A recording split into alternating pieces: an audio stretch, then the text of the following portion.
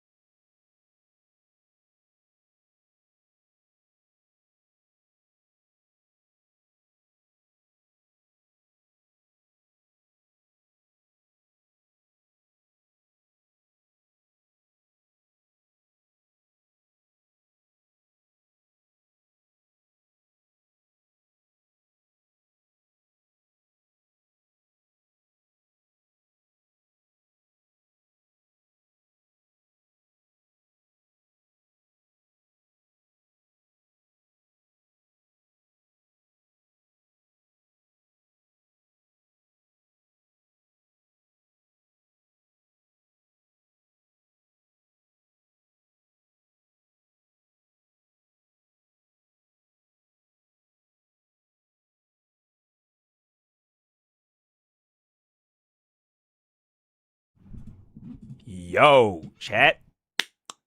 Today is going to mark the day of a very, very, very, very busy week for your streamer.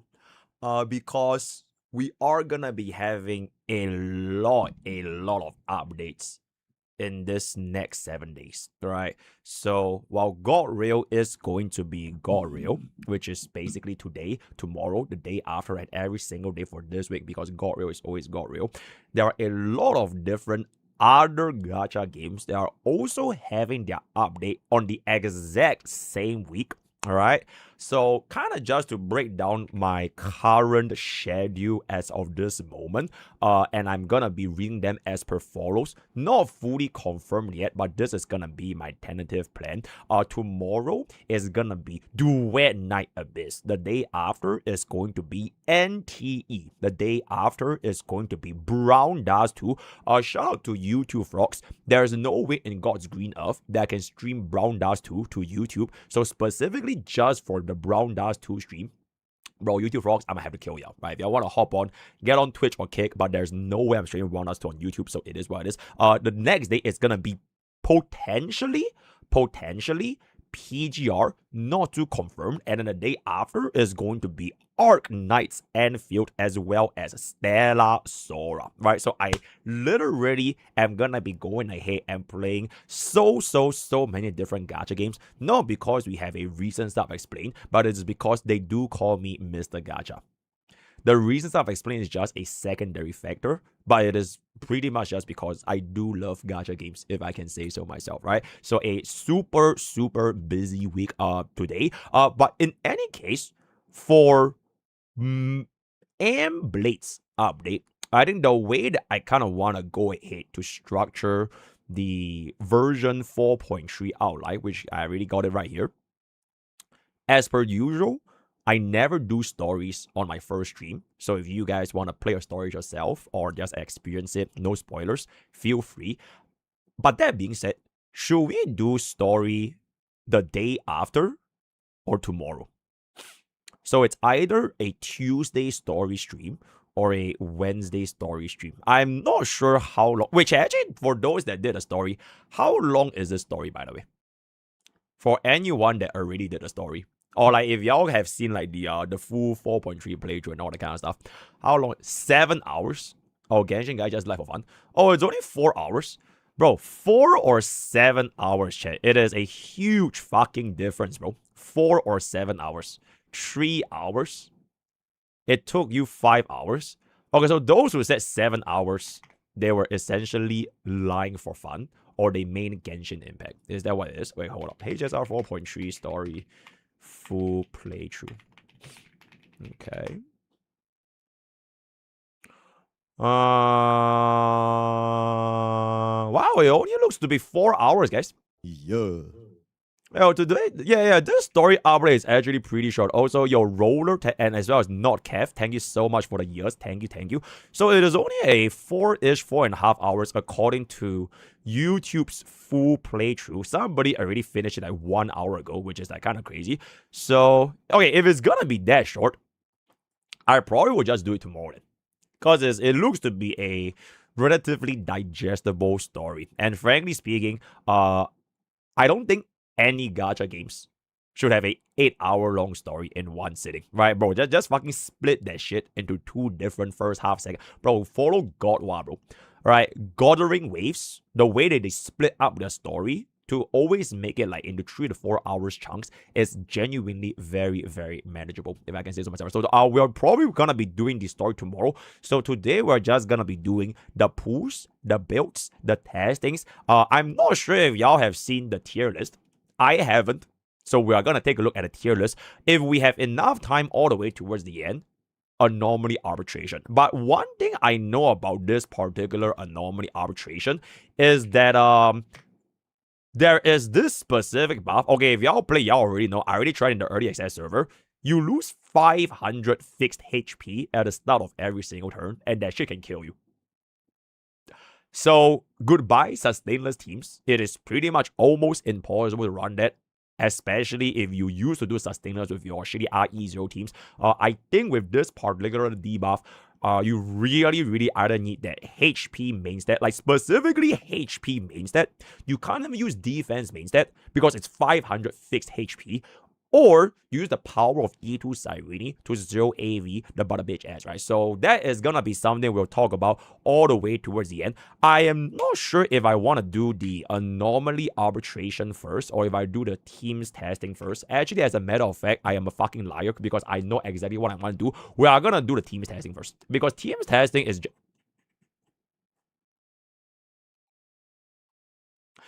teams testing is the one that has a lot more like day one value, and we are just gonna crank out every single one of those things.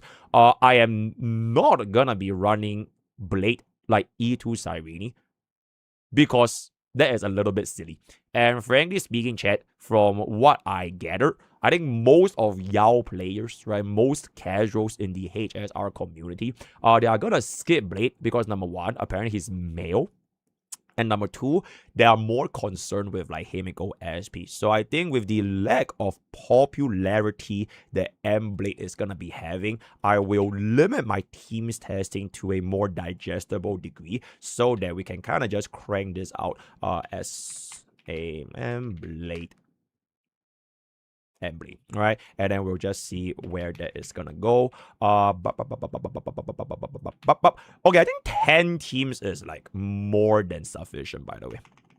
I think 10 teams is like really way more than sufficient, bro. Why do we have a... Fuck. Wait, eh?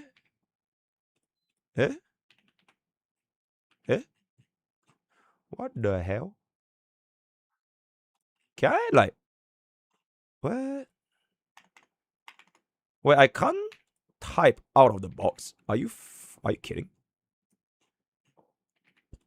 Oh. Ah, okay. Okay. Just to make it a bit cleaner.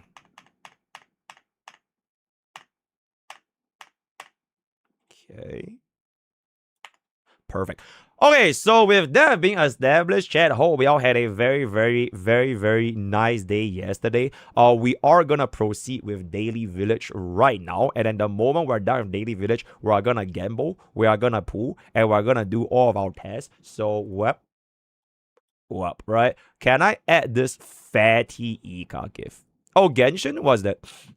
Oh my goodness, he is so fat. Okay. When he decided to gank. Jungle is one of the most powerful roles on the Rift. But what happens when your jungler is vegan? Meet Master Yi, a creature whose sole purpose is to carry games through overwhelming damage output. And yet somehow, this particular specimen managed to deal only 7,000 damage in a 31-minute game. He was not invaded. His lanes were not losing.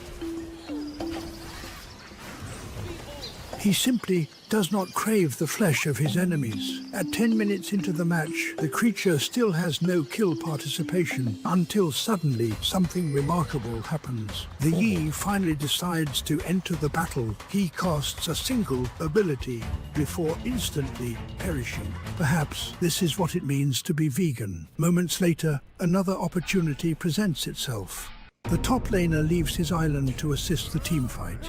Surely now, the Master Yi recognizes a battle worth attending. But no, to the vegan jungler, the raptors appear far more appetizing. And so, in the final moments of the game, we find the creature once again peacefully farming his jungle, while the rest of his team ends the match without him. Whether this vegan will ever abandon his ways remains unclear. But for the Rift, this was simply another day. This was made by Genshin main, right? And there it is. Yo, thank you. That's very, very nice. Okay, yo, I'm not gonna look at tier list stuff. We'll take a look at tier list stuff afterwards. So, yep, afterwards. You in the building? Yeah, I just moved in Monday. Oh, you like it so far? Mm-hmm. Everybody's been real nice. Well, that's because you have big dreams. I mean, you're huge. I mean, I want to squeeze them. Mama!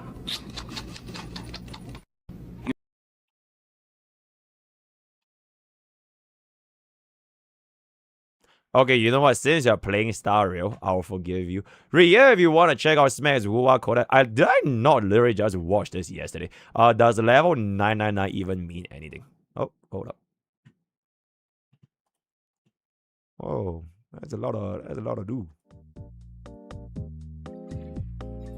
Oh, it's a new one? I brought Okay, my look it up. laptop while on a mission. You're good with computers. Can you fix it, Silverwolf? There's no way I can fix that. What if you went level 999 mode? That's not going to help. I broke. No. What if? No. I broke my suit while on a mission. You're good with computers. Can you fix? Obviously no. What if you went level 999? No. Does level 999 even do anything? So basically, she's fucking useless is what I'm getting at. And we should have honestly just hired Evanesia as a Celeron hunter because she can decide the rules of the game, right? Absolutely exceptional. Okay, let me pull this up. How long is this video again? What's going on, boys and girls? Holy shit. Okay, if we watch this, it'll be our dinner react. How about it? Right? Because, bro, that is a little bit too fucking long. But I love it when a community comes together as one.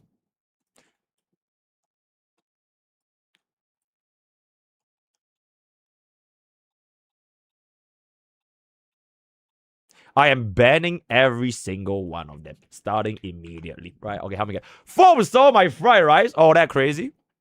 Oh, that is crazy. That shit looks hella dry, too. Look at the... Bro, you have no idea what the actual fuck you're saying for. Bro, this shit was so wet. It was like when Face Out saw me for the first time, bro. Like, bro, this shit was nowhere near being dry. rice and everything. That looks super dry. Hell nah. There we go. Easy as my constant egg. And with that... Bro, why is he making such a face, bro? Bro, I think that's really, really disrespectful. After I spent like, what? I think I spent like more than half an hour making this fried rice yesterday as a happy bonding activity with my chat. So why the fuck is it showing that face of disgust? I just genuinely think that is absolutely uncalled for, if I can say so myself, bro. I present to you... Also, chat, I did not get diarrhea. I did not get salmonella. I am perfectly healthy. I have very healthy shit. So, y'all are legit just talking out of your ass because I'm completely fucking fine, by the way. So, I don't want to do. Best free-to-play friendly, high-protein... Does someone just C price? Poor boy. Low-calorie chicken fried rice by your streamer. If this video has been... Okay, you know what? Taste test chat. This is not free to play friendly. What? fucking Singaporean thinks it's free-to-play friendly, living in one of the highest cost of living cities in the entire world. Yeah. Okay, you know what? Hey. Price of egg Singapore V. Wait, 4 is from Cali, right? Are there 4 is from Cali, right? Okay, let's see that then. Alright, let's see that then. Oh! Eggs in California are significantly more expensive than in Singapore. Wow. Literally almost doubling, by the way. Almost doubling the price of Singapore, by the way. So let's not even go there, right? Let's not even go there. Hell nah, bro. Hell nah. Bro, people keep spreading this misconception that Singapore has like a super fucking high cost of living. Bro, it is like saying HSR has the highest level of power creep. But it is not a blanket statement, bro. Right? It is only super fucking high if A, you want to buy a car, and B, you want to own a private property, and C, I think that's pretty much it. Car and private property. If you don't do those 2 things, it is honestly super fucking affordable. Like your daily expenses, your tax, your healthcare. Bro, you don't even want to talk about healthcare, bro. Right? Don't even go there. So, like, at the end of the day, nah, bro. Like, I think Singapore is honestly really not that bad. In any case, is this true? This is hella overrated. But yep, today is Paimon's birthday. Yippee! Yay! Paimon's birthday. Oh my god, everybody loves Paimon. ZZZ fan made recap. Years ago, our home was in the old Minerva quarter of Eridu, at the end of Main Road number 7, the Helios Academy. The person who raised and taught us, her name was Carol Arna. We are the students of the guilty from the fall of the old capital. On the night of the disaster, Helios Academy was attacked by unknown forces. Armed groups we'd never seen before. Monsters, and a giant white hand. Almost identical to the one Bringer summoned. I know this is hard to believe, but I swear it's true. We've been trying to find out what really happened. With your help, I'm sure we can find the real culprit. Would you be willing to continue working with us? Even if you're The proxies, first Void You're Hunter. my Proxy. Proxy. Manager. Proxy. Bro, Proxy. Faven. Manager. Lifetime meal ticket. My meal. Master. Hell, Captain America. I think it's only 1 year I old. want a Blade 95 pulse. Should I just spray 2 at this point in Asheville, Mr. Extreme? Absolutely. Or it's send it. Lord of Junior. Faden. Junior. Proxy. Manager. Friend. Bro, that Savvy looking kind of sus. Proxy. Faith in. Proxy. Proxy. Friend. Manager. Manager. Whoa. Yeah, that is very cool for Zenless. So, Silver Wolf is done. E2, by the way. Your E2 Silver Wolf cannot 3-star Anomaly Arbitration. I feel like there is one elephant in the room that I kind of wanna wish you can address. Or instead of the elephant, I mean specifically, what the fuck is little Bum Bum doing there, bro? But honestly, even with Fatty Bum Bum, right, I am absolutely positive that E2 Silv can do like a decent enough performance for this. You might want to send your builds. Oh, holy shit, there's a lot of yep. Instantly jumped in to try after I got Yao Guang. D-bars feel nasty. No follow-up. Aha, instance too slow. Enemies have 10 stacks. Evanescence does not suffer from this because Mr. Fox has a follow-up. There also too many blah blah blah blah blah blah blah blah blah blah blah blah blah blah blah blah blah. Quick update went up to 4. Still feels rough.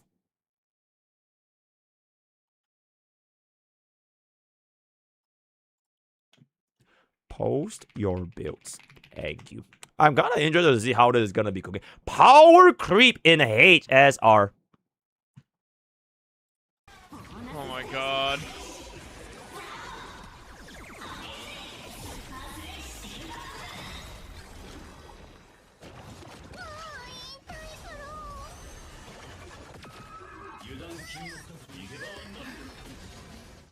Hey, you know what? Why don't you just smash a keyboard right now? Yeah, maybe that will help you a little bit, you know? Yeah, help me get it. Smash keyboard. Thank you. Peace and happiness. Whoa. We don't compete. We explore. 3 worlds, 1 community. Whoa, that is crazy AI, bro. But in any case, very, very MrPokke cooking 2024 versus 2026.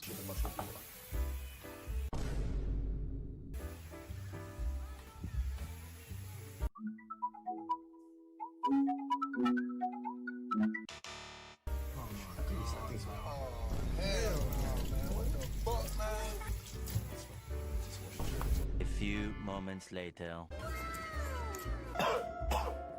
End of flashback.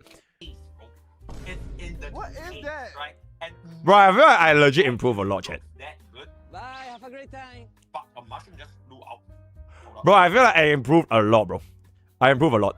There we go. Okay, I gotta throw this. So I eat it. Nah, I'm good. As I was saying. Bro, look at that, chat. That is insane character development, bro. Because when I serve it on a plate. It really doesn't really... Bro, like, can we just be for real? Y'all act as if this shit is inedible. It really is not even that fucking bad, bro. Y'all act like this is like a fucking E0 Jingliu, when in reality, this is basically E0 S1 Acheron. With a blade. Right? Bro, like, let's just be like objectively real here, right? Okay, this one is pretty good. Thank you, EMR. The top that most evil person in HSR. How long is this show, bro? I think this might be the MCA, so I don't want to do. Literally the 4 Steteron Hunters. Oh, wait, that is iPhone 18? This is iPhone 18? Bro, it's so fucking ugly, bro. Bro, I don't understand why they want to add this, like, protrusion.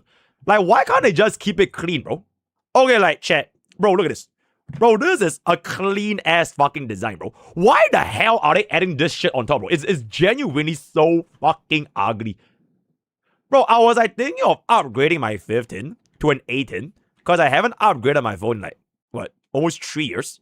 But if this is what 18 is gonna look like, bro, that is just, well, I'm just gonna wait for 19 at this point, bro. They are copying Xiaomi. I don't know, man, bro. I just really, really don't like this design, bro. It's so ass. They are literally shaking in fear against China. I will have you guys know, I think I've been using iPhone.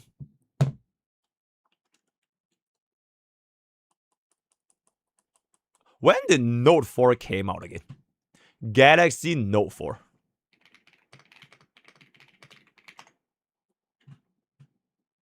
Okay, so ever since Galaxy Note 4, this was my last Android phone. Yeah, this was my last Android phone. Then from this period onwards, all the way until today, I've been using nothing but iPhone. So, personally, bro, I think iPhone is pretty good, alright? Because when I was using, like, my Galaxy Note 4 back then, right? My issue with this phone was, the battery was legitimately fucking dog shit. Like, it was the worst fucking battery I've ever experienced right now. Like, you can run out of battery at 30 minutes. I'm not even kidding, right? Number 2, the camera was dog shit. The camera couldn't focus for shit. And number 3, the UI is kind of ass. So, ever since my experience with Galaxy Note 4, I never went back to Android ever again. And I just slammed iPhone. Like, talk all the shit y'all want, bro. iPhone's camera has never failed me, bro. iPhone's camera has always been tier 0, right? So, personally, yeah, I think I'm just gonna be stuck in iPhone for the rest of my life. Because I'm really so used to, like, the iPhone UI. Right, like the little bubbles, right? The little message, right? The interface. So, yes. What do you think about your humble fried rice? Too much greens.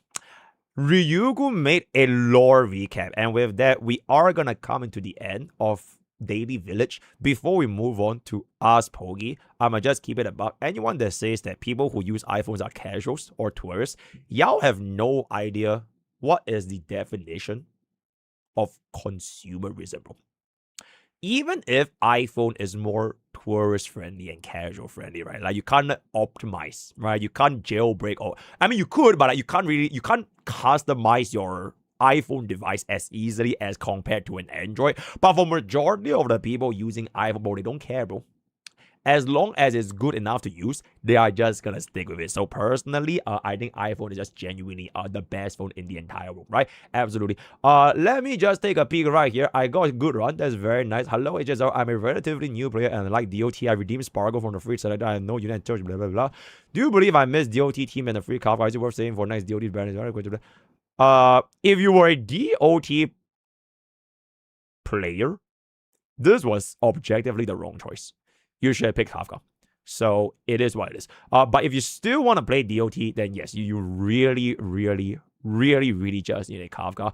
I feel like Kafka will just never really go away, because she's like the face of HSR at this point. So whenever they release like a new DOT, holy shit, Bobo! Thank you so much for the $5 tip. E2S1 Akron. Is pulling Mortnak's Blade worth it? If yes, should I pull his E2? If you want to play, and I won't pull him. If you want to play Akron, yes. If you don't want to play Akron, then skip him. Right? It is genuinely that easy. But in any case, yeah, if you are gonna be a DOT main, you just need a Kafka in the future when they release a stronger DOT. Pair a Kafka with whatever the stronger DOT is gonna be. Able to clear Endgame corner with my current teams, but I haven't touched AA. That is very good. Yo, Pokey, I know the answer, but do I do E2 final, E2 Sarini, or save for Himeko? Okay, number one, you don't get Himeko. Right? I see Mimo Slop. I see Break Slop. I see Gordon. I see Acheron. I see Facial. You have way too many different DPS. Oh, and you have Elation Slop. You literally have every single flagship team. So absolutely fucking not. You do not pull for Himeko Nova. I don't care how good she seems. You have too many different fucking DPS as a fucking player, right? So with that being established, personally, if you were to ask me, right? If you were to ask me, I go for E2 final. Reason is very simple. You have an E1 Cerebra. Alright, and you really got yourself E2 Avanite with E1 Hyacinth. I don't think E2 Siren is going to change that much for you. You have a very high level of cost and remembrance for your Mimo slot. But if you want to play Final, these two goals over here will literally just change everything. Right, so thank you. Hi, MrPokke. Can you please try out Mblade of Castle where he replaces Avanite? Absolutely.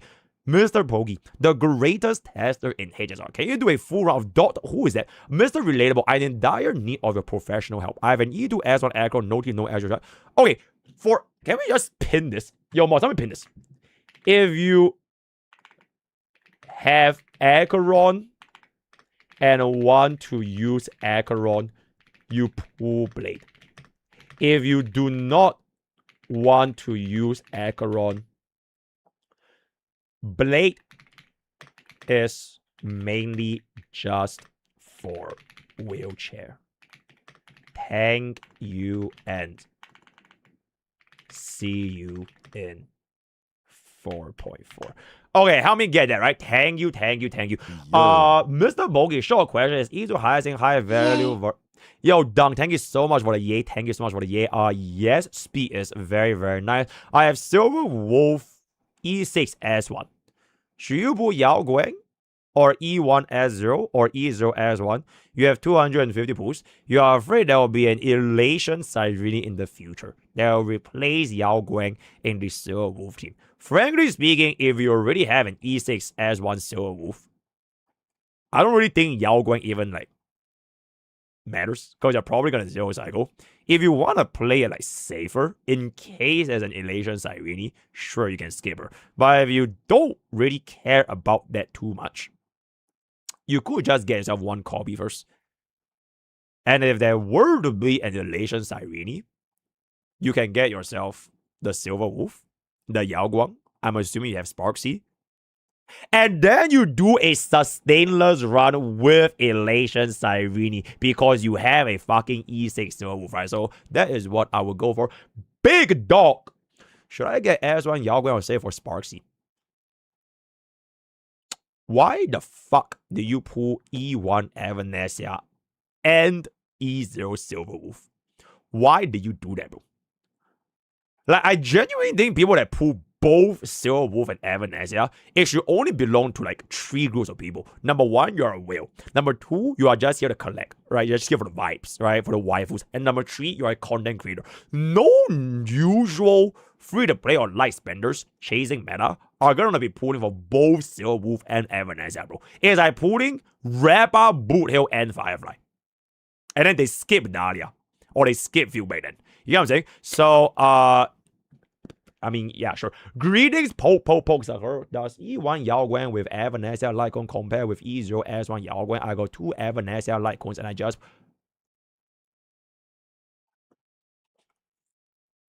I will still run Mushroom. Yeah, I'll just still run Mushroom. But this is a pretty good question. I've actually never tried Evanescence Lycon. But Mushroom with the elation damage taken is like a very, very good additional field over there. Mr. Blade, are you going for Morty Blade Idolins today?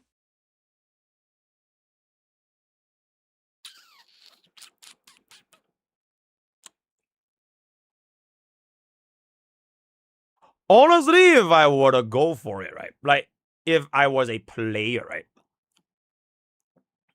I would invest E1 Ezreal Blade as a player. Because I think usually when people talk about like baseline, if you want to get like a first unit, right? A lot of people's like natural instinct is to get E0 S1 first.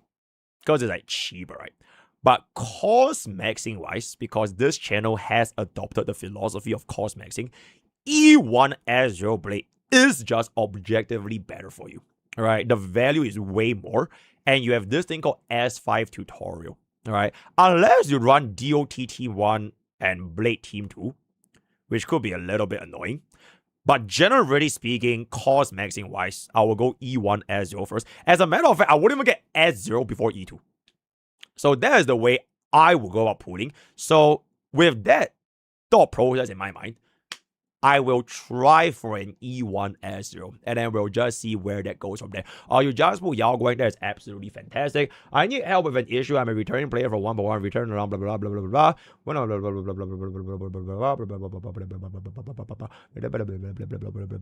blah. No. Commit for E2 S1 Evanescence. See if Nihilux or the Elation Sustain is going to be worth it. Because for... I'm just thinking from like that +1 or 2 cost right now you have. You can make use of your E2 S1 Evanescence more with, let's just say for example, an E0 S0 Elation or an E0 S0 Elation Sirenis, if it ever comes, right? Whereas for Remembrance, you need to put in a lot of work. And also, in case you haven't played HSR in the past couple of like patches, what tends to happen for endgame content is that once they shield a brand new archetype, so for this case, Elation, right? They also have the anti-shield for the previous archetype. So for example, previously when Anomaly Arbitration, Ilwish Arcanotus, bro has Quantum Rest and Ice Rest. Wow. And then I'm pretty sure this current Anomaly, there's this one particular enemy with 80% Quantum Rest. So if you are going to be playing Remembrance, you're essentially needing to sacrifice or to spend more cost for Remembrance to try and match up with an Elation's team performance. Because that's just how like the marketing works, right? They always make the newer teams a little bit easier to play compared to the older teams. And since you already invested E2 S1 Evanescence, fuck it, just go on. Hello, Mr. Huang Hater. Does Blade need ERO with E2 and just run double HP planner? I like ERO. But if you want to go for like Gamba, right?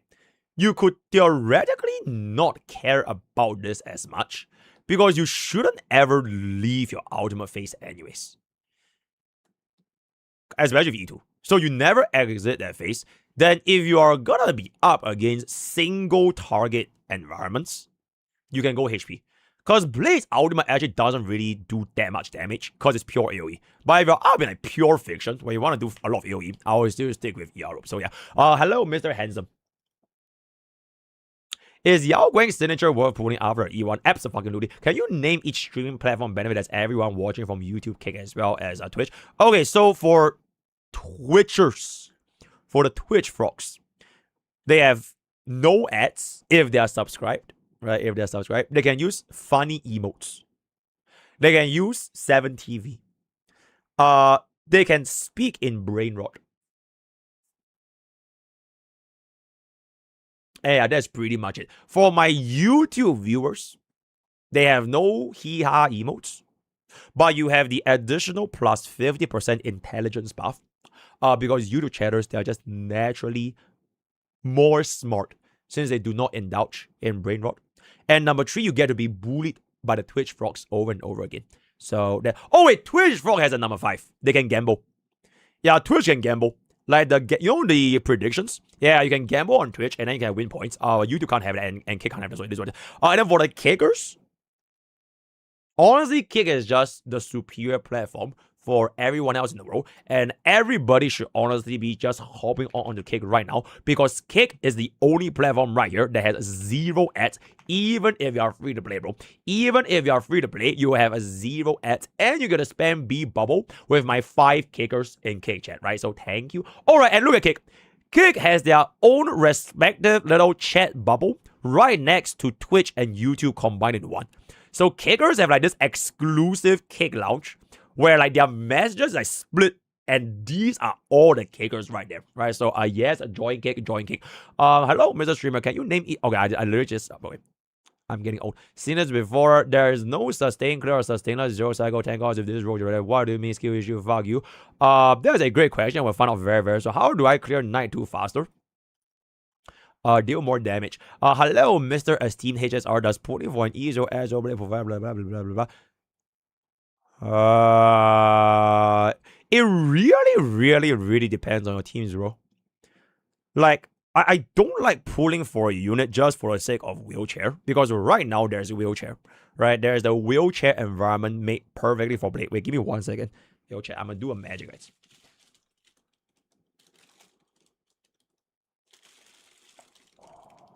Faisal bought me bubble tea. Oh yeah, fun fact, Faisal is actually in my house right now. So there might be, if bro pops on, I will just go out a little bit. So bro is actually here, and that's very nice. But as I was saying, yes, I don't really like pulling for wheelchair, because the wheelchair environment goes away very fast. Whereas if you stay focused on like a single particular team, it will last a lot longer than a wheelchair, right? Case in point, Trivia and Hyacinth. The wheelchair lasted for a while and it kind of just went away, right? So that is pretty much that. Blah blah blah. Star Wars mode. Blah blah blah blah. You have Firefly, Break, Remembrance, Flagship, and this. Okay, if you already have Break, Mimo Slop, and Elation Slop, I don't think you need Blade, because you already have 3 very strong teams. And your Blade doesn't really do a lot for you at that particular price point. So I will keep it as what you have right now and see where it goes in the future. I'd rather you save that 1 cost from Blade and invest into a Elation Sustain, because Silver Wolf desperately needs one right now. And God forbid Elation side really. So that is what I would do. Also, I absolutely love your content and appreciate your wholly overworking videos. The amount of entertainment I get from watching your videos is unparalleled. So thank you for that. Thank you for watching your streamer.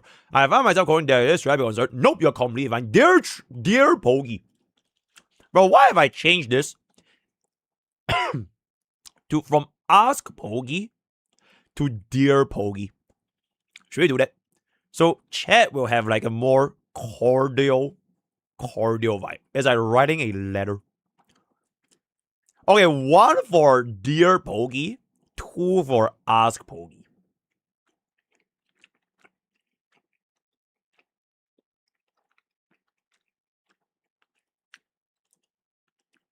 You know what? Let's 50-50, guys. I feel like that looks like a 50-50. Okay, hates Dear Pokke. Tails Ask Pokke.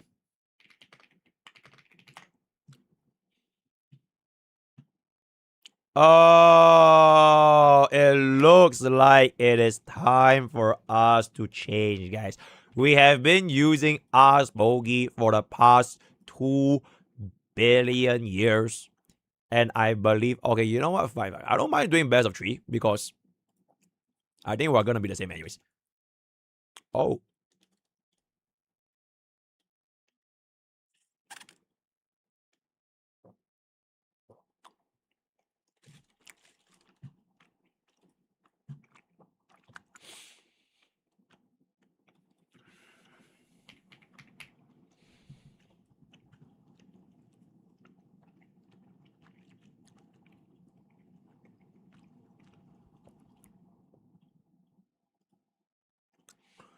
And there it is, Dear Pokke.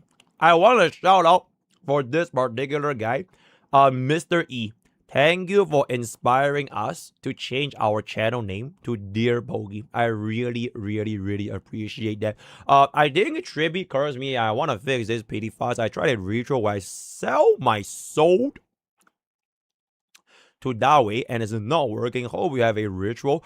Honestly, there is a very, very good ritual. It's right here.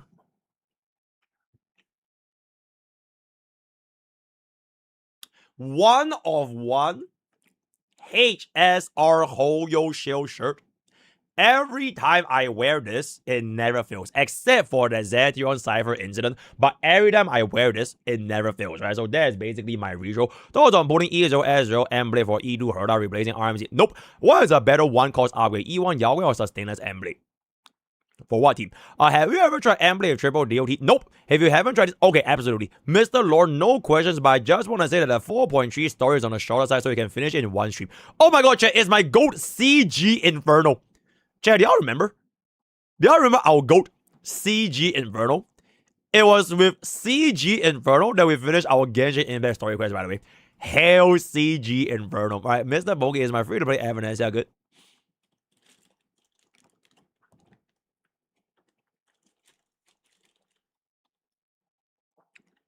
Why, bro?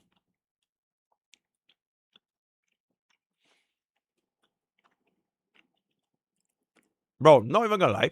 If you gave this build to Silver Wolf, that would be a really, really good Silver Wolf build. But you don't have a fucking Silver Wolf. So it is what it is. Hello, Mr. HSR. Can you please explain how is this possible with E1 Huawei? Okay. Okay. Okay. Okay. Okay, this is actually very, very good question. And the answer is also very, very simple. Huehue's speed buff is based on your base speed. Alright, it is based on your base speed. So if you take a look into your base speed right here, your Silver Wolf's base speed, which is going to be, where the fuck are her stats again? 110, right? That's a 110 base speed. And then this is gonna be our Yao Guang, which is going to be at a 101 base speed. So Huan, being the dumbass that she is, gave Silver Wolf a higher speed buff than Yao Guang because Silver Wolf's base speed is 9 higher. Hope this helps. Yo, this is a great short, by the way. This is a great short. A great short. Did you know this insane speed hack? Great short, right? Absolutely. Hello, Mr. Anomaly. I could not get a 0 cycle with my 14 cause remembrance team. So I swapped Castris out for E1 trip with DDD S5. I gambled hard and cleared with 1 AV remaining. So I'm a little bit worried about the future of your account. What? Okay, that just has to be an E2. Wait, chat.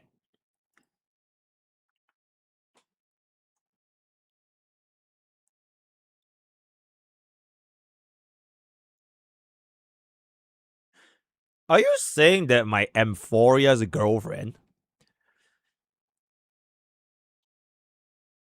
is gonna get replaced by a fucking teep?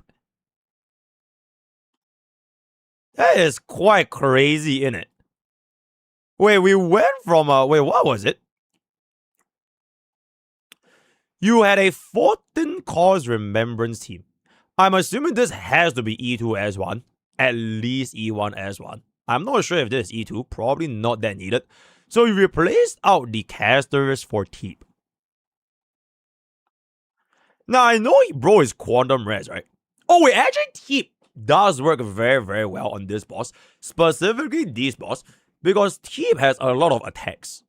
Which lets him spawn more bugs. Which lets you apply that debuff. That vulnerability shit. So Casterus is actually probably like a little bit less than... I didn't try out the different Remembrance flagship setup for this guy because I was like slamming all my time into like Mblade. Okay, but that's really interesting though. We'll definitely try this for our free-to-play account. That is very, very interesting. If I pull Mblade, do you think it contribute to your elite streak in the future? No, don't get Mblade. Who is your favorite Nikkei before you quit Nikkei? Okay, I actually noticed by heart, by the way. There was this one particular Nikkei that is essentially my favorite, my GOAT of all time. She is basically this Helm. The OG Helm. Because back when that was the thing, right? I was from the Navy, bro. Your streamer is on the Navy. And they released Help, which is like a Navy Admiral Captain. So the moment she came out, oh my god, man. Yeah, that is pretty much my favorite. Unfortunately, I think, like, I'm not talking about the anniversary helm. It's like base helm. Like the first iteration of helm when she came out. Yep, favorite negate. Anyways, Mr. Anomaly, I had to min-max recollection and play around boss mechanic for play mode. I'm confident if I want to further invest in remembrance. Not sure about the blah blah blah. Nah, you're completely fine. Do you think Gilgamesh comp requires Blade? I mean, how the fuck would I know, bro? How would I know? MrPokke, don't forget. Yep, absolutely. Just be how good is E2. Very, very good. Holy 4 p.m. And with that, chat, we are gonna come to the end of our daily village. Thank you so much for all of your questions at Dear Pokey. Right, we are officially changing our channel name to Dear Pokey. Shout out to Mr. E for implementing this change for us. We're going forward with Dear Pokey and the daily village. Exclamation Discord for Dear Pokey and daily village. And with all that being said and done, it is finally time to play the goddamn game.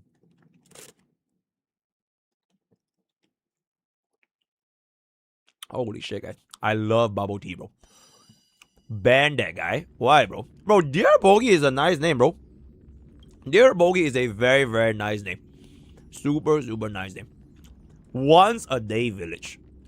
Bro, I could call it one day village.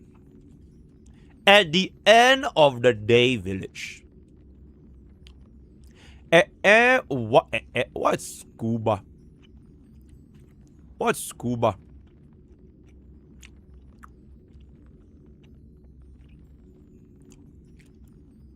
I don't know why, but I can't see the emote on my screen. Oh! Why the hell is Ika's emote called scuba, bro? That just makes no fucking sense. Okay, let me pull up the song request. There we go. Yeah, why the hell is Ika's name called scuba? It's a scuba dance. Okay, fair enough.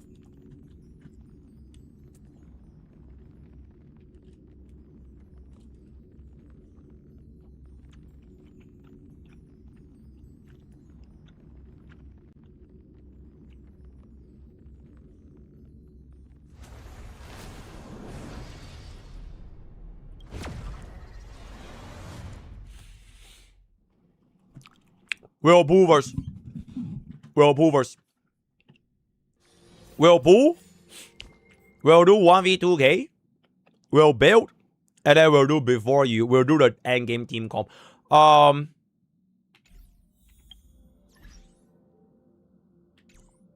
many pulls do I have in? Looks good, chat. Looks really, really good. We are gonna go on.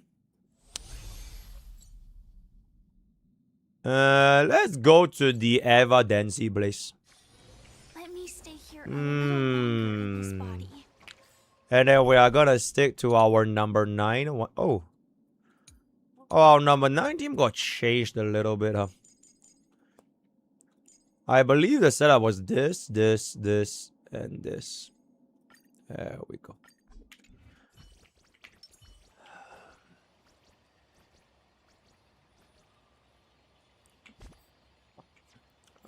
Let me get this up a little bit higher. 5, 4, 3, 2. Hey guys, Mr. here, and today is gonna be the day where Mortonix Blade is gonna be released, and we are going ahead to do our pulls right now. For the best cost maxing practice, can you shut the actual? For the best cost maxing practice, usually we try to go for E0 S1, but for Blade specifically, we are gonna start off with a E1 S0, and we'll see how that is gonna be going.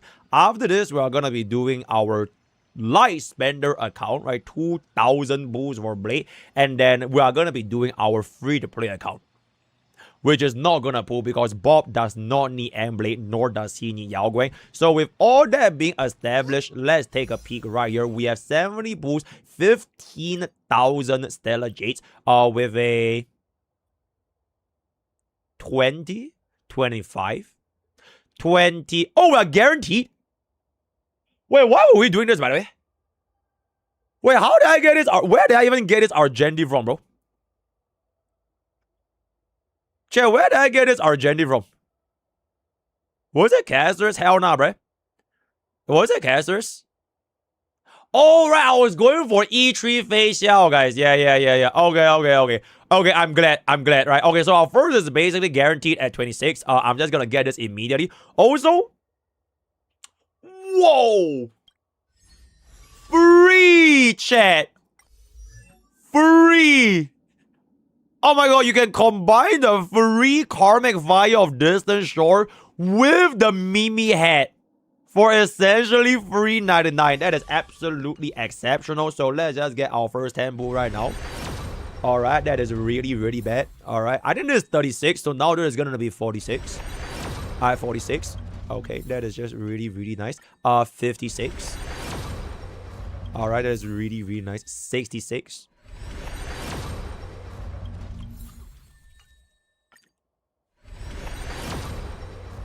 Okay, 76. I mean, this is guaranteed, so I'm just gonna skip. Thank you, Blade. Welcome home. Unless this shit gives me a double. Ooh, unfortunately, not too much of a double right here. We are just gonna let me claim this free. Free is free, so I'm immediately jumping into the E1. And yes, not really as a content creator, but as a player, you should be aiming for E1 Blade first. If you are going to be going for a 2-cost investment, do not get his S1 before his E1. The E1 is really fucking good. As a matter of fact, if you want to go 3-cost, don't go E1 S1, go E2 S0. Because I assume everyone in HSR has tutorial S5, right? Okay, exceptional. Oh.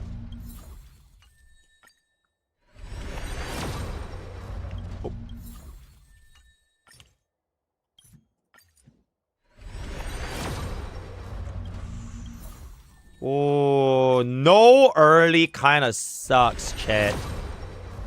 Wait a second. The moment I say it, I speak that early into existence. Now the question is it nihility? Because if it is nihility,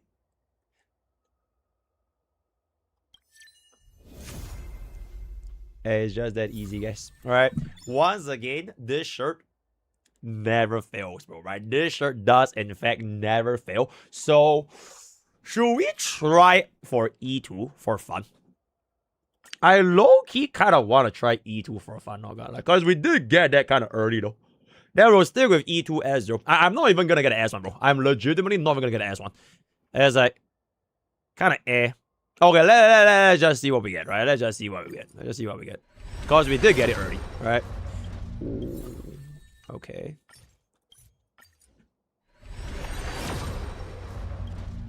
Okay, that is 70. Yeah, that is 70, alright? So that's 70 pulls after the 20, the first copy that we got. Oh. Yeah, well, I don't know if I want to keep going, bro. Bro, we do have Himeko Nova. And we do have E2 Final, chat. We do have Himeko Nova and E2 Final, guys.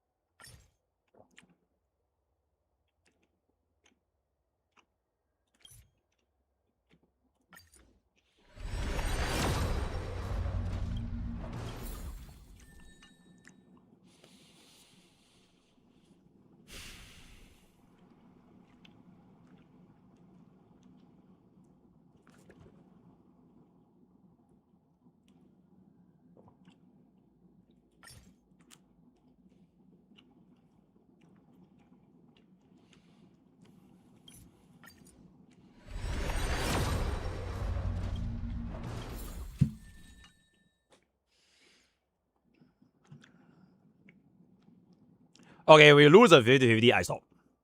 Fuck it, right? If I lose a 50-50, I stop. If I lose a 50-50, I stop. It's all good. Fuck me, guys. Bro, hard PD is crazy, bro. Oh, soft PD. Oh my god, soft PD is crazy, bro. Soft PD is crazy. Okay.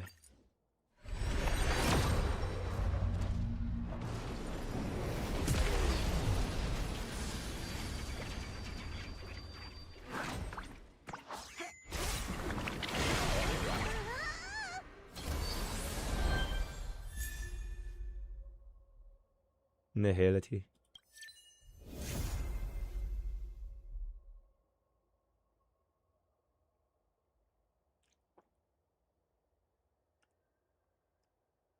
Oh my fucking god. Alright guys, we're not getting E2 Blade, right? So with that, we are gonna come to the end of our accounts moves. Securing a very, very nice little E1 S0 Blade, as well as the strongest item in the entire game. A 1 turn 40% attack buff, guys. Bro, that is silly, bro. A 1 turn 40% attack buff. That is absolutely ridiculous. So I am gonna now move onwards to our light spender account. So give me 1 second as I move to the light spender account. Right, give me 1 second. I'm gonna fucking cry, Chad. I'm gonna fucking cry, bro. Oh my god, bro. Bro, we really lost to Argenti twice, by the way. That's just so fucking stupid, bro. What are tutorials on DOT? Which icon should we use? Resolution or Cypher S1? Yeah, but ideally you really want to keep that resolution though. The tutorial. But if you do have to use 2 different teams at the same time, yeah, just run resolution or Cypher.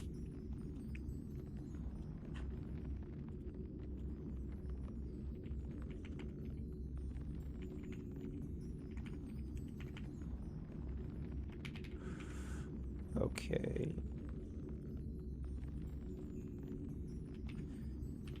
Okay.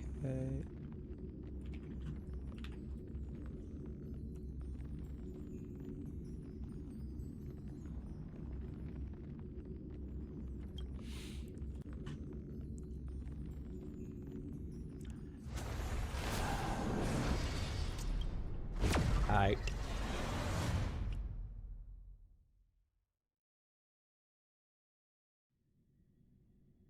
Welcome back to our light spender account. Because this is in fact a light spender.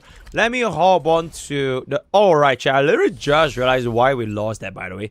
Because we were using this stupid ass fucking useless unit that can't even sustain after Noah Flare. That's why we couldn't get ourselves a blade, right? So I literally also just realized. So let's just come over here. And then we are gonna see what's up right now with a light spender account, right? We in fact only have 920 pulls instead of the usual 1000. Wait, do we have a blade yet?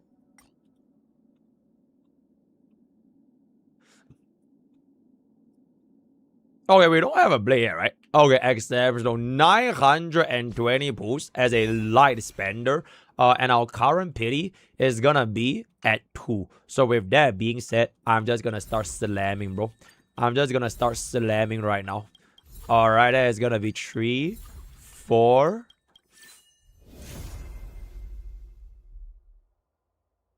Okay, you know what? This just makes me kind of happy that we didn't come in for the blade. Because that would have been what happened, essentially. We would have just went a hard pity. Just to lose another 50-50. So this is gonna be a little bit of a scarfed day. Alright, it's a little bit scarfed. But I do believe... Oh. Okay, it's not that bad, guys, right? It's not that bad. We only spent 120 pulls. Right, 120 pulls for the first copy. And then we are just gonna start winning from now on. We're gonna start winning from now on. From now on. From now on. Nihility. Oh my god. Nihility.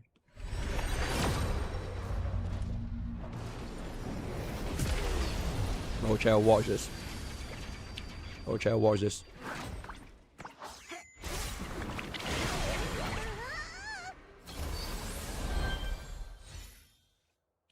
Nihility. Eh.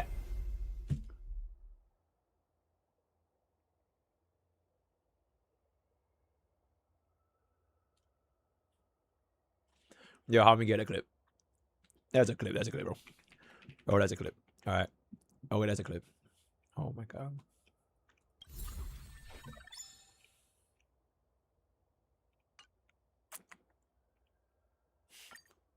Already?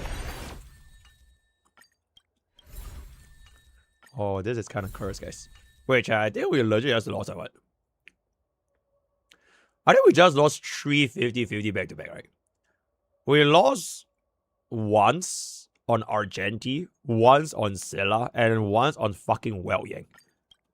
I don't even think I won a single 50-50 so far. Because my first one was guaranteed. That is a little bit... Okay, that was kind of early though. Alright, that was kind of early. But ooh, that's quite bad, guys. That was 300... No, wait. 270 pulls for E1. Yeah, 270 pulls for E1. Okay, but from here, we can only go up. Right? We can only go up. Because we have already flushed out all of our bad luck. So from here, we can only go up. Alright. Like how this will be a nihility right now. Like how this will be a nihility right now. Alright, this will be a nihility right now, chat. We already lost 3 50-50s back to back. If I lose 4 50-50 back to back, it means that Genshin Impact is the better game. And there it is, guys. Thank you, Genshin. Alright, so we are gonna be getting ourselves our first 50-50 W, getting our E2. Let's move on to our E3 right now. Alright, let's move on to our E3 right now. That's gonna be 40, 50. Fuck me. Alright, 50, 60, 70.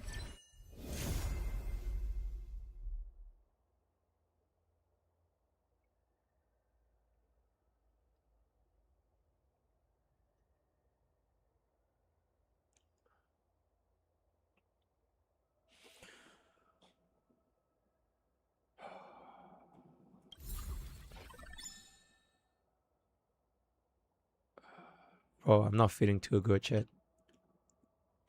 Bro, I'm not feeling too good, chat. Oh! Okay, I'm feeling good. Okay, we are still at it. We're still at it. That's good. Bro, like that fucking... The shine in my eyes, bro. Like when that 20 bull happened, it is still winnable. It's like when your jungler steals the enemy elder, bro. It is still winnable. It is...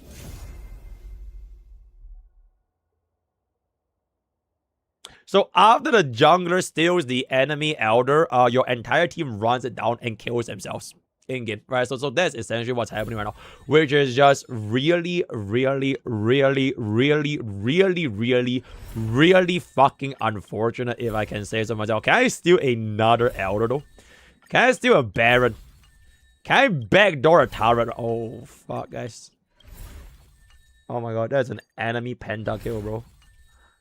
Oh my god, that's an enemy pentakill, bro. Oh. Wait, how many pulls do we spend so far? We started at 920, right? Okay, we spent 600 pulls. Right, we spent 600 pulls. Fuck. We still need 2 more. Oh no, we still need 2 more after 600 pulls.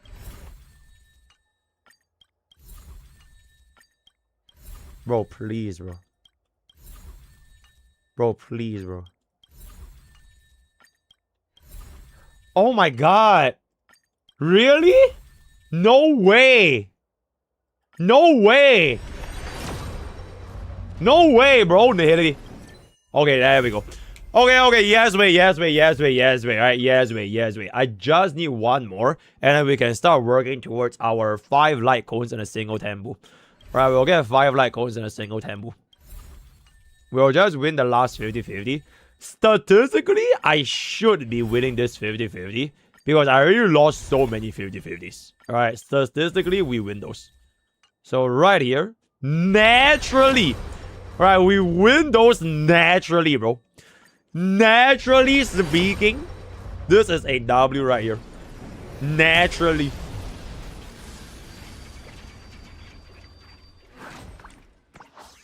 If I don't, I kill where I'll do this. In-game. In real life. In-game. Yeah, dude.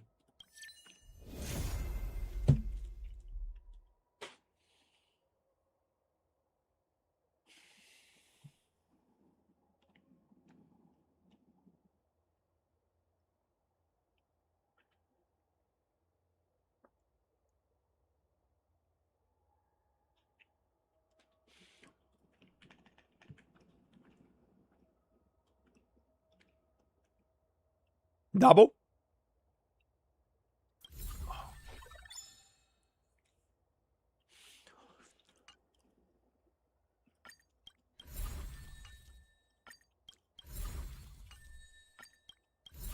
Bro. Oh my god. Oh my god, bro. Okay, yo. How the fuck do I... There we go. Yo, stop. Holy shit, that is a lot of DDDs, bro. Oh my goodness. Oh my goodness, that is a... Bro, show this page to an elitist, they come immediately, bro. Show this to an elitist, they instantly just come right there. Okay, everything else can kind of just fuck off. Oh, that is crazy, bro. That is actually crazy. Alright, let's get it.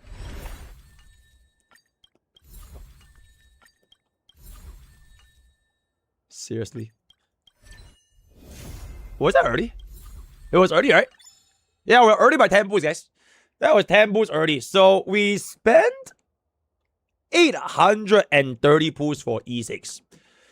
Which honestly is not the best, right? It's not the best. But it's like, it's still within a manageable amount of spending. Because I am about to get S5 Lycone in 90 pools. Alright, we'll get S5 in 90 pools. So here's exactly what's going to happen. I'm going to get a triple followed by a double. And then I go crazy. And then we go crazy together, right? Alright, let's see this triple right now.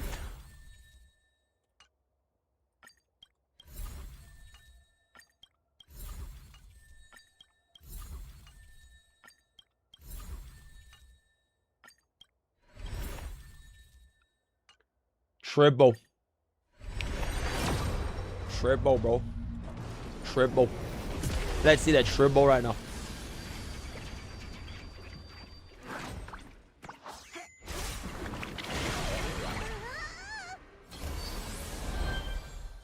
Triple. Triple. Triple. Okay, that's one. That's one. Two more, guys. I can sense the triple right here, guys. I can sense the triple right here.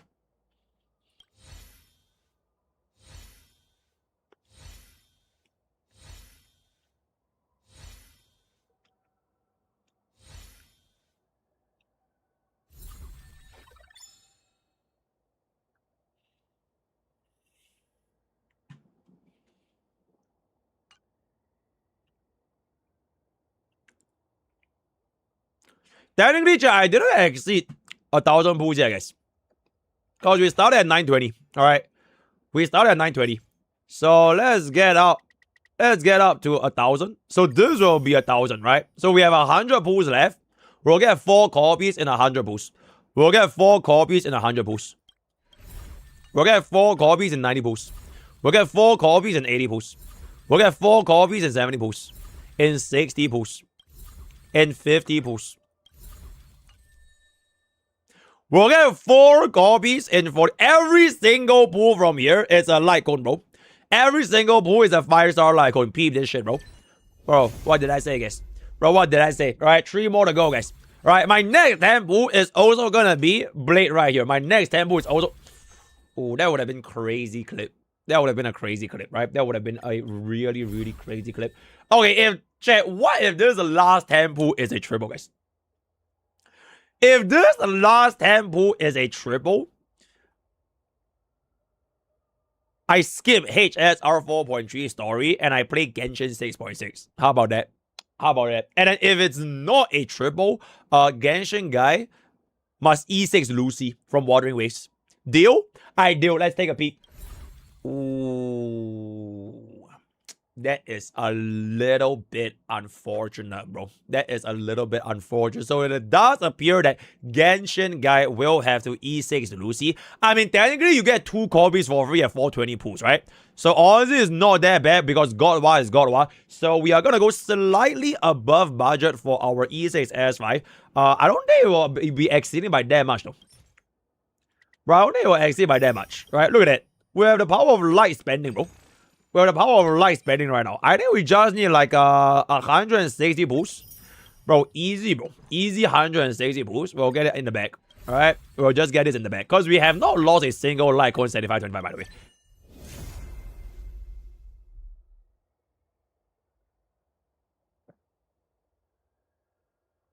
Oh, that's a fucking clip, bro. That is an insane fucking clip, bro. Please help me get that, right? Please help me get that. But you will make it an even better clip. Double. I will be sad. I will be sad. I'll be really, really sad. Except I know I'm gonna get it up.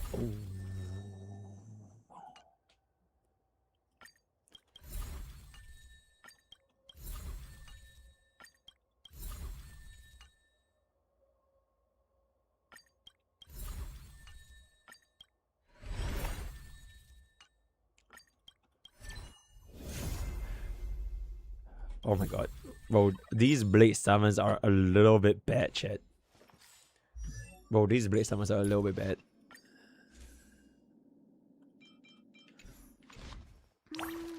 You.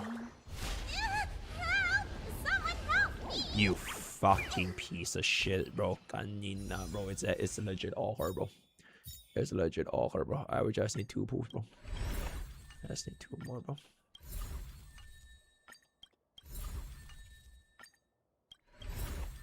Bro.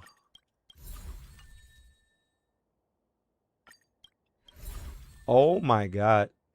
Wait, chat, that was 1160, right? 1170. Okay, we just need 1 more, guys. We just need 1 more, right? We just need 1 more. 1 more, right?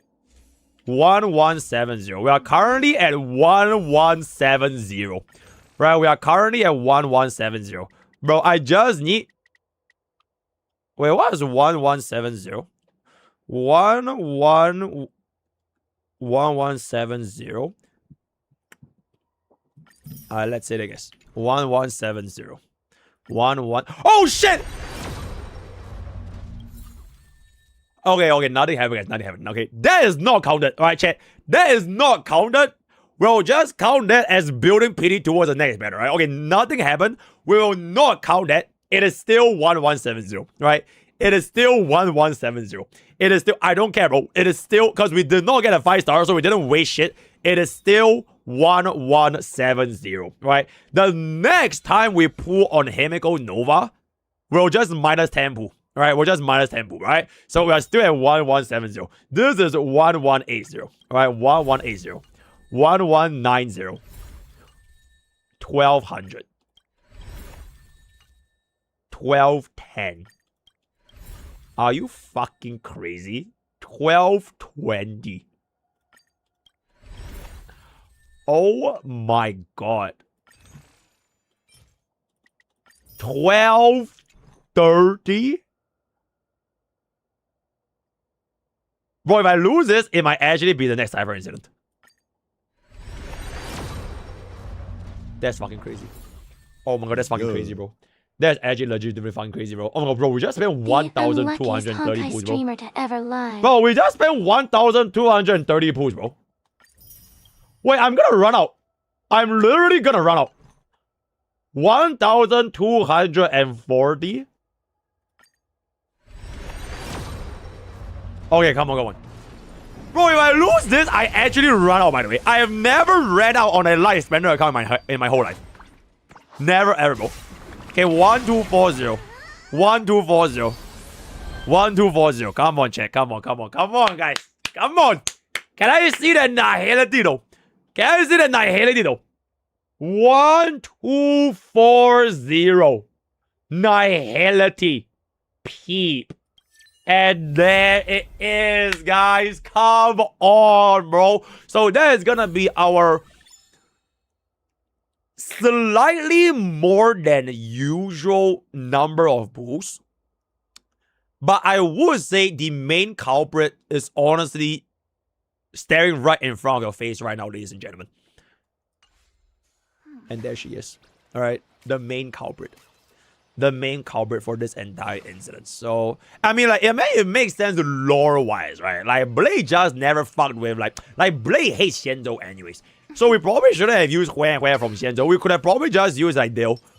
Right, then maybe we could have got the old gaze. The old gaze synergy bomb will activate, then probably could have been, like, a lot better. But in any case, with that, I will what? Do you remember that you told us already on the gut? Nope. I guess we are not getting S5 Yao Guang, so we are just gonna keep it as it is right now because I completely have no boost left. Word of the day is going to be okay. Join Twitch, join Discord, use code POKE or 10% off gamer subs and get your boost blessed by the rank 1 HSR Bula, and I'll see you guys next time. Thank you. Oh, that was bad, guys. That was really bad. What just happened? 1000 Blade summons. And Blade summons. Okay. Alright, chat, before I do 1v2k,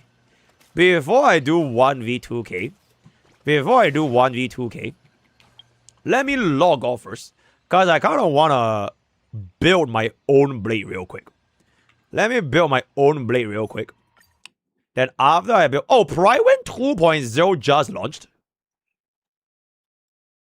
Whoa! Pridewind 2.0. Does that change everything? Okay, we'll take a look at the tier list in just a second. Alright.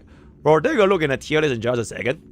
But I will hop back in very soon. Alright.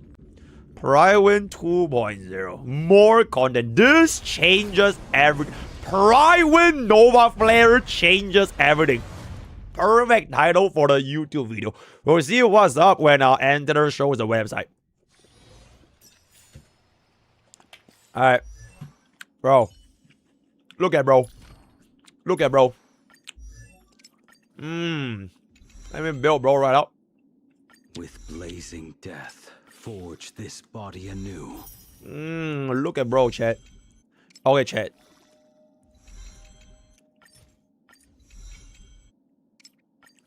I'm not gonna lie. With blazing death, I am low-key tempted to get bro's S1. And I saved the heart pity for E2 final. Cause at least if I would have pulled on his S1, I technically keep the heart pity in it. Then comes rebirth. In it, chat. I feel like I'm making sense, right? I feel like I am making sense. Should I do it? Should I go for the S1? Should I go for the S1? I mean, if I was a player following MrPokke's advice, I would not pull for the S1 before E2. I will go E2 S0. If I was a player following MrPokke's advice. But as a gambler, right? As a fellow gambler, I'm sure all my gamblers will agree with me. I would rather save that heart pity for the next unit. And since Lycone is gonna be fresh, it will allow me to gamble a little bit more in it. In it. Chat, convince me why I shouldn't or should not do it. Should I even upgrade this? I don't think I'm gonna upgrade this. Yeah, convince me why I should or should not do it, guys. Oh yeah, second of all, convince me, chat. Convince me right now. Oh, I need this for the portrait?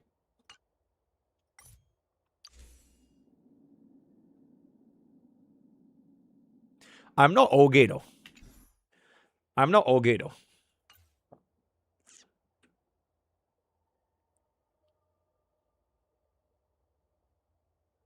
Do it for me, Pokey.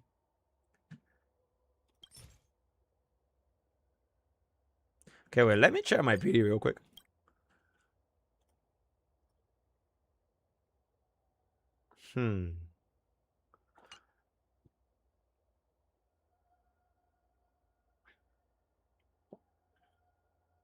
Okay. One sneaky temple. One sneaky temple, guys. One very sneaky temple. Fuck. Two sneaky temple. Two sneaky temple. We can't get it, bro. Bro, today is not the day, right? Bro, I said today is not the day, bro. I swear if I keep summoning, I'm just gonna fucking lose, bro. I'm just gonna fucking lose, bro. I am just gonna ask Fei Xiao to boo. Ask Fei Xiao to boo. Nah, I think she's a bit shy, guys. I think Fei Xiao will be a bit shy. Also, respectfully, chat, I'm not showing y'all Fei Xiao without a sub gold, bro. Yep. I'm not showing Fei Xiao without a sub gold. Okay, one last temple. One last temple. One last temple.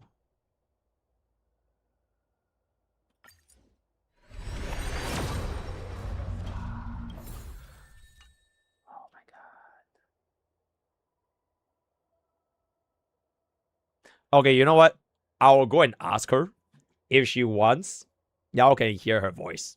So give me 1 second. I'll be right back.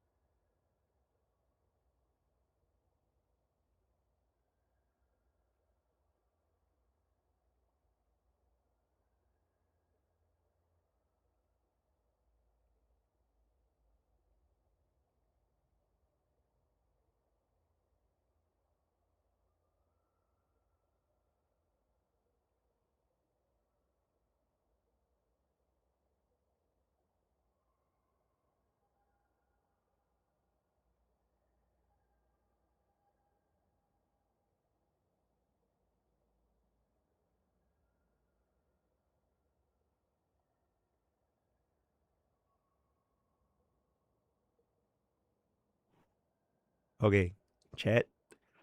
I have Fei Xiao here, and she has agreed to do a bit of our pools.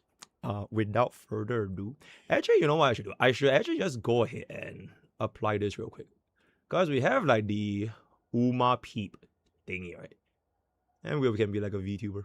You're all saying hi. Shh. Wait. Let me get this real quick. Super quick. Super quick.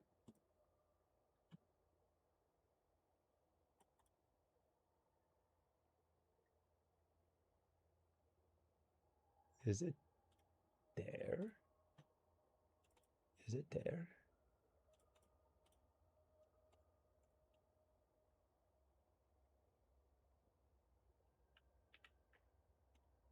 Eh? Oh. Okay, wait.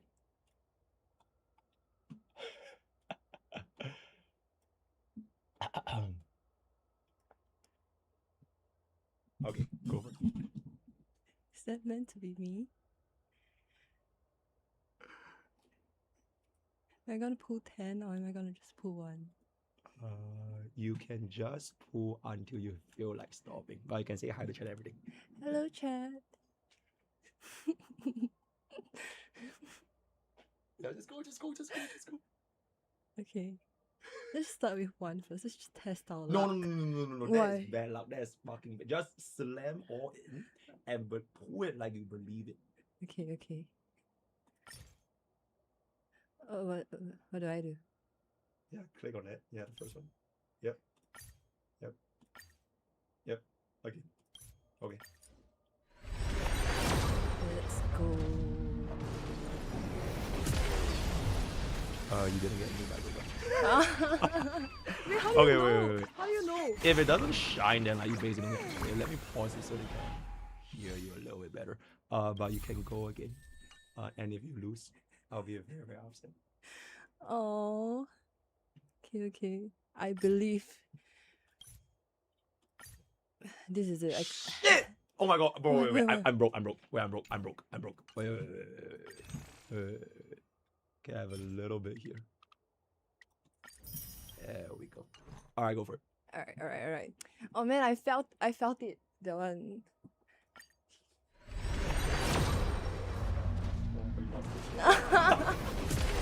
What was supposed to be shiny? Like when you sit and take it, like light up, like you're then you're okay, just go in. I can go again. Let's go again. Okay, let's skip this then.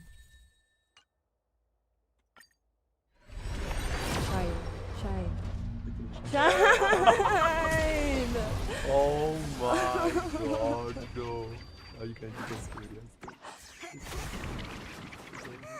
How do you know? Oh my god. Let me on here. Okay. Alright. Okay, this is, I think it's guaranteed. So your next tempo is pretty much gonna be the 5-star. So if you, this is basically you either win or you lose. If you win, then you get a guy. Like this guy. That's what we're getting. Okay. I don't know. Okay, but you want though. I didn't see the shine though. There was like a slight like rainbow thingy. Then You just call that okay. is it not a bunny? Oh, that is crazy! Oh my goodness! Alright, mop up to the classic Asian domestic thing now. Beat her for disappointing you. Okay, thank you. Wait. See if you get like a double or some shit, that would be crazy, bro. Yippee!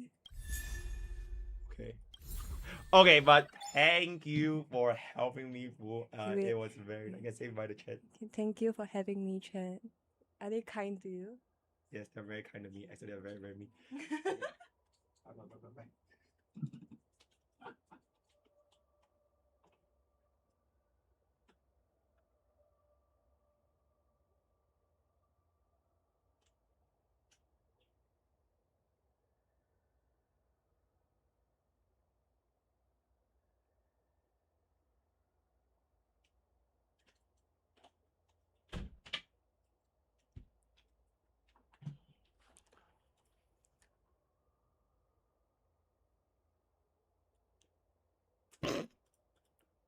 Yo. Okay. Anyways, with that, we are actually gonna end off our blade boost. And I'll add this as a bonus for the final portion of the video. So thank you. Hey, Jay, if y'all want me to just fucking stop being a streamer and y'all want her to replace me, just say so, bro. Just say so, right? Just say y'all fucking hate me, bro. Kanina. Limpe raised y'all all the way for the past 3 years. First time I show face out and like, oh my god, bro. Bro, the ungratefulness is genuinely shocking, bro. The lack of loyalty, the lack of responsibility, the lack of support for your streamer is genuinely a little bit shocking. But in any case, that is pretty much gonna be that. We are going to go ahead and actually build this buckle right now, bro. But bro, I don't feel so good, guys. I don't feel so good because I did just spend everything. So I low-key think we might have to skip E2 final. Because this is not enough, bro. This is nowhere near enough, right? We'll just see what happens going forward in the future. I kind of need to secure the Himiko first, right? We kind of need to secure. Okay, the thing is, we don't even need E2 final anymore. Because the thing is, I already got the 0 cycle, did I not? Bro, I already got a 0 cycle, bro. So if we already got a 0 cycle, then like, bro, it's chill, guys. Alright, don't even worry about. Bro, if I hate Final, then I wouldn't even have gotten the 0 cycle in the first place. It is precisely because I don't hate Final. That is why I still went for the 0 cycle, right? I love Final. Is this a free-to-play account? Wait, hold up. Yo, excellent question from Mr. Radu Tase 786. Is this a free-to-play account? I mean, at the end of the day, do you guys see me spending any money? No, right? So yes, this is basically free-to-play, chat. Because I basically did not spend a single dollar. Right? I mean, I did not. Right? I did not spend a single dollar for Mblade. So that was basically free. And therefore, basically zero cost, right? Basically speaking, if I can say so myself right now, basically, there will be a better final in Washtopia. Chat, imagine if Avanesia is the final. Imagine if Avanesia is the final. You get what I'm saying? But and I want to do naturally.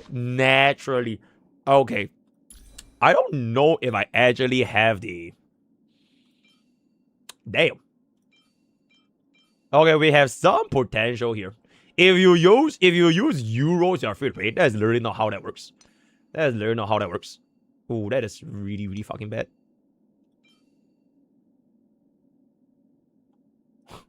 What? Okay. Yeah, we're definitely gonna have to do a little bit. We have to do a little bit of a... Oh, wait, how many of the resins do we have, guys?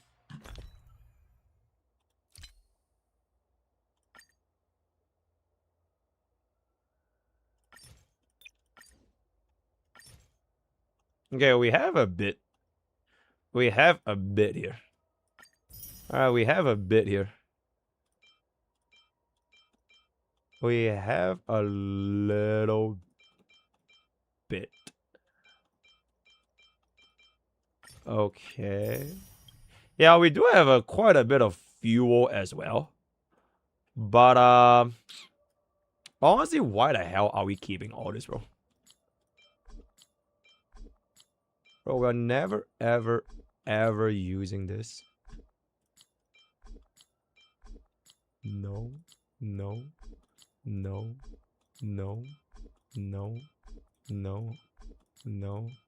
Bro, if they ever buff 4-piece hunter, I'll cry, bro. I hope they never ever buff 4-piece hunter.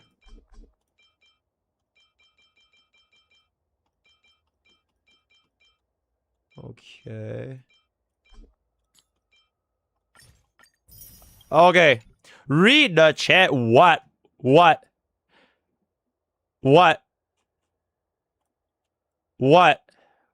you want? What do you want, Square Sphere TV? What the actual fuck do you want? Bro just said scam what? Read the Bobby Wobby.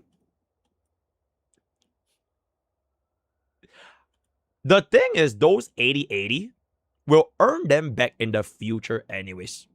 Right? We'll earn back the 80/80 in the future anyways. And then we'll simply just get Finon from the earn 80/80, right? It is called front loading, right? You are front loading your honorific shards to this banner, and then when the E2 banner comes for Finon, it will be back loaded. So it's basically the exact same thing, if I can say so myself. And I'm gonna keep it about there's no actual way 80/80 will get you an E2 anyways. So just being a little bit realistic. Can we be real? Oh, 80/80 is like an E0.5 Finon. It's 50 boosts, right? So we'll allocate our 80/80 equivalency to the final banner when it comes. But I don't believe E2 is gonna be part of the discount. Oh, I'll just pull better in the future. When I do get better pulls in the future, then I will, right? Yep, absolutely sure. I don't even have enough.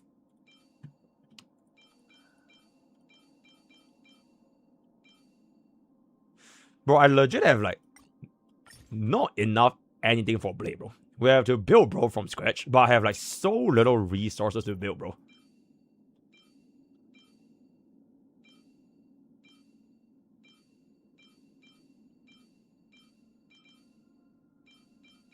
Oh! Oh! Okay. Okay, we're gonna go Vonwek. Wait, if we're gonna go Vonwek, should we just go 4-piece Eagle? Like, I'm already going Vonwek, right? Yeah, I might as well just go 4-piece Eagle, you know what I'm saying? Oh! Oh! Bro! Bro! Bro. Okay, let's do it. Let's do it. All right, 5, 4, 3, 2. Hey guys, MrBlade here. So right now we are gonna be building the world's rank 1 Mortonix blade in the history of the entire HSR. Now you might be wondering, should you be going for 4-piece Master Smith, 4-piece Eagle, 4-piece Diver, 4-piece Bone, 2-piece Bone, 2, whatever it's gonna be? Frankly speaking, for Blade, it doesn't really matter that much. He's like a very chill unit that you can make use of a lot of different relic sets, because bro's job is to exist, right? As long as he exists, that's 30% defense down and 50% damage vulnerability with like a 75% crit damage buff. Alright? So if you give him better quality relics to improve his personal DPS, that's great. But even if you don't have like the best substats for bro, you are still able to basically make bro do his job. So with that being established, I am actually not going to opt for the 4-piece Master Smith and 2-piece Bone, because I do have with me a very peculiar set of this 2-piece Von Wick, which will work with Blade if you want him to get the action value advance, because you have the additional 5% ER while guaranteeing his ultimate field gets deployed as fast as possible, which is actually a very, very useful 2-piece if you want to run Blade with Elation. So you can pair this up with your Yao Guang, which should also be on Von Wick, so you don't have to wait 10,000 years for Blade to cast his actual ultimate. Then if we are using the 2-piece Von Wick, right, if we are using the 2-piece Von Wick, then naturally, there's only one other 4-piece.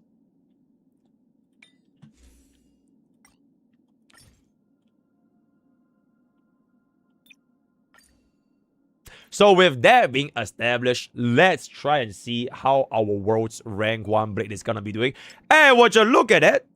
That is not too shabby, right? That is not too shabby. Ooh, that's actually even better. Alright. 6. I'm trying to see if we have it. Ooh. Crit damage with 2 spear rolls as well, huh? Okay, I would really prefer if it was a crit damage with crit rate, because I'm a little bit scared that my... Okay, also chat.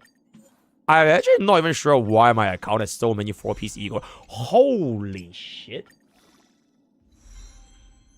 Holy shit! Oh my god! Wait, bro, if this is 4, it's actually the world's rank 1 blade. Okay, honestly, if it doesn't hit 4, I'm already like, I'm happy with this. I'm really, really happy with this. But if it hits 4, oh my fucking... Okay, you know what? I'm still really, really happy, right? I'm still really, really happy. So that is gonna be that. I don't even know if we need the additional crit rate. We'll just see what's up first. Let me just first cook up this natural 4 Von Wick.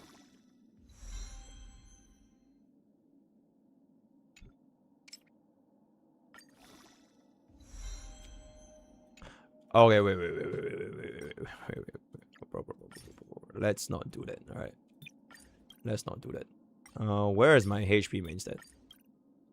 Okay, we have a second trier. Okay.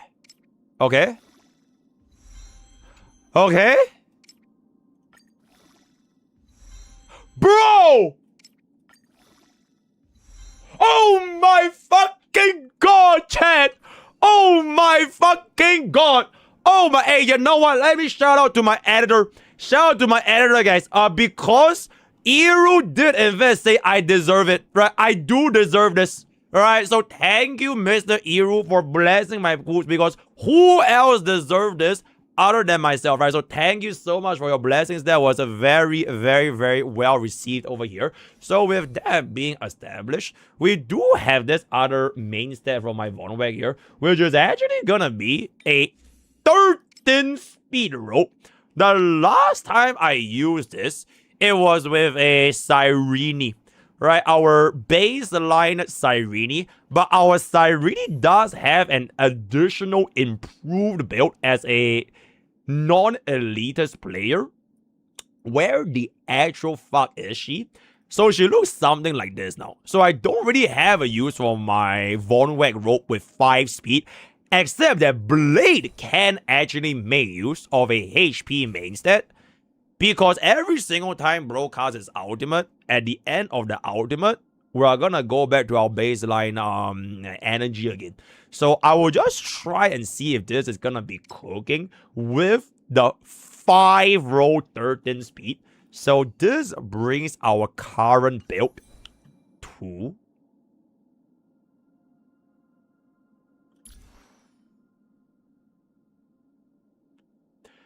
okay, chat. Our crit rate is a little lagging, guys. Why is my crit rate a little lagging here? I need 80% crit rate. Because bro gets 20 base. Bro gets 20 base. Wait, are you saying this cannot be used? Are you fucking... Okay, I could then give it a face, y'all. Can I give it a face, y'all? Bro, crit damage made 3 rolls crit rate is crazy, by the way.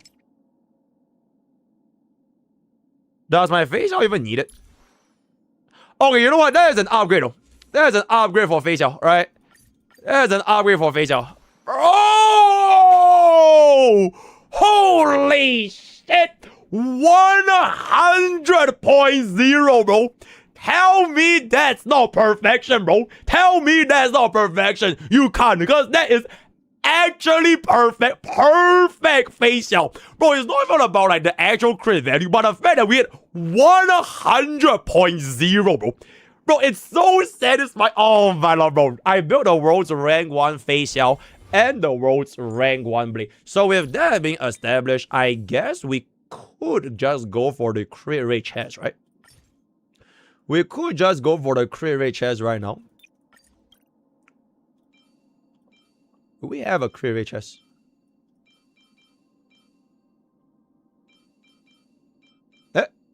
Okay. Okay. Okay. I mean, it would have been nice if we have a little bit of speed, but I don't really care about speed that much anymore because I have a 5 roll speed rope. Right, so having crit value and also the HP percent here is gonna be pretty useful. See how many rolls we get on crit damage. Fuck. Okay.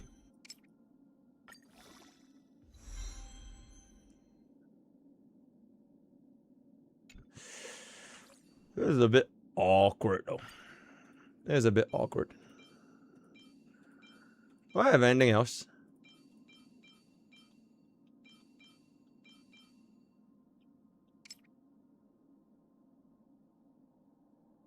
I could steal this from EMC. Alright, I could steal this from EMC.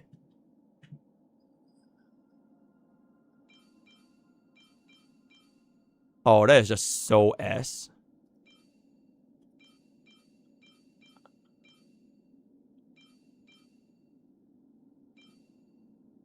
Okay, if it rolls crit damage, you keep it.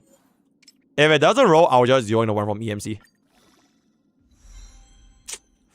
Okay, no. Okay, it is still good enough to the point where the attack percent can be made use by EMC. Because at least EMC can make use of the attack percent. Then I just give us a little bit of speed as well as a little bit of crit damage. So I should look at something here. Chat, why is my crit rate so low, by the way? Why is my crit rate so low? Oh.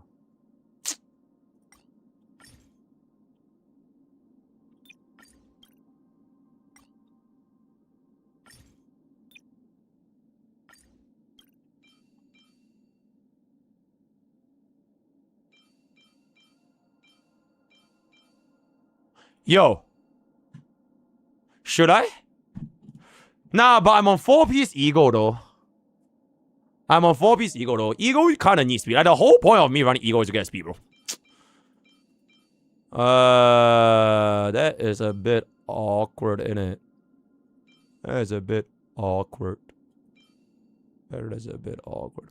Oh, I could steal this from Asheville. Actually, you know what? I don't think Asheville minds, guys. I don't think Asheville minds. Right? Asheville don't mind. Asheville don't mind too much. This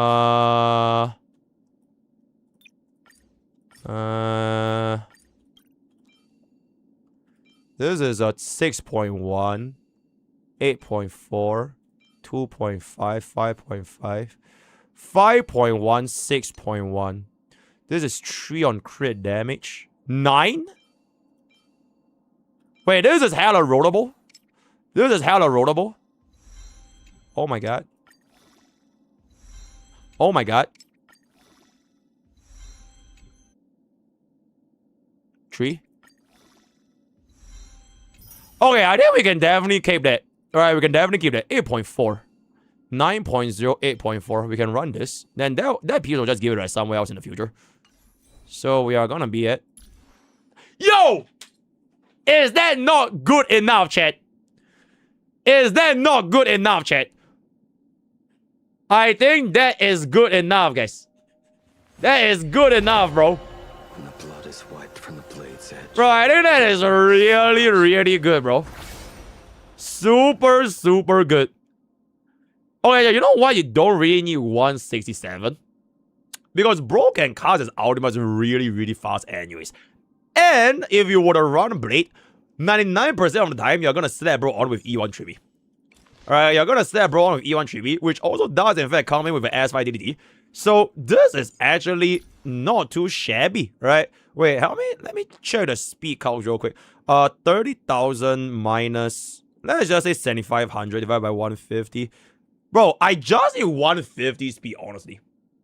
I only just need 150 speed. If we have, okay, actually, wait, it's a bit more than 150. Okay, 2 S5 DDDs, and like, okay, wait, 1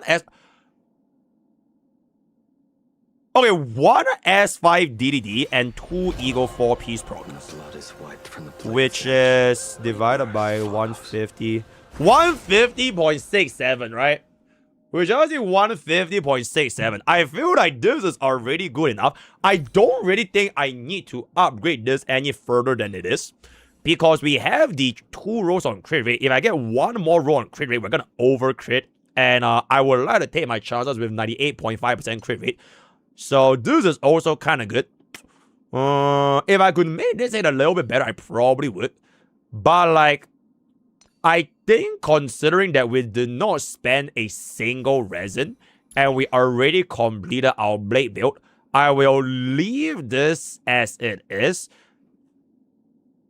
Wait, let me fix up my Asheville real quick. And I'll just do a quick little showcase featuring Asheville, Blade, as well as Brent. Holy shit, my Asheville has no crit rate, bro. Why does my Asheville have no crit rate?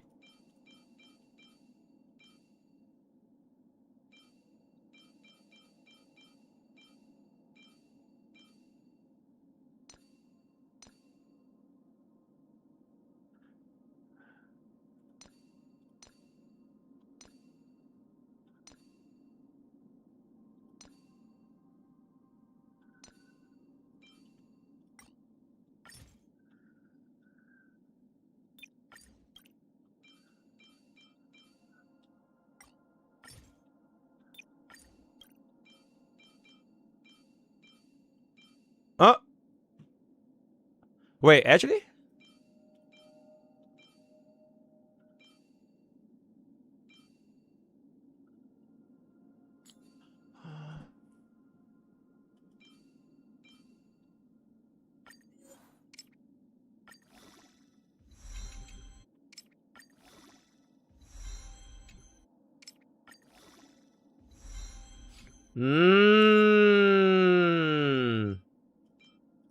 Crit rate? Oh no. Oh no. Chat, I literally just realized I'm gonna run out of relic fragments, by the way. I don't think I've ever ran out of relic fragments in my entire life. But I'm actually about to run out of relic fragments.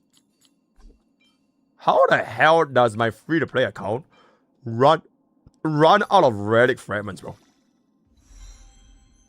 Okay, wait.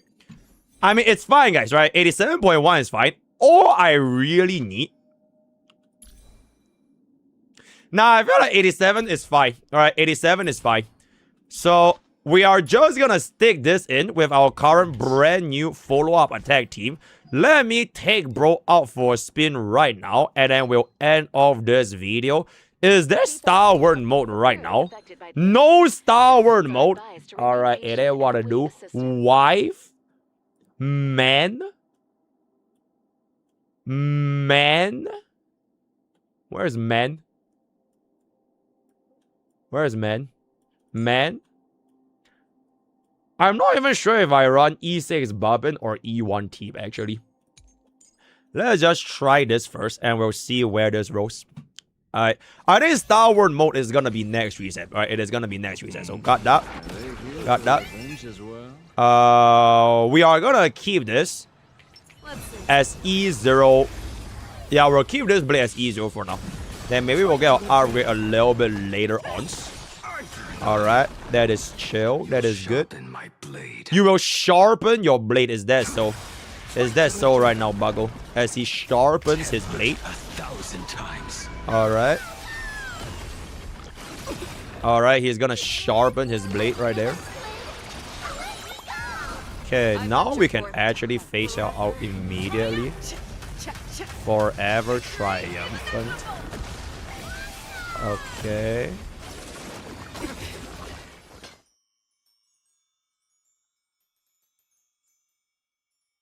I offer my blood to Here we should be able to one-shot here. Right? Here we should be able to one-shot here. Holy shit. Oh, that is a lot of stacks, bro. Holy shit. Holy shit. That is a... I think he dies here, right? Yeah, he dies here. Damn! Cheris Beverly, the amount of songs that y'all are queuing is legitimately straight dog shit. Bro, stop queuing normie fucking songs, bro. This is not a normie ass fucking channel, right? Stop queuing normie songs. I'm getting so angry, bro. I'm legitimately getting so angry. Stop queuing normie songs. Alright, but in any case, Got a way to make the prey lower their guard?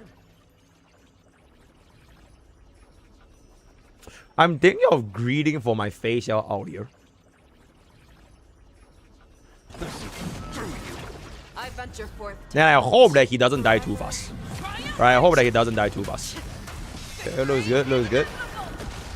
Looks good. Looks good. Looks good. We don't die here, right?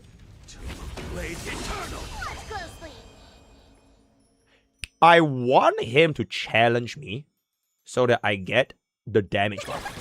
Challenge me. Survive this shit. Oh my god. Oh, that is a lot of damage. Oh, that is a lot more damage than I expected. God says you're shady.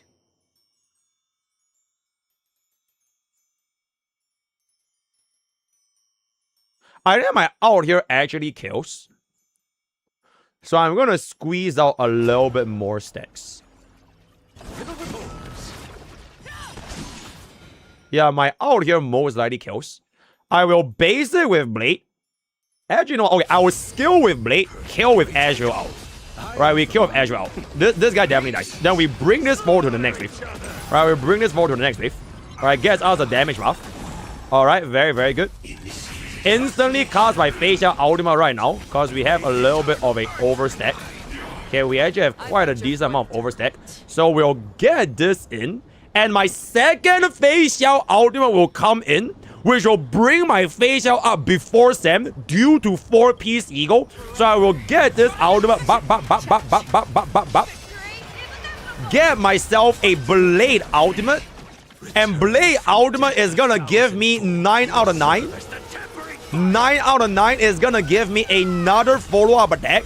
into another follow-up attack, into another facial ultimate to instantly break Sam, and I instantly break Sam into a trippy follow-up attack, which brings up my facial blade as well as Ezreal. You know why this is possible, chat? You know why this is possible? Because everyone on this team is on 4-piece eagle, right? Everyone in this team is in fact on 4-piece eagle. So we're just gonna get this right here.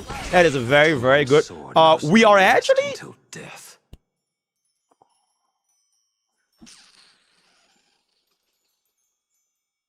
I don't really need the additional 4-piece eagle here anyways.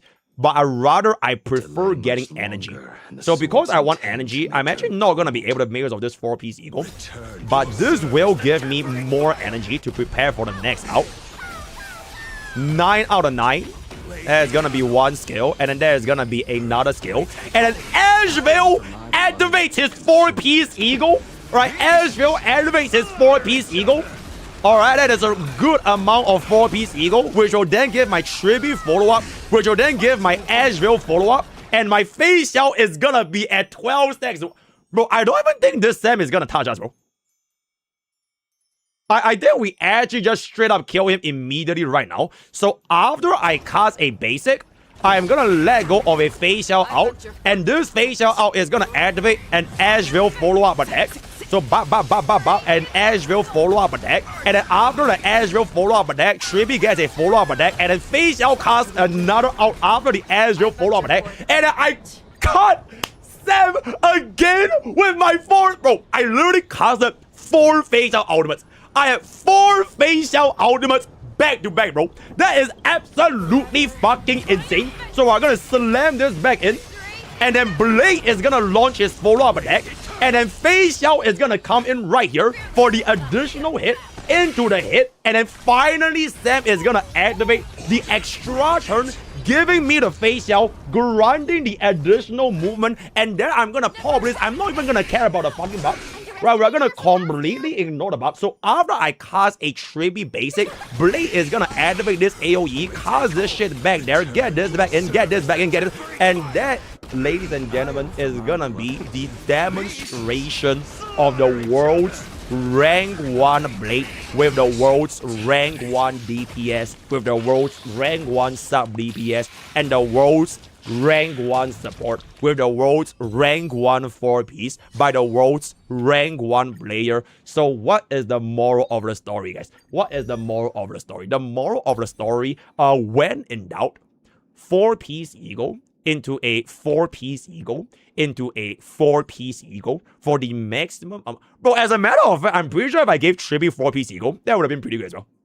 So I just give this entire team 4-piece eagle. But I don't think I have enough 4-piece eagle. So I will comment to you guys in a separate video where I make a little bit more 4-piece eagle for my future 4-piece eagle companions, right? And yes, that is gonna be S5 DDD, E2 S1 facial. Fuck that E6. Thank God I didn't pull for the E6, by the way. Because if I pull for the E6 facial, y'all would have just been E6 facial, E6 facial.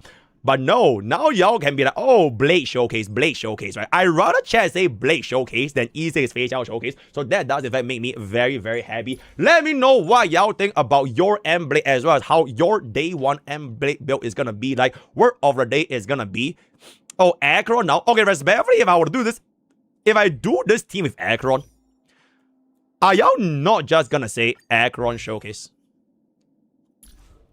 You know what I'm saying? So join Twitch, join YouTube, join Discord, use code BOYOR10 GamerSubs. All the best for your gacha foods, and I'll see you guys next time. Thank you. And that was really fucking sad. The thing is, I didn't even manage to do that on early access. Because on early access, I did it with an E0 facial. So now that I had that E2 facial, was that not so fucking satisfying? You can slam down 4 facial ultimates consecutively back to back, and you outlap them twice, bro. I just think that is really, really cool for a version 2 DPS, by the way. For a version 2 DPS, that is very, very cool. I built the world's rank 1. Oh, and bro, I am definitely gonna start this video as well, which is facial versus Acheron. All right, because I think we intentionally saved. What was our team comp again? I think it was this.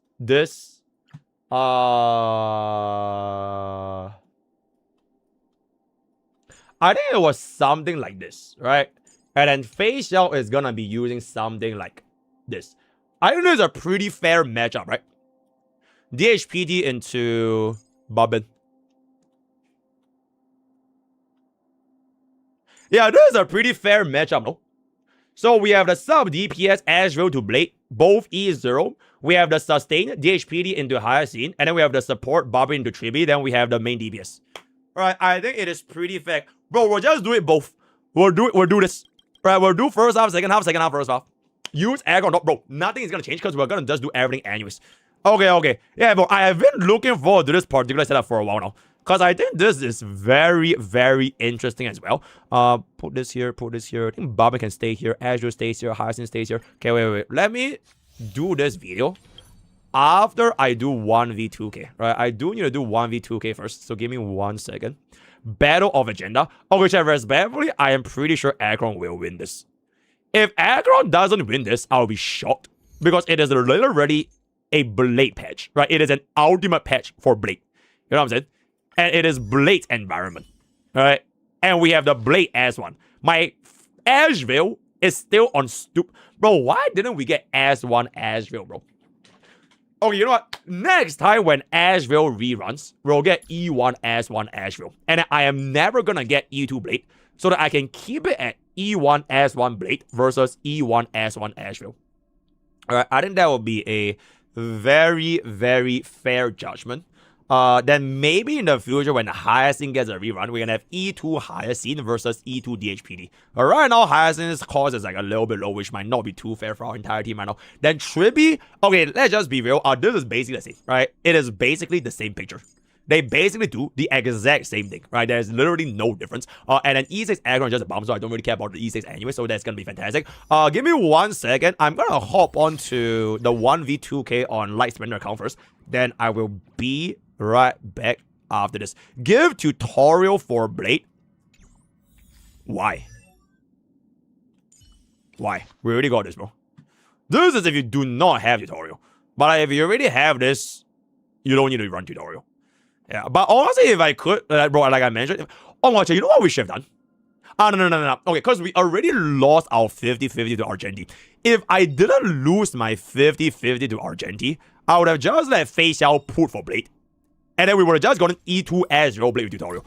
Cost-wise, that would be way better compared to E1 S1. It is just that we already lost the 50-50, and I'm not wasting 50-50 for the E2 Blade, because, yeah, I want to keep things as relatable as possible, right? Yeah, but if y'all can have the means to go for E2 Blade, I would definitely go for E2 Blade is I don't want to say game-breaking, because that sounds very, very Hoyo shield, because you don't really need any E2 in this God Forsaken game. But it is kind of game-breaking. It genuinely is kind of game-breaking. Right, give me 1 second. I'll hop on here and I'll be right back. Is tutorial or is signature better? Signature is always better, but like just marginally better. Like very, very marginally better. Am I crazy, or as my DDD rank 1? I am the rank 1 DDD player, yes. Because I think I have S35 DDD for Lightspender, which honestly is pretty good. Your Asheville is Azure and Akron is E6. It is a fair match. Thank you. Okay, but I beat for real. I am pretty sure Akron will win. I don't think my Facial is going to win anymore.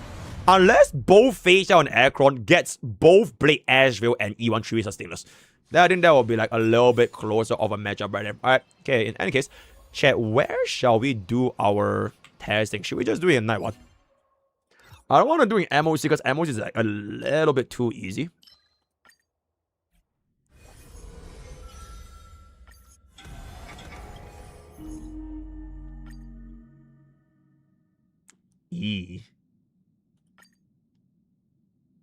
I guess this is for Akron, right? It is just this. Oh, bro, I hate the power, bro. The power is so fucking ass. But we can just go ahead and run this here. Oh, this part. Okay, if you want to know how this boss works, you can check out this video, chat. Because your streamer did not overwork for 72 hours just for y'all to not watch my video. So I insist y'all hop on and watch this video immediately because I literally made a video talking about this particular boss, right? Watch this video immediately. It will explain everything, right? So it's gonna be this video right here. New Clang's mechanic. I taught everything right here. Look at my eye bags, guys. Look at my fucking eye bags, guys. Are you really not gonna appreciate your streamer's hard work? But, bro, you know what time this was? It was 6 a.m., by the way. So the least y'all could do is go in there, drop $500 of super chat, and I will use that money to E2 Blade. I will use that money to E2 Blade, right? Exceptional, thank you. Let's come here real quick. Nah, I'm good. Nah. A minor spelling mistake, right? A minor spelling mistake. That was, in fact, a minor spelling mistake. Let's get this here into here, into here. Let's slap this, get this here. Lingsha RNC Mblade for relatability. I don't think it's relatable to run Lingsha because who the actual fuck put for Lingsha, bro?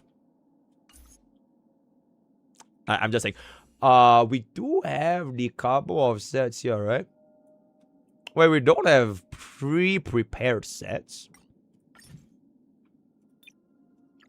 Wait, can I gamble on the light spender account?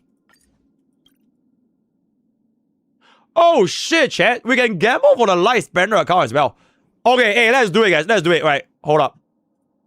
Bonus for building the world's rank 1 blade. So for this portion, oh wait. Mr. Editor, right? Mr. Editor, put this part of the video right after our 4-piece ego build, but right before the Face Yao Zero Cycle showcase. So it's my build, the Elitist build, into the Master Smith build, which is like the relatable build, and then the Zero Cycle at the end. Thank you, Mr. Editor. Thank you, right? If you understood what I just said, please type okay right now. I need to see my editor typing okay, because I know bro is literally watching the stream. Iru, where the fuck are you? Is Iru what? I need bro to acknowledge that right now. I need bro to acknowledge that right now. Oh, bro, Sarah, don't even worry about it. Yeah, dude, it's a Monday update. But I will upgrade for you immediately, because I will immediately get that. Question mark. Okay, so I'm going to repeat myself again. This particular portion of the video inserted after our Eagle 4-piece build. So this is a bonus segment. So Eagle 4-piece build. This build, which is the Master Smith 4-piece. And then the Zero Cycle showcase that I just did just now. So this is like the middle of both. Do you understand? Do you see? Do you get it? I just tuned in. Okay, but do you get it now? Do you get it now? You understand, right? You understand, right?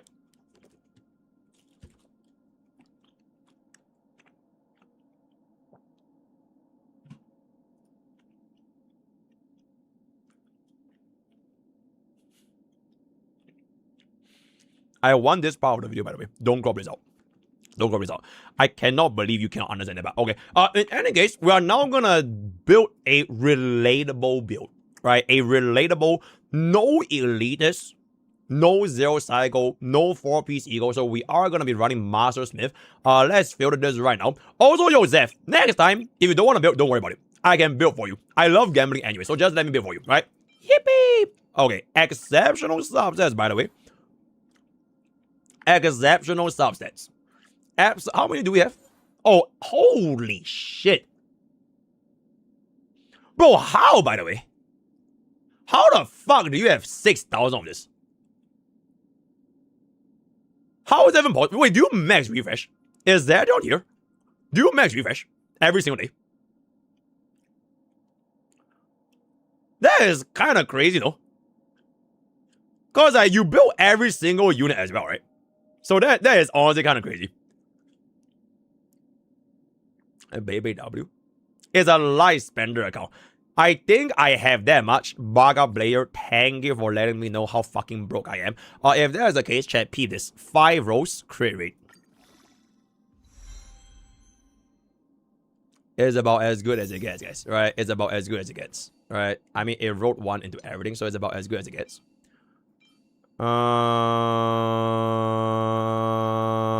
This one is a little bit better because we have double HP. I peep this.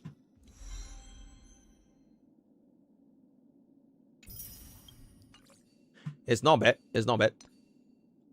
It's not bad. It's not bad.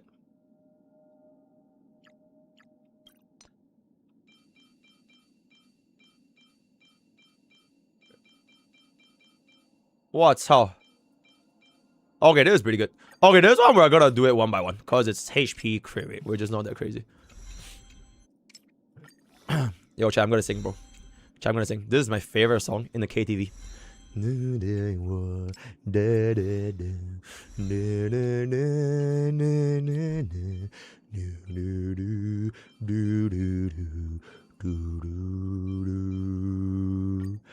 朋友一生一起走，那些日子不再有。一句话，一辈子，一生情。Fuck me in 杯酒，朋友不是孤单过，一生朋友你会懂。还有情，Bro, what the? Okay, I'm just gonna crowd this, bro. I'm just gonna crowd this. Alright. There is a overwhelming lack of support with regards to Mr. Singh, which I just find that absolutely Ooh.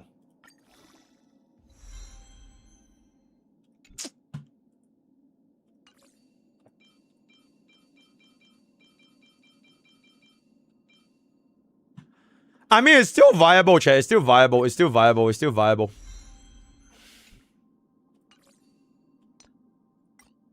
Okay, I'll get it a little bit later. I should have a good bit of spare, right? Oh, shit.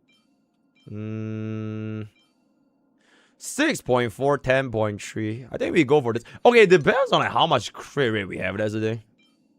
Okay, for Mr. Light Spender, I would actually not recommend energy regeneration rope because you are in fact a light spender. And if you're gonna be a light spender going for an E6 S5 blade, fuck the ER, just go all in crit, right? All in damage.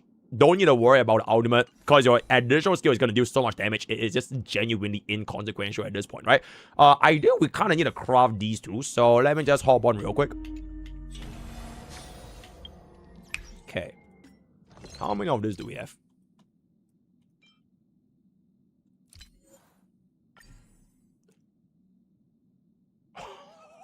Holy shit. Okay, wait. Let me get speed double crit first. Because 69 resins is absolutely fucking insane. Oh, that is just absolute. Holy! And we get a HP roll as well, guys. And we get a HP roll as well. That's how you know. Oh. Oh, Zev, you wasted 6 access cards. Oh my god, my light spender cannot be this relatable. My light spender cannot be this relatable, bro. 6, bro. Those 6 could have been a 10 roll speed, bro. Oh no, how will he survive, guys? Oh no, how will he survive with his 8,000 relic, or rather Lycon EXP with 6,067 purple gear? How will he ever survive with his full 48 costume in every single fucking unit in this goddamn game? I have no idea how is he gonna survive, bro. His life is officially ruined by the lack of 6 access card. You know what will actually be ruined right here is if I don't roll 4 rolls crit, which is not gonna happen. And there it is. There's just...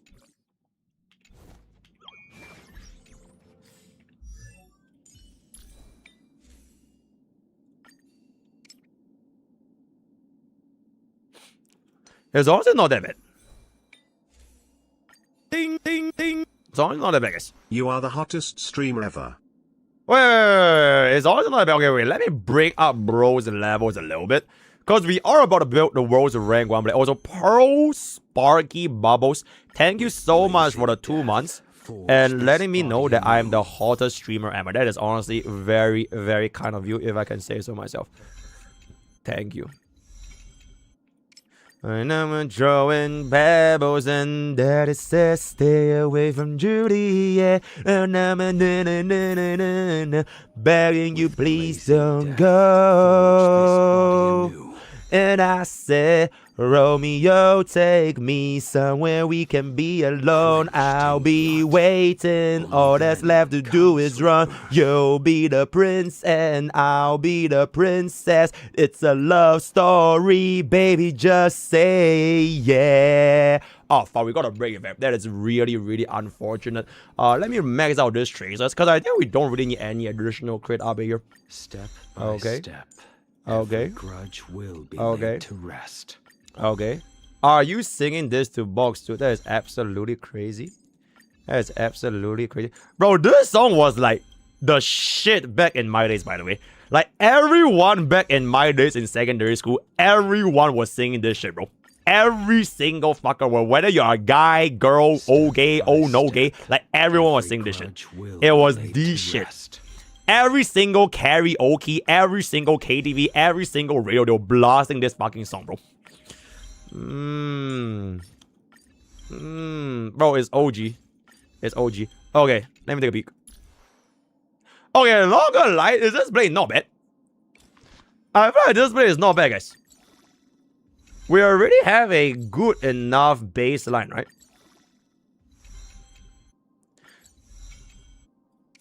Bring up the HP a little bit more. Re-roll boots. Chat, does re-rolling cost more? Or does... Okay, nah, but like crafting is kind of...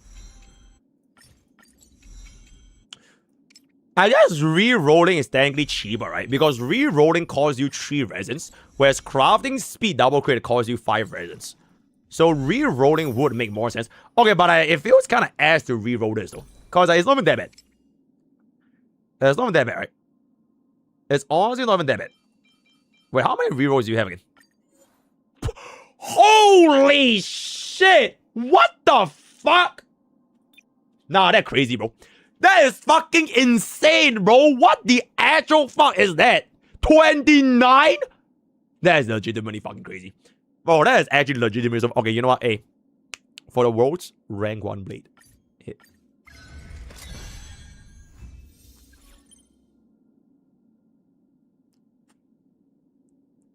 Shit. And never the years, alright. It's just that easy. I think we might be over crit though. Oh, we are hella over crit. Can we get more crit damage somewhere?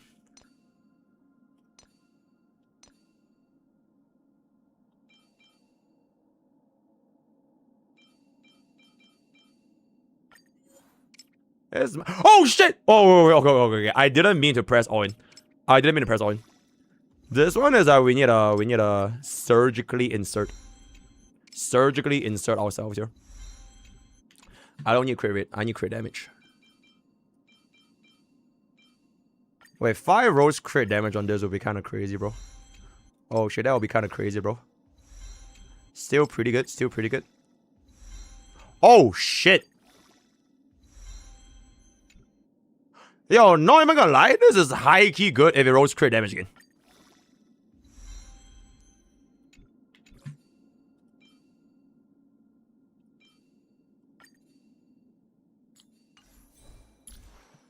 Hey! Can we all admit this is in fact the world's rank 1 blade right now? Right, that's a W at 79.8121 on 8k HP, 140 speed. Right, I think that is pretty much gonna be... I don't want to overcommit for bro, right? I don't want to overcommit. How many effective subsets do we have? Hey, 32 is good, guys. Come on.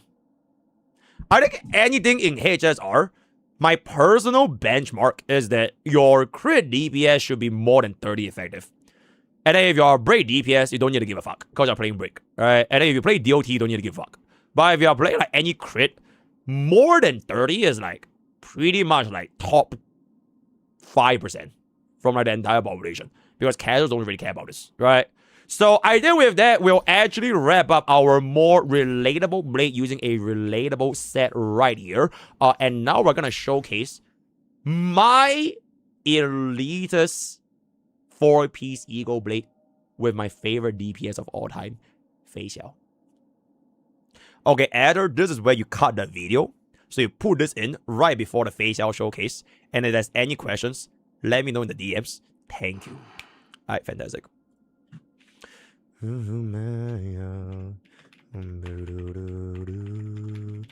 world's rank 1 blade. Add this in the middle before Facial 0 cycle after 4-piece Eagle. Okay. Okay. This is Evanesia song. Why is this Evanesia song? How is this Evanesia song?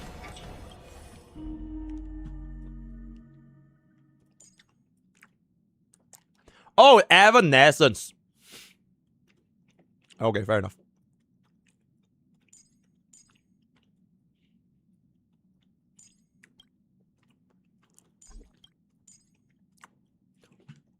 Okay.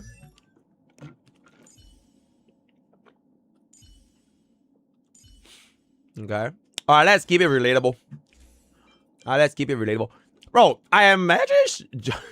Okay, I guess you technically don't need DDDs. Because you have S5 every single Lyco in the world. But holy shit, bro, there's a lot of DDDs. There's so many fucking DDDs, bro. Damn. Bro, keep this buckle at E0 S0 first. And then we'll bring this up eventually. And I'll keep this as relatable as I can. Then we can bring up the Cyrene Lycon a little. Holy, that is a lot of Lycons, bro. That is a lot of Lycons. Draw me new blade on 73 Boo. I'm very, very happy for you. I'm extremely happy for you. Let's give this... Nah, actually, this is kind of fine. Nah, this... Should we... Okay, fun fact. Blade not just power creeps Jiao Qiu. As in, he completely removes the usage of Jiao Qiu ever in a Acheron team. He also power creeps Acheron's Lycon. Because how Acheron's Lycon worked the last time is that this buckle gives you a debuff. Right, this thing gives you this debuff. But now because of Blade, you don't really even need this Lycon anymore. You can literally just run like Boundless Courier or even Good Night Sleepwell, and you can still do like a substantial amount of damage. So in terms of like cost maxing, you could just skip Acheron's S1 if you don't have it and just go all in for like E2 Blade. If I were to make a cost maxing guide for Acheron, it will be as follows. Acheron Blade E1 Tribby Hyacinth. Alright, I think that's like the baseline. And I'm assuming most people would have gotten themselves the E1 Tribby. If you do not have E1 Tribby, I might consider E0 Asheville. But I think E1 Tribby is just a little bit more universal in case you want to take bro outside. So that's gonna be that. I'll leave it up to y'all. Then between all these at full E0, E1 Blade. Alright, E1 Blade. Then your next cost is E2 Blade. Alright, so this is still E0 S0 Acheron, E2 S0 Blade. Either E1 S0 Tribby or E0 S0 Asheville. Holy shit, Sharimu, thank you so much for the raid. Yippee, thank you, thank you, thank you. Oh my god, have you seen this brand new character from my favorite gacha game, Honkai God Rail? This is in fact my favorite gacha game. Have you seen this? Sharimu, bro, look at this art, bro. Bro, you have to get this, bro. Like, it is a absolutely immaculate display of masculinity, seductiveness, and oge. No oge though, but thank you so much for the raid. Thank you so much. Yep, but thank you so much for the raid. We're just doing a little bit of testing to keep things relatable for Honky Starbucks players, right? 10 out of 10. I see. Thank you. Thank you for the raid. Thank you for the raid. Okay, but Shadow, I am gonna proceed with this video recording right now from E0 S0 all the way up to E6 S5. Zoom into Mblade's stomach. He has vein in his model. What?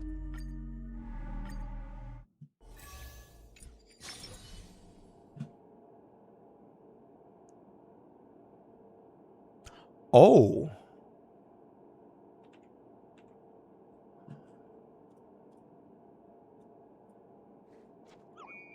What?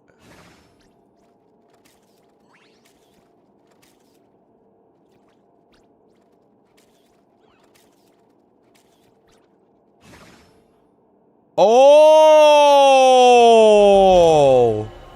Oh, he has an ab vein. Oh, that is crazy details in it. Oh, that is crazy, crazy details. That little, you know what I'm talking about, right? Like, there's a line here.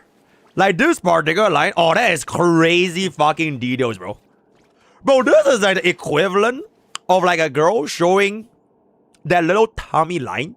But it's not really like abs. It's like the definition near the abs. You know what I'm saying? It's like the small. It's like the seasoning on top of the main dish. No okay though. I am not okay, but that is a very, very, very. Yo, can we get a clip?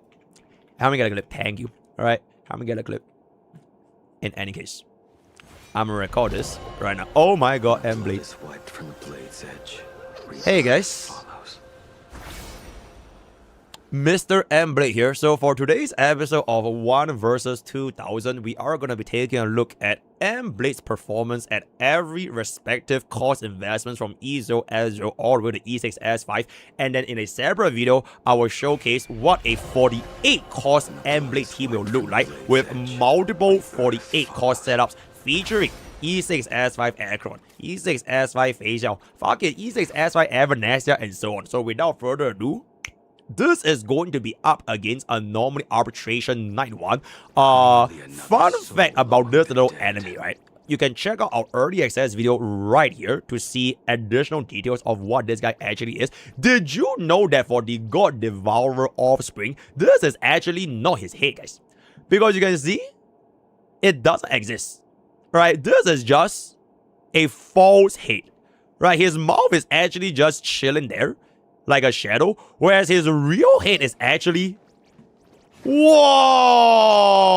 Crazy design. Looking forward to the 4.3 MSQ when we eventually hop on. Right, so this is once again E0S0 Blade with a slightly unrateable team, but we're just gonna see our damage performance increase as well as how much faster we're gonna be clearing in 300 action value against Anomaly Night 1, right? So with that, oh, alright, this buff is really, really unfortunate for Hia because we do have the energy regeneration debuff. Okay. Okay. Hit that.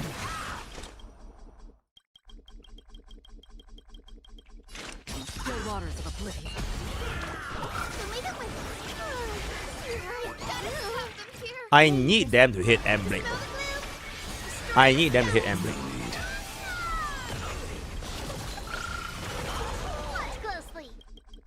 Okay, I guess no. Okay, very, very important just for your min-max and optimization. You want the last person that breaks this to be Acheron. Because the way that the God Devourer Offspring mechanics works is that the last person to break this will get a flat 500 attack bar, because I am in fact a guy maker. So as a guy maker, if you're able to break this with Acheron, you can see how Acheron is gonna be the one that gets us the additional attack buff right here. Alright, and then if you take a look into Acheron's thingy, that is gonna be... Okay, it's not exactly 500, but you kind of just get what I'm saying, right? But in any case, this guy is going to do Blade again, and we're not going to be getting this right here because we do not have the S1, so we're going to have to wait a little bit more. Finally activating our ultimate right here. 1 out of 9. Very, very... Oh my god. Oh! Okay, global passive does not come with Mblade, so you should have gotten the global passive in the last patch, right? So this is going to come here. Very, very good. Okay, so this is gonna be 2 out of 6. I am gonna go for a basic. Then Ika is gonna be at 1 out of 6. Then Acheron gets us the last 6 out of 6 for a very, very good amount of additional buff. Very, very nice. Additional. And yeah, fun fact, the attack buff stacks. So this is a 500 attack buff, which stacks with the previous attack buff, which is really, really cool. So now you can see your Acheron's attack is 4.1k, bro. Holy, absolutely exceptional. Alright, we're just gonna come this real quick. Alright, Blade goes for the follow-up attack. Alright, Blade goes for a little bit more of that. Okay, we can actually pop this open right now. Blade Eternal. Unfortunately, we did have to cast our enhanced skill there, so Elia, what to do? Can we get ourselves the Acheron break? Alright, very good, very good.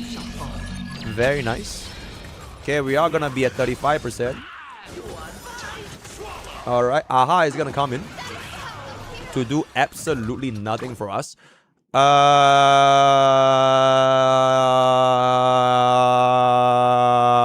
just basic.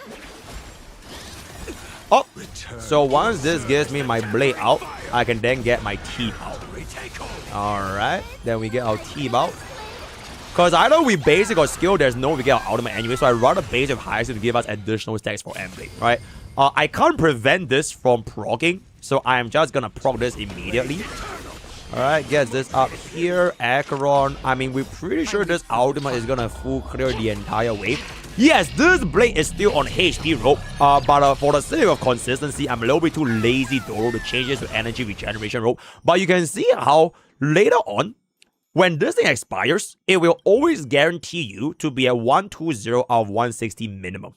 Alright, so if you had an energy regeneration rope here, you are pretty much guaranteed 100% ultimate uptime. So the moment this ultimate goes away, you can cast your ultimate. But because we are a light spender on Blade, the moment I activate that E1 Blade, which delays our ultimate's action value every single time we cast an enhanced skill, you are pretty much not really gonna need that requirement as much anymore, right? Just to keep it a little bit chill here, we are gonna skill to get our ultimate. And then once Teep is gonna get this, we're gonna be getting another EBA, or rather enhanced skill. This lands right now. Now, you know why we still have so much energy?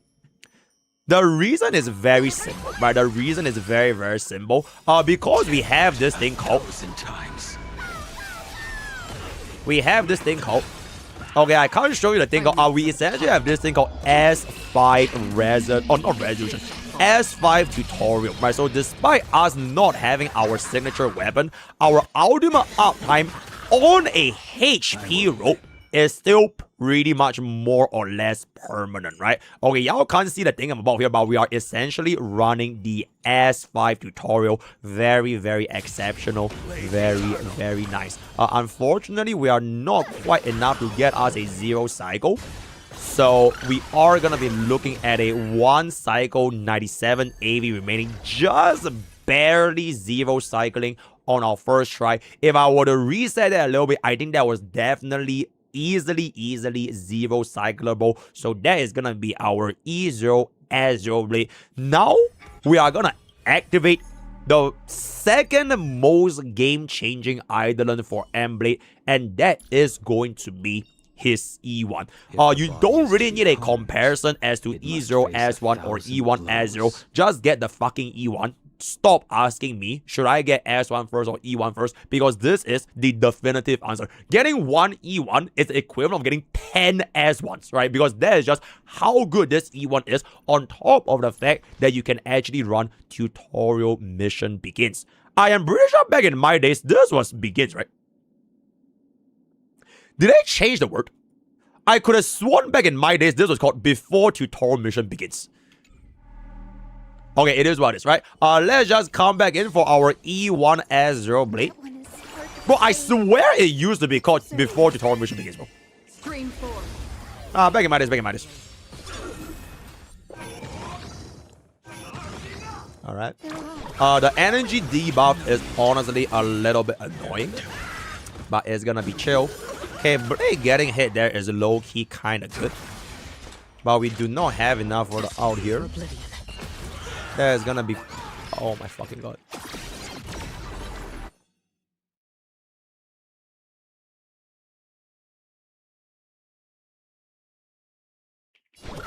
I'm just gonna do the exact same thing to keep things consistent.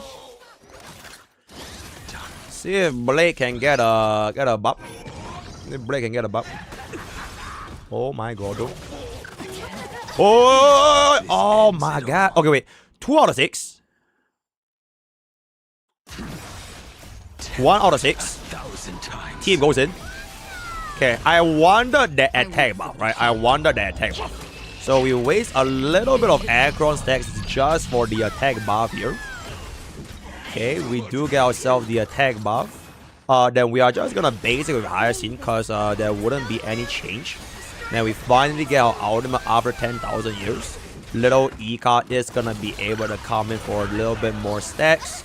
Gets a little bit of basic. We are just gonna pop over our skill and immediately cast the Acorn ultimate once again. Thank you, thank you, thank you. And then this is gonna be 8 out of 9. And then this is gonna be, if he hits Blade, it's 9 out of 9. Okay, he did not hit Blade, which is a little bit unfortunate. So this is gonna come in 9 out of 9. Gets the enhanced skill. Thank you for the enhanced skill. Team over here, let's just cast a basic so that is gonna be 3 out of 6. 2 out of 6. 1 out of 6. And then we're gonna wait for Acorn to get an ultimate. We're gonna wait for Acorn to get an ultimate. Where is my 1 out of 6? Okay, unfortunately, little Ika is gonna fucking steal my stacks like the little rat that he is. Unless... Nah, we're gonna waste this. Alright, so we are gonna be missing the stacks over there. Just get this back. I guess a little Ika getting a little bit more additional Devour is kind of apropos, considering he is a pretty fat fuck that scales interestingly lore-wise with the enemy of Veracity. Because these minions does in fact come from Veracity, right? And Acorn is gonna come in over here. Blade is gonna get himself the skill over here. And then we are just gonna get ourselves another Acorn out. And then Acorn out at 67% enemy target. Big hit, big hit, big hit. Absolutely massive. 4 million hit from Acorn. And then 1 final hit from Blade. That is gonna be 9 out of 9. Gets us the next ultimate. Let's see that damage, which is gonna be 2.7 million. My hands are a little bit slow, but we are definitely gonna be able to easily get a 0 cycle, going down to a 40 AV 0 cycle with the addition of our E1 Blade, in which our ultimate did not expire a single time. So there was at no point did we ever need to refresh out, because the E1 allows you to almost perpetually have close to 100% ultimate uptime in any case. Before we activate this S1, you might be wondering, should you be getting the S1 first or the E2? The answer is the fucking E2. So let me just put this as a demonstration, right? If I were to compare this E2 to another analogy, this is the equivalent of what should you have after you order your appetizers in a restaurant. Do you go for the main course or do you go for the dessert? The answer is very simple. If you go for the dessert first, that's the equivalency of you going for the S1. 99.99999% of the individuals, you are gonna be going for the fucking main course, right? The lobster, the steak, the salmon, the ikan bilis, extra large, XL jumbo, the fish, the up in the E2 right here. Yo, Ninja Blue, thank you so much for the raid. But in any case, that is why we're gonna activate the E2 Blade right now, because best cost maxing investment for Blade is E1 followed by E2, then you get his signature weapon. So now I'm gonna pop this and you're gonna see this particular line. Your ultimate damage is considered a follow-up attack damage, which means units like Acheron can actually make use of the 4-piece Duran set specifically because of E2 and Blade. So if you want to try something out, this is essentially you allowing your Acheron to cosplay as Fei Xiao. Now you have the price of wife and ex-wife combined into one, specifically because of this additional line. On top of that, because the charge goes down to 7, you are 100,000% never gonna be leaving the ultimate stage ever again. With that being established, let's see how this E2 Azure Blade is gonna be able to do for us right here. Okay. Okay. Grand Duke, absolutely fucking not. I absolutely hate Grand Duke, because the thing is, if you think about it, right, if you were to run Grand Duke, you will be reminded of the horrible, horrible times you were farming for Jingyuan. And let's just be real, no one ever farmed for Jingyuan. Alright, so we never ever need to get Grand Duke ever. It is gonna be completely fine if you wanna run Valerius, right? Okay, global passive is gonna proc over here. Gets this basic over here. Can I get my ultimate for Blade? Can I get my ultimate for Blade? Can I get my ultimate for Blade?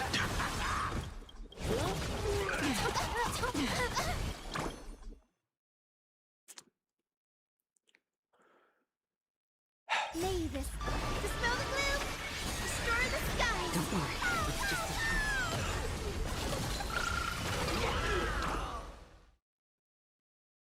a... Alright, Akron, just fucking get the stacks, alright? Just get the golden stacks.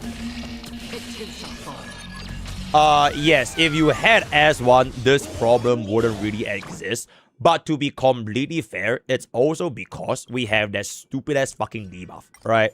We have this stupid ass debuff. So 99% of the time, if you don't have this, it's actually not gonna be too bad of a problem. But because of the debuff, then there's not a lot of things that we're able to do with this. Alright. Alright. Oh my god. Okay, that was actually really fucking bad for us. Because bro actually just pushed our highest scene all the way by 41 AV. So it kinda air what it ooh. I weep for the departed. It too shall fall. There we go. Underestimating us. Basic. Fantastic. One more hit. Hang you. Hang you. Oh, that is a lot of free crit value right there. I'ma just get my out. Oh, wait, I don't have my out because I'm a fucking dumbass. That is just absolutely fucking exceptional. Alright, can I get my out right now?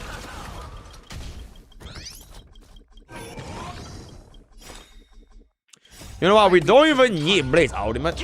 Because aggro will just clean up immediately. This is gonna be 6 out of 7. And then this is gonna be 7 out of 7. Alright, gets us the ultimate.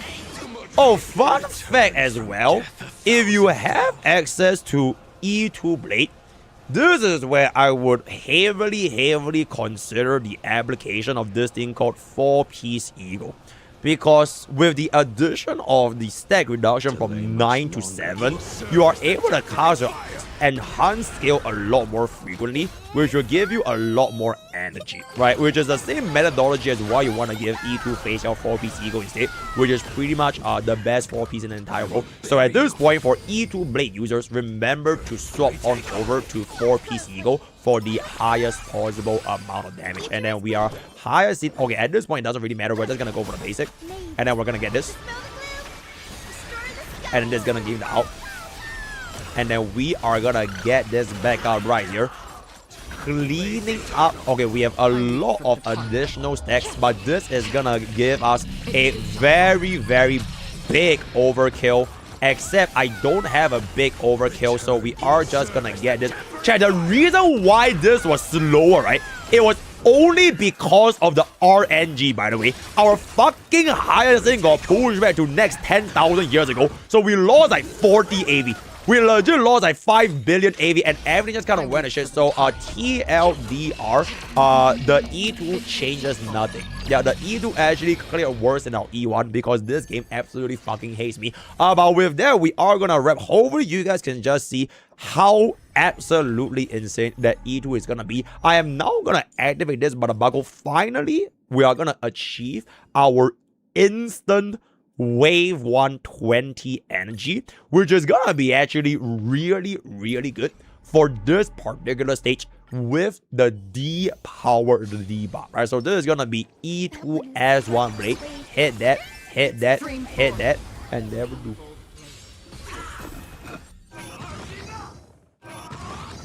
Alright. Alright, peep that. Peep that. Scores are settled here. Oh, the instant turn 1 ultimate achieved with... Okay, I'm not even gonna lie. for this particular MOC, right, or like this particular Anomaly Knight, because of the depowered debuff, Another journey begins. S1 Blade high key has a lot of value here, just because we can cast our ultimate immediately. But it is only because of this debuff. Under any other circumstance, you would never. Oh my god, are you fucking kidding? You're fucking kidding, right? What the fuck?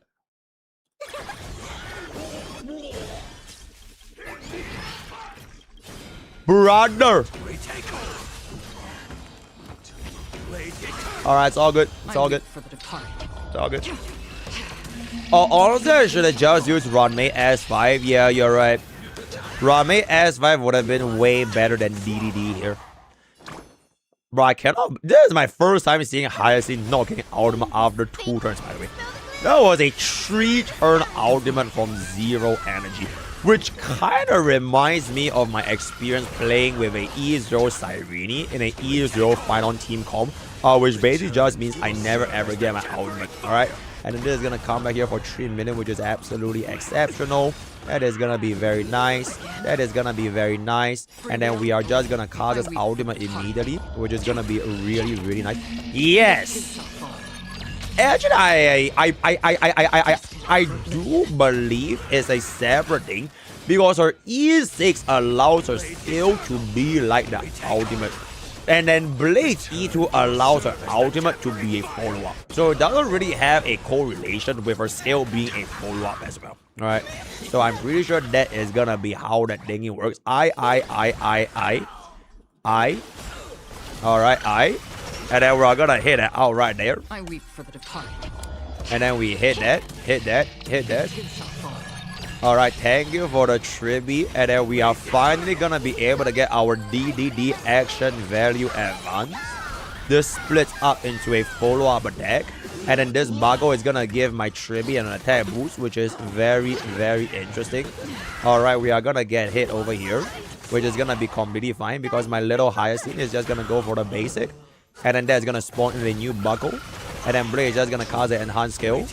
And then we are gonna get ourselves the Hee. And then once this Hee comes in, and that is gonna be the clear, right? Did we just get one guy? 70 AV dispatch with our E2 as 1 Blade. Thank you, thank you. Honestly, I would just personally skip out on the E4 showcase. So what this E4 does is you deal 50% more damage.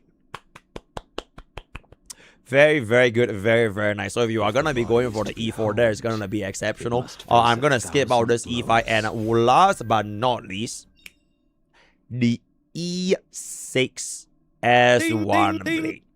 And then this will be Mr. Relatable. Spectacular. Thank you so much for the 4 months. That is very, very kind of you. So we are just going to be going for that right now with the E6 as 1 Blade. As a matter of fact, you know what? I'm just going to let AI do their job, because I kind of want to just see how this is going to be rolling here. We'll get ourselves the taunt instead of Acheron's technique, just to make sure that we get ourselves a hit. Alright. So E6 as 1 Blade is gonna be able to get ourselves the instant ultimate right here after a basic. Gets the tempered 1,000 times. And Acheron is gonna be instantly letting this go. Alright, that is a very, very big amount of damage. An exceptional amount of damage. Blade is gonna be taking a bit of a hit, but the moment Tribi goes for the basic, we are gonna be able to get ourselves the Blade enhanced skill for 525k. Alright. Oh my god, though, Blade actually resisted that particular hit. Oh, look at that, chat. Are y'all looking? Oh, I do be looking kind of hard. Oh, I would have went for the highest in basic there instead, which would have been a little bit better. And then this is going to come back down for a 928. Alright, little Ika gets the attack buff, which is very, very nice. Blade gets the enhanced skill, getting us another ultimate. huge ultimate. Look at the energy regeneration, by the way. Bro, look at the energy regeneration because of the additional energy recharge, which works very similarly to E6 Saber. Right, E6 Blade allows you to cast your ultimate at a much higher frequency. Look at that amount of ultimate frequency. 6.46 million.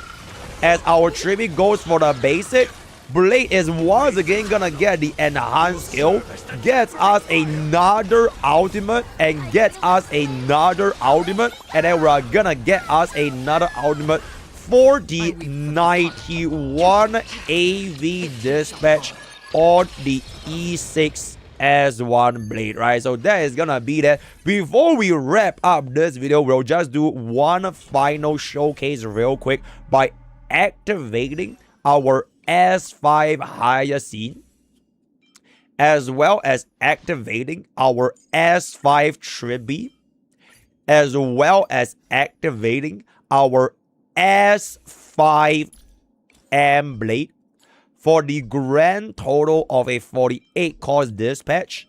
And then later on in a separate video, we'll take a look at how other 48 cost teams are gonna be cooking. You know what? As a matter of fact,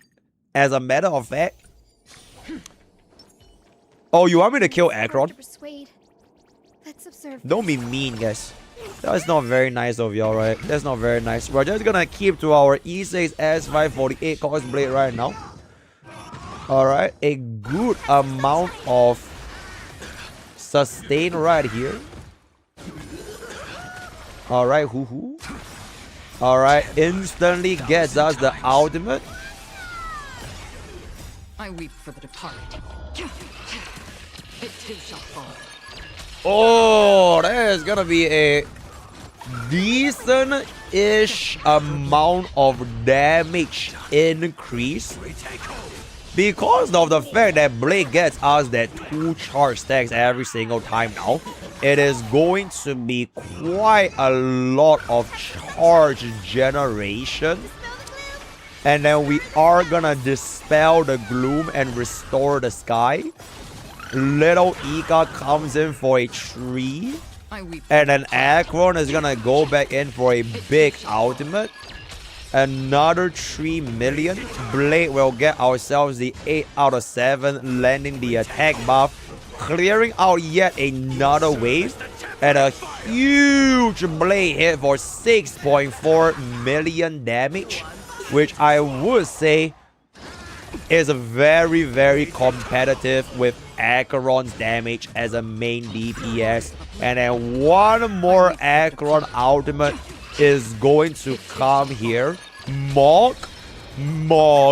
Little Ika gets the basic, gets the additional follow-up attack. Blade is gonna cast the skill, and that will be our 48 cost E6 S5 Acheron Blade Hyacinth and Tribute Showcase. Stay tuned for the next episode where we'll feature what a 48 cost Mblade team looks like across your top 3 most favorite teams. And because I do in fact come from the future, I can already sense what YouTube comments are telling me what teams you guys want to see for our 48 cost Blade. And that is going to be Acheron. It is gonna be Fei Xiao. It is gonna be main DPS Blade. Alright, so that is gonna be that. Word of the day is gonna be CL at 48 cost. Join Twitch, join YouTube, join Discord, use code POKE, you will 10% off Gamers Subs.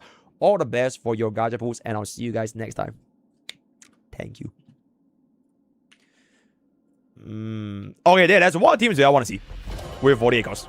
1v2000. Edgy chat, hold that thought. Hold that thought. Hold that thought. Hold that thought. Because we will do it right here, guys. Ooh, we'll do it right here. There we go. There we go. A full E6 S5. Alright, by the way, chat, I would highly not recommend y'all doing this sustainless. Also, team is actually just homeless now because we have this thing called E6 S5 Asheville. I highly recommend y'all not doing this sustainless because this particular debuff is kind of crazy.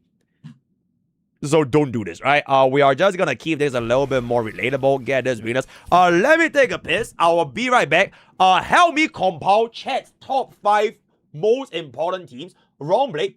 Oh. Minor spelling mistake, guys, right? Minor spelling mistake. Yo, mods, help me compile the top 5 most popular teams. I'll come back and we'll do all 5 of them. Thank you, and give me 1 second. Thank you, thank you.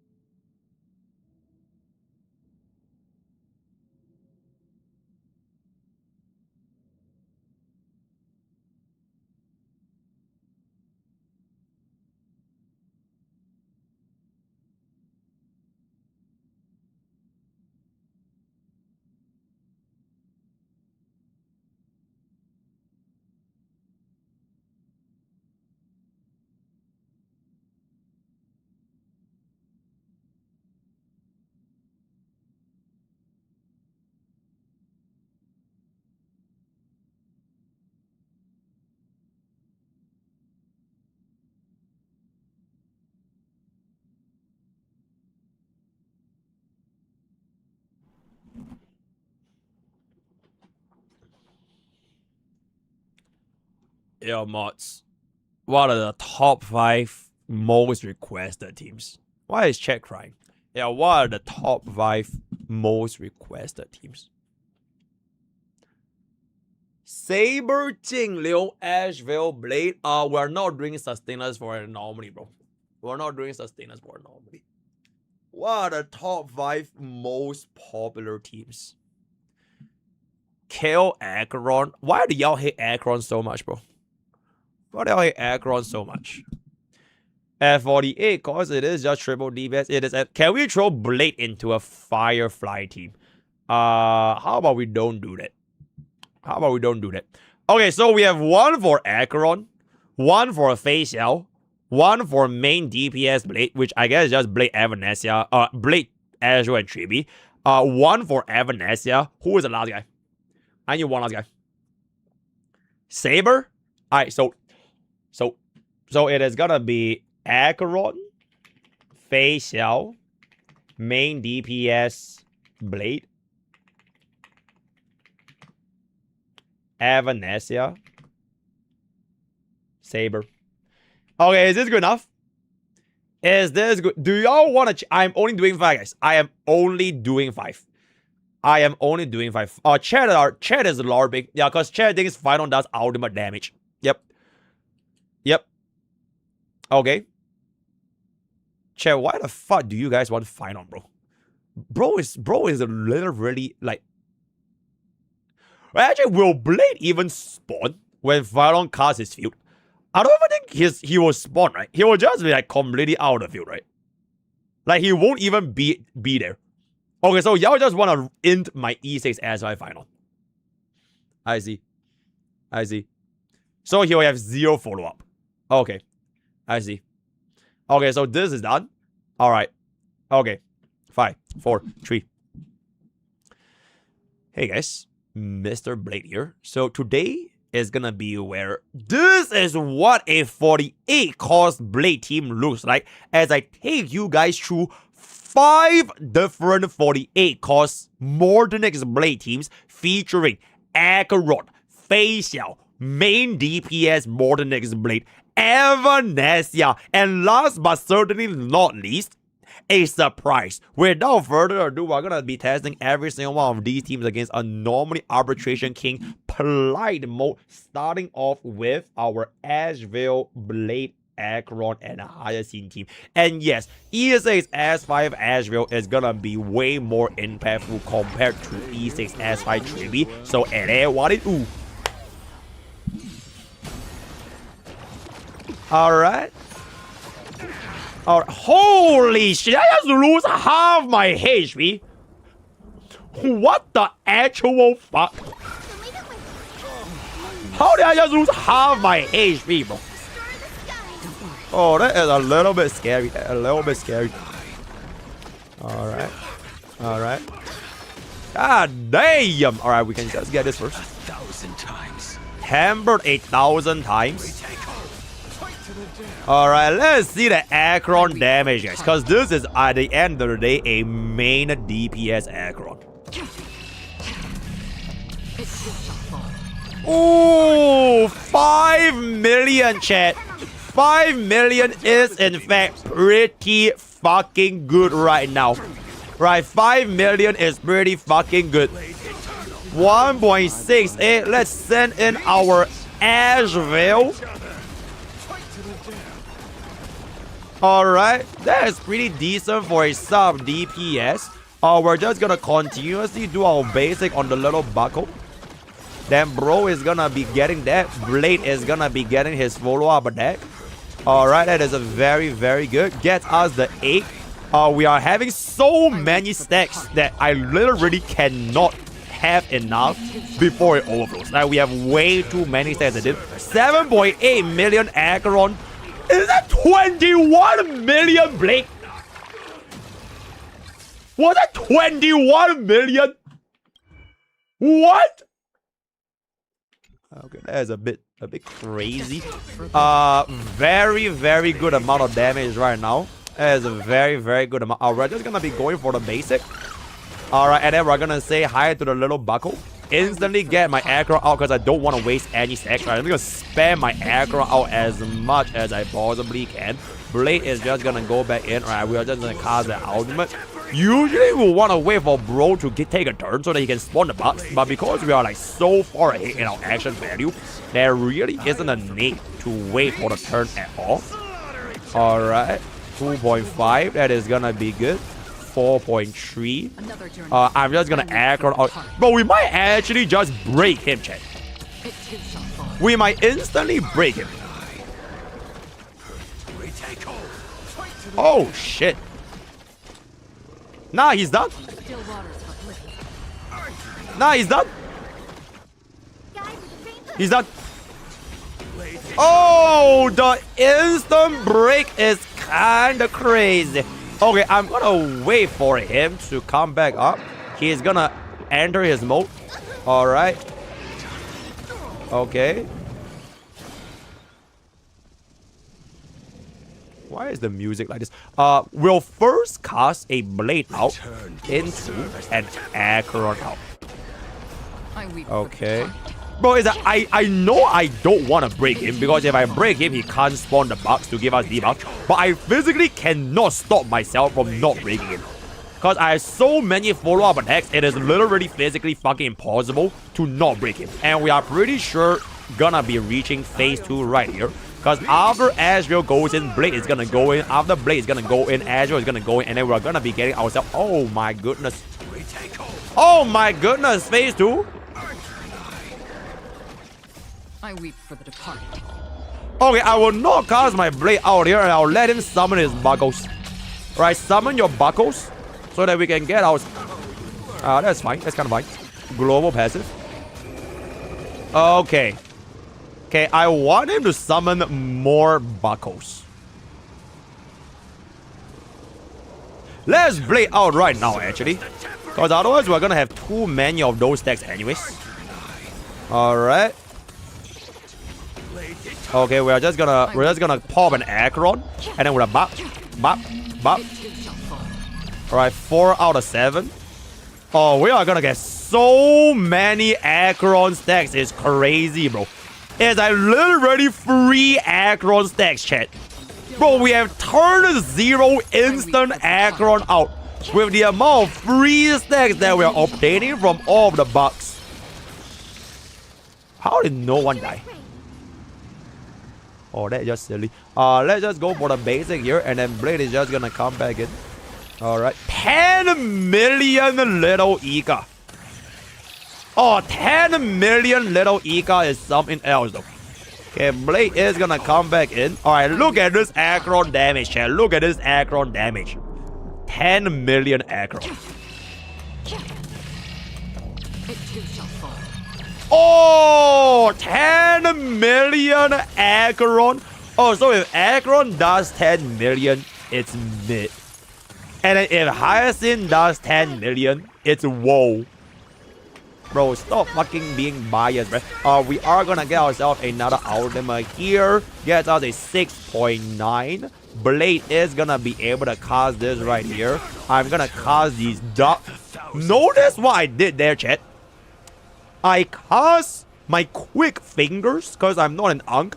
I press 3 before my Blade's enhanced skill, which means I don't waste any energy for my next Blade's enhanced skill.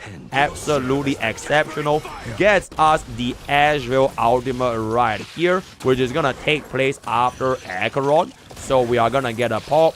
That is, we just have to waste stacks, right? There's no way we cannot waste stacks with this team because we'll definitely be wasting stacks. Pop, pop, sugar on top. And then we're gonna get a 10 million Acheron, and every single one of those bugs are gonna die. Pop. And then there's gonna be 7. And then my Acheron is gonna come in. Or rather, my Azrael is gonna come in for a single target damage.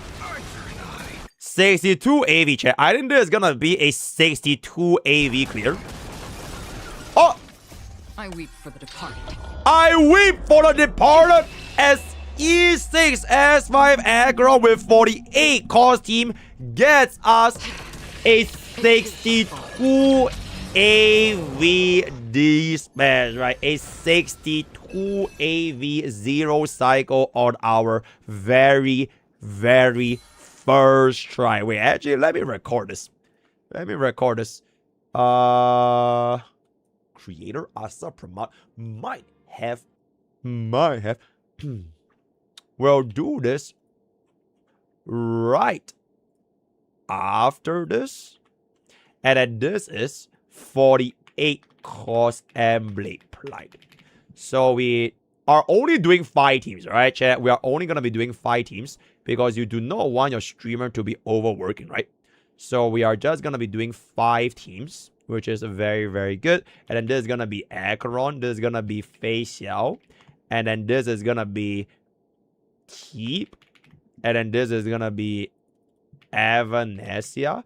And then this is going to be a surprise, which we will show a little bit later. There's a 0 cycle 62 AV. Acheron is so strong. And then this is going to be... Okay, I knew we were going to be saying hi to Hyacinth and Azrael quite a bit. So Azrael. And then we are going to stick that. And then we're going to do the exact same thing with Fei Xiao. So we're going to clean this up. And then this is going to be the exact same team. This one is most likely going to be Yao Guang into... I think we still run Hyacinth actually. So let's just take a look at what we have right now. Alright. You have 80 energy overcap on Mblade. Don't worry about it. It's all good.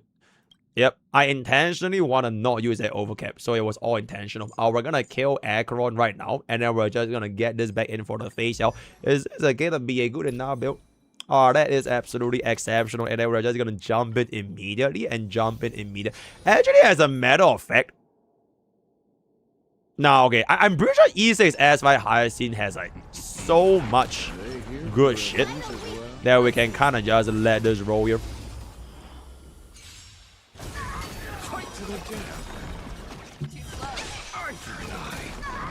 By the way, Fei Xiao here has 100% defense out, which is absolutely exceptional.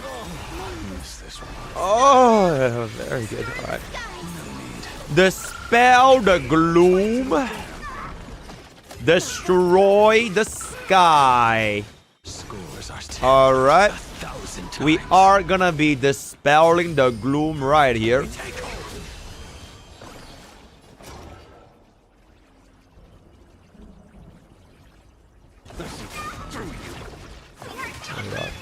I don't want to waste my ego for piece value. I venture forth to hunt. Bro, aim the Uma.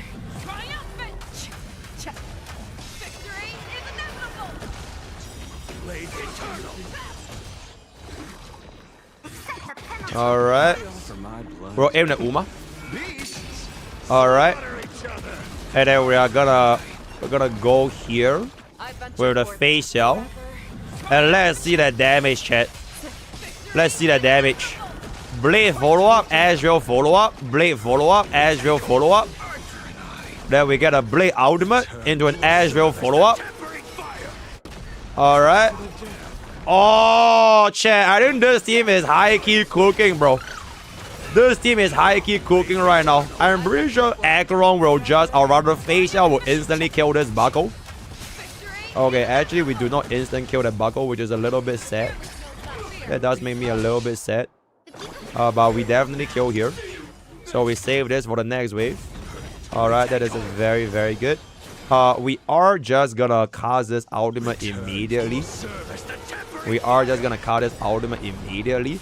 And then this is gonna give my Azrael his ultimate. And then Azrael ultimate is gonna come here. And then after Azrael casts his ultimate, we are gonna be getting that. And then Facial is gonna cast her ultimate because Facial is gonna have 4-piece ego, and I do not want to waste my stacks on my 4-piece ego. So we're gonna come here. Bro, I really, really hope Facial wins aggro. Not biased, by the way. But it would just be super fucking funny if this exact same team that we gave to Acheron allows us to clear faster. That would just be really, really funny. It will be really silly, if I can say so myself. Oh, it will be so fucking silly, bro. That is gonna be very, very good. Very, very good. Gets us another ultimate before Hyacinth's ultimate expires. We are just gonna basic. I don't really care about the field. Gets us that. Gets us that. And then hopefully we are gonna be able to keep ourselves alive. Alright, keep ourselves alive. Keep yourself alive. Keep yourself alive. Okay, keep yourself alive. We're gonna get this in and we're gonna instantly let go of a Facial. I'm not even gonna let him cast his debuff, bro. I'm not even gonna let him cast his debuff. I'm not even gonna let him cast his debuff. He's just gonna die here. Right, he's just gonna die here. Oh, okay, except he doesn't really die here. Wait, he dies here.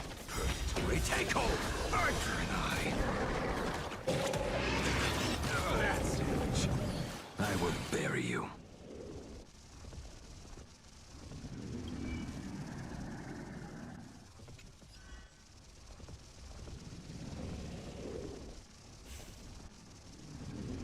Return from. Oh yeah, how many get that clip if you? Oh my god, yo, chat, by the way, bro, I can literally smell Facial's cooking. It smells so fucking good. I'm gonna come, bro. It legitimately smells so. Bro, is my Asheville gonna survive? Oi, oi, oi, oi, oi, oi, oi, oi. Return. You will serve as the tempering fire. Oi. Want to learn this survival trick? Chat, tell me what was I supposed to do, guys. What the fuck was I supposed to do, bro? I literally couldn't have done anything, guys. Right, I could not have done nothing. I could not have done nothing right now. Okay, hold up. 110, right? Okay, 110. 110. Okay, we're gonna get our vulnerability in. That is good. That is good. 7 stacks of vulnerability. This guy does in fact have Azure debuff. We can still win Acheron. We can still win Acheron. We can still win Acheron. We can still win Acheron. We can still win Acheron. We can still win. We can still win Acheron. Hold up. Hold up. We can still win. We can still win.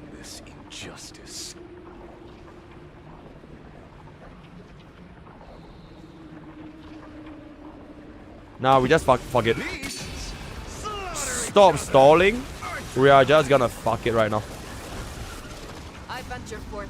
We are just gonna fuck it right now. 7. Break. Okay. 10 stairs of vulnerability. Good. Good. Blade single target burst damage. Good. Azrael follow up. Blade ultimate. Azrael follow up. Hyacinth basics. Blade. No! I venture forth to hunt. Forever. I think we lost by 5 AV. Oh, chat, to be fair, it wasn't even close, bro. Nah, it wasn't even close. No! Okay, yo, I'ma keep it about 36 AV is still really good, guys. Bro, do you know that this fucking boss is literally designed for Aggron, by the way? They literally made this boss for Aggron. Cause what the fuck am I gonna do with all the fucking debuffs with face out? Nothing, bro. Nothing, bro. Only Aggron can make use of the debuffs to give her additional stacks of Slash Dreams for her to cast more ultimate, right? I don't get more stacks from the debuffs. So, hey, as a matter of fact, you know what? As a matter of fact, chat. As a matter of fact, this boss was shield for Acheron, hence plus 50 AVS bonus to make it fair. So this is actually 86 AVS. Alright, hey, let's just be real, right? Let's just be real. This entire boss was shield for Acheron. Right? So any violent objections? Okay, no violent objections. Alright, we're now gonna be moving on into the next DPS, and that is going to be main DPS Blade with E6 S5 Tribby. I am just gonna put Asheville all the way at the corner because I'm really scared that bro is gonna die. Also, I literally just realized I used the fucking wrong buff, guys. I literally used the wrong buff.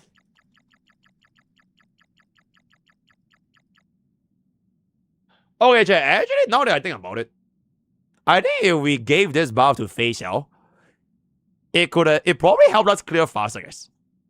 Because my Asheville and Blade deals a lot of damage, right? So maybe this buff was like better. And we don't even defeat that many enemies, right? Because it's gonna stall a little bit. Okay, you know what? Let bygones be bygones. We are just gonna stick with these debuff. And we're just gonna see how this 48 cost main DPS Asheville is gonna be performing right here. Holy shit, guys, bro. I swear, bro, I smell nothing but food, bro. I am actually so hungry. Bro, but something smells insanely good in the kitchen, bro. Like, I can barely even focus because it smells so fucking good right now. We are just gonna cast this. I'm gonna wait a little bit. Okay, now we get Blade out there. We get high. Alright, there we go. Because you didn't cook it. Honestly, it smelled very similar to what I was cooking yesterday as well. It had like a very similar smell. Because, yeah, it was just very similar. It was. I said so. Okay, 6 million is honestly really good. Bro.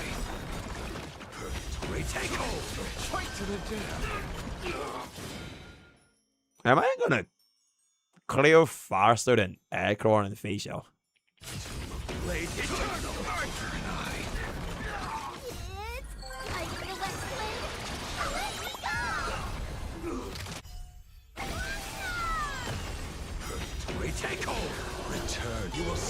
Whoa.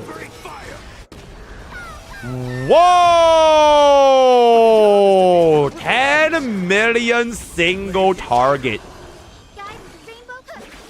10 million single target in it. Hold up right now. 205 AV. Holy shit. Holy shit, shit. What the fuck is that damage, bro? What the fuck is that damage, bro? Oh my god, bro. 205 AV phase 2. What the fuck is that damage, though? Oh, that's crazy. Oh, that is fucking crazy. Nah, oh, that is fucking crazy, bro. Oh, that is fucking crazy. 31 million! 31 million on a... Bro, this is not SU, by the way. 31 million 5 target ultimate. It is getting a little bit silly right now. It is a little bit silly right now, bro. It is just gonna be getting a little bit silly right now. Oh, I think this is gonna be even better because we have vulnerable. Bro, I kind of want to see this, bro.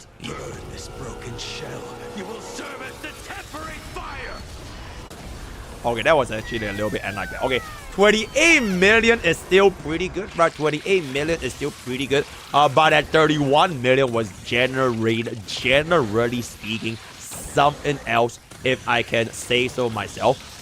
We are gonna still be at 177 AV. Okay, it looks like.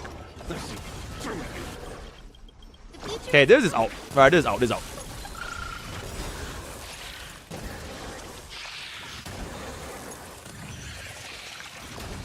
Wait. I offer my blood to consume this injustice. Damn. Beasts slaughter each other. Fight to the death.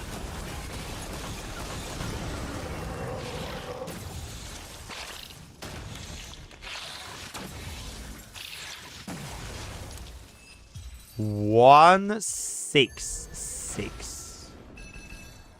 166. Bro literally cleared faster than Acheron and Facial combined.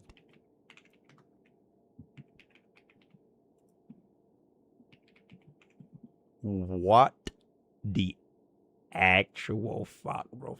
Bro, we cleared 100 AV faster than E6 Acheron, by the way. 100 AV. Yo, Dash, thank you so much for Quick thoughts on Mblade? W wheelchair unit. If you're Acheron main, this guy is non-negotiable. Absolute fucking cinema. I don't think I'm gonna be seeing anything faster than this the entire day at this point. How the hell do you even beat it? It's on polite mode, by the way. We cleared this on polite mode. Yeah, I don't think there's any other team that will match up to a 0 cycle on 166 AV remaining. But you know what? We have never shied away from a challenge. So moving on into the next team. I mean, this is just gonna be kind of ass, chat, right? It is just gonna be kind of ass because you're not meant to play Eva Dancy with this team anyways. But it is gonna be kind of ass. Okay, we're just still gonna stay with Hyacinth because I low-key think we might just burp with explode. Do we still run this? I guess we just run above 1, right? Bro, Hyacinth is just the best one, right? Because Hyacinth can work with Blade. Yao Guang works with Evidency. And that is pretty much it. Alright, that is pretty much it. Okay, but, bro. I don't know how this team is gonna cook, but it is E6 S5 Evanescence and E6 S5 Yao Guang. So we'll just hit that. We'll open up with okay, I think we can gamble with Evanescence technique. Alright, let's gamble with Evanescence technique. Yeah, that's Master Fox. Alright.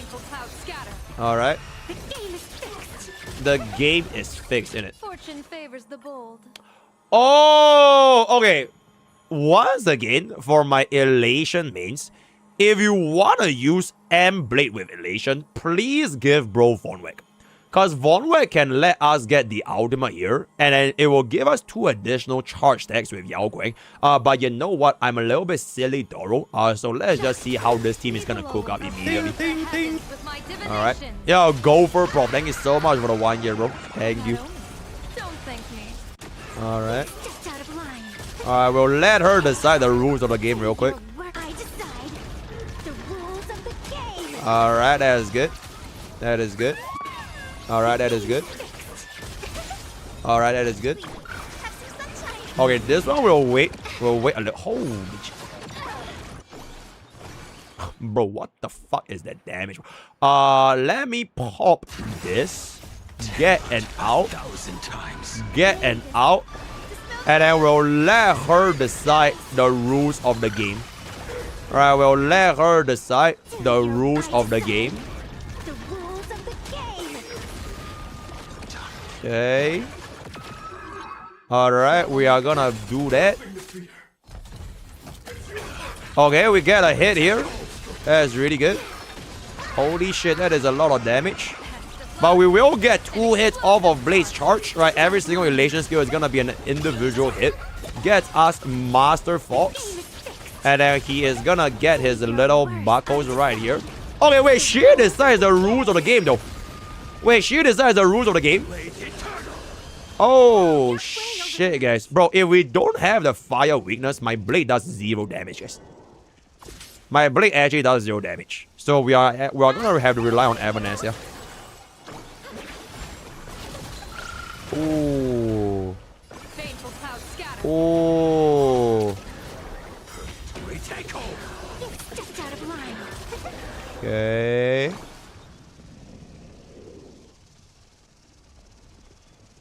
I kind of have to... Oh, no. Because we are going to be getting an extra skill very, very soon. Alright. Then we'll hold this out after he summons his bugs, yeah? Uh-oh. Uh-oh. Okay, you decide the rules of the game. Get our blade out. Get our blade out. Alright, blade out, blade out, blade out, blade out, blade out, blade out. Okay, we... Ooh, ooh, ooh. Okay, we are gonna get another blade out right here. Alright, we're gonna get another blade out right here. Alright, we're gonna get another blade out right here. Okay. Oh, wait, wait, wait. She decides the rules of the game. Wait, she decides the rules of the game. Okay, we're stacking on a lot of vulnerability, which is actually pretty good. We'll get our Evanescence out first to let her decide the rules of the game. Then this follow-up that will let my blade cousin out here, I think. Oh, wait, I only is quite enough. I only is quite enough. We'll see what's up. 8 out of 7. Okay. 9 out of 7. Okay. Okay. Okay. You decide the rules of the game. Holy shit, we have so many fucking stacks. It's actually a little bit silly how many stacks we have. Okay, we are let her decide the rules of the game here though. Alright, we'll let her decide the rules of the game now. So once all these die, Evanescence 100% kills this. So we kill this before Blade activates the enhanced skill. So this is definitely gonna be a kill. Alright, then now he's gonna change out. We're gonna get this, and then we'll wait for this ultimate. Okay, we actually in fact rest that shit. Hold up. Okay, we basic. And then we out here. And this is gonna be 7 out of 7. Okay, 1 out of 7. Yao Guan, you need a... Oh, I'm a little bit scared, chat. I'm a little bit scared. Oh, I'm a little bit... Oh, wait. We can decide the rules of the game first. We can decide the rules of the game. Okay, we get a full clear.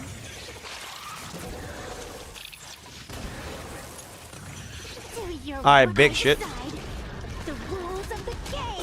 Big shit, big shit, big shit, big shit. Oh shit, oh shit, oh shit, oh shit. Wait. Can you wait? Okay, wait. Oh, actually, wait about higher seas turn here, actually. Could have gotten a little bit more health. Alright, fantastic. Dispel the gloom.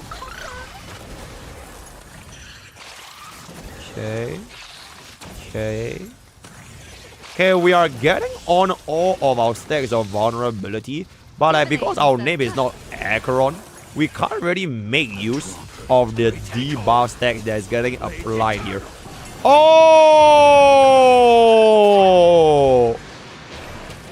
Oh, wait, no reaction. It's fine, guys. No reaction. No reaction. That's gonna be 7 out of 7. Right, that's gonna be 7 out of 7. Alright, that is gonna be a 7 out of 7. Bro, let Blade let go of that first. Alright, bro, let Blade let go of that first. Okay, I wanna cast this out.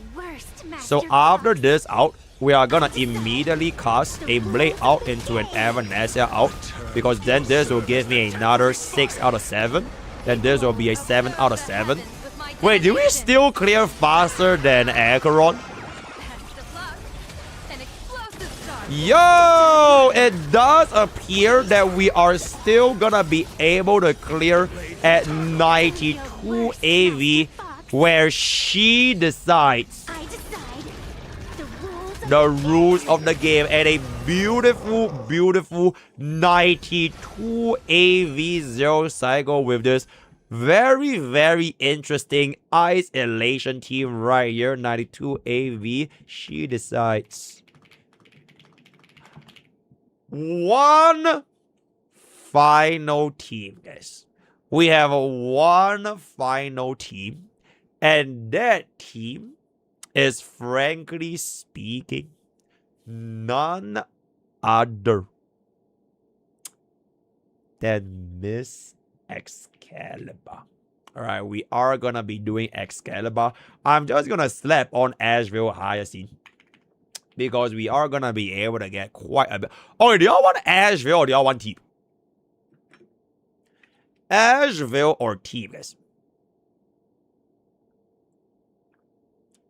Asheville.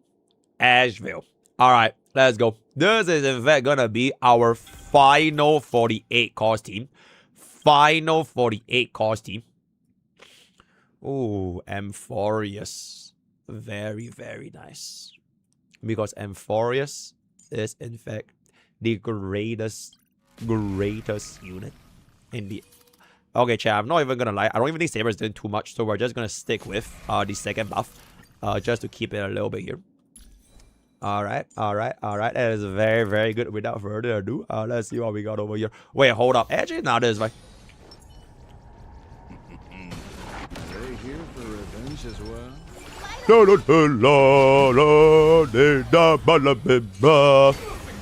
Use where absolutely fucking not.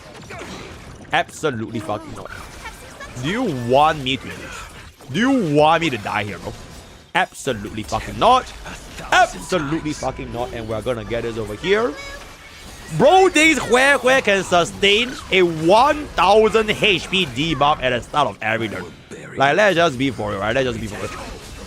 Hold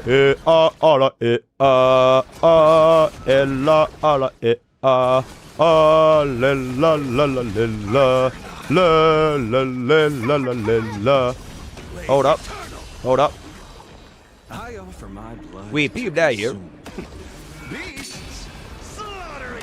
It's slaughtering time. Okay, Saber.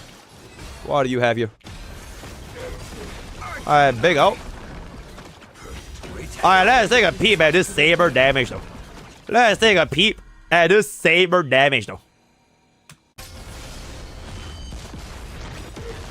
8 million. Alright, it's E6 Saber, so we get it. Alright, also chat, I'm so sorry. I did not enable the JPVA for this game. So it is what it is. Just pretend that Saber is screaming out Excalibur right now. Right, just pretend. X! Hi, ba! Okay, that is honestly still really, really fast though. That is honestly still really, really fast. X! Hi, ba! X. Hi, but alright, aim's a little ego, which is good. That is good. I'm only human after all. I'm only human after all. Don't blame it on me. Okay, then we're gonna hit that. And then we're gonna get another one of that. That's good, that's good. Alright, Asheville. I'ma just peep that.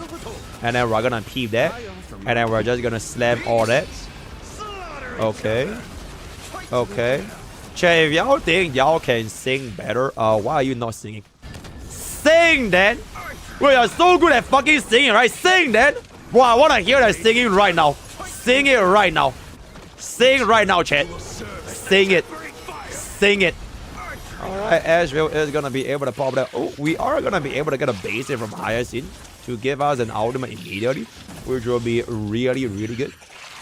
Alright, really, really good. Alright, bro, I'm really interested to see what is my Saber damage gonna be like. Because this is gonna give my Saber the charge. Alright, let's see that Saber damage right now, bro.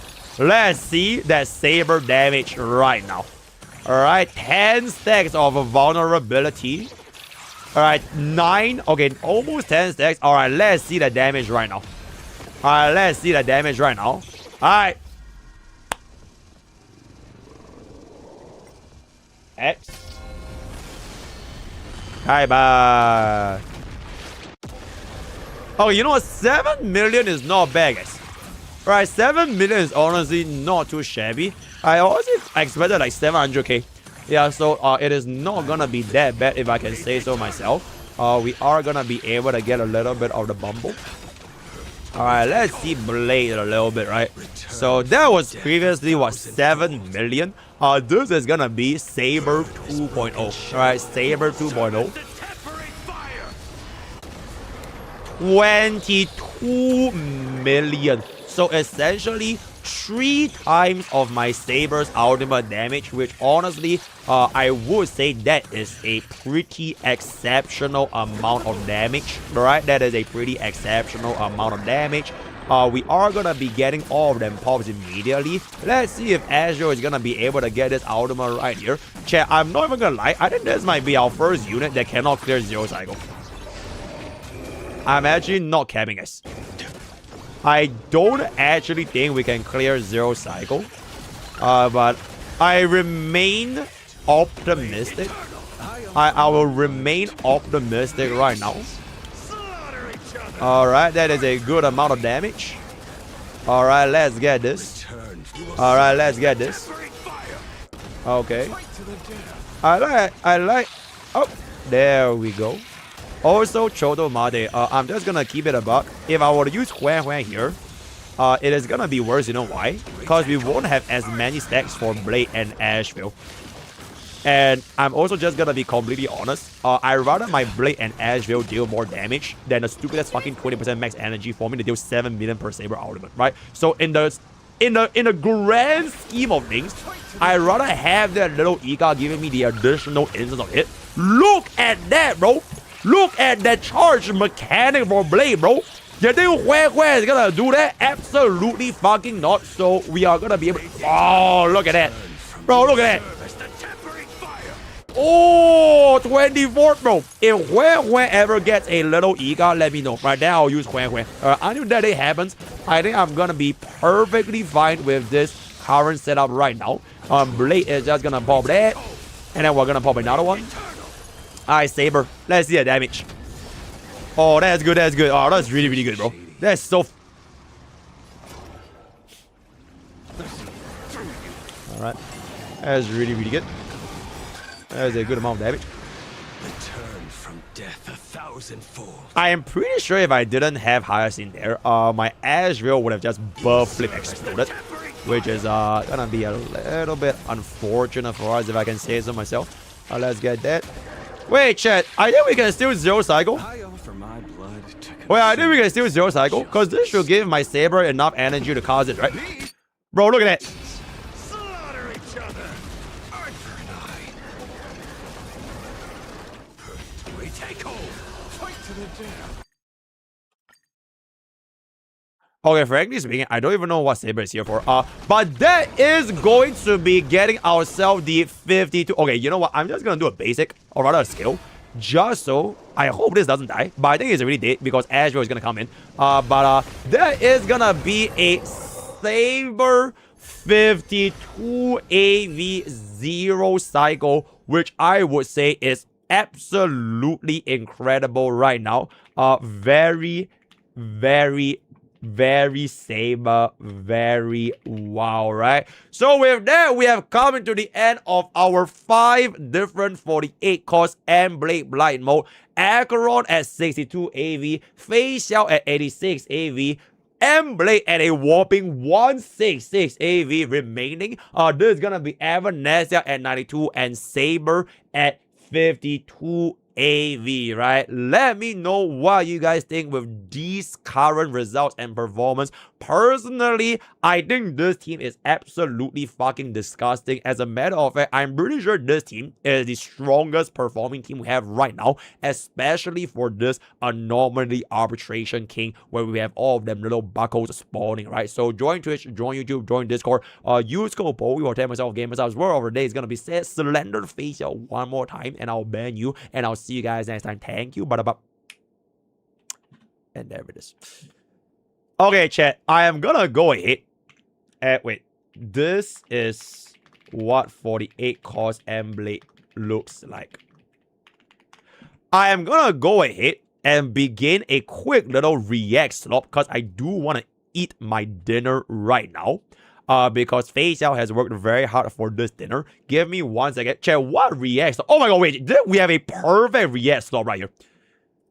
Okay, we'll do a react slot for Pride tier list right after Gaja's Max excellent 37-minute episode cinema. So before we bounce off, again, chat, say thank you to Mr. Light Spender Zation for providing us this Absolute Cinema account for our Light Spender content, right? So thank you, Mr. Zation. I'm gonna hop on. Give me 1 second. Let me grab myself my dinner, and I'm gonna hop on right now.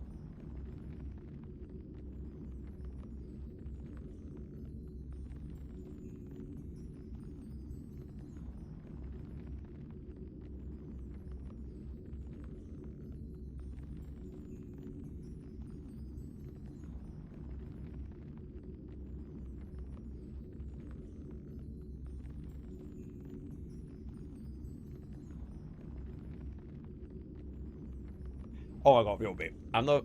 Oh, did I just call you babe? Okay, wait, chat.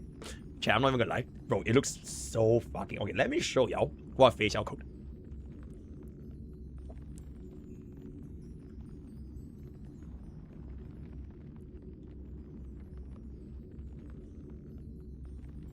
Oh, that is just crazy, bro. Bro, that is crazy. Is that not crazy? It's like chicken breast omuraisu.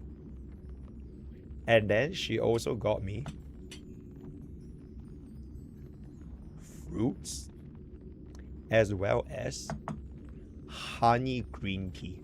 So I am in fact feeling very, very actual white. Bro, it's crazy, bro. It legitimately smells so fucking crazy. Which is very, very W facial. Yep, absolutely. Thank you, facial, right?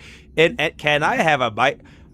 Okay, you know what? If Chad takes a bite of my food from yesterday, I will share y'all a bite of facial's food today. But unfortunately, because yesterday no one tried my food, y'all can just go fuck yourselves, right? Let me hop on to our Gacha Smacks exceptional video, neutrally speaking, and we're just gonna use this as our quick little react slop entertainment. Thank you, Gacha Smack. Wait, this is the link if y'all wanna watch along yourselves right here. As I'm just gonna be mostly silent, chat, right? I'm just gonna be mostly silent as I enjoy this dinner. And then once we're done here, we'll hop on for more honky Starbucks. Thank you. Wait, let me pull this up. Hold up.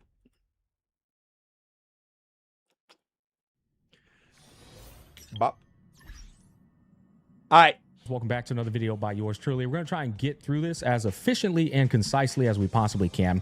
It's a very polarizing and controversial topic, and that is the cyberpunk banner drama. A lot of people are upset with the fine print details of how this collapse gacha system and structure is being orchestrated in comparison to how it's normally set up in Wuthering Waves with limited banner characters. And just based off of what I saw, I can get behind those sentiments. Now, I want to make sure we're perfectly clear here. I think the quality of this collab is so exceptional that it is deserving of money being spent on it based off what we've seen. We still have to play it when it drops in 3.4.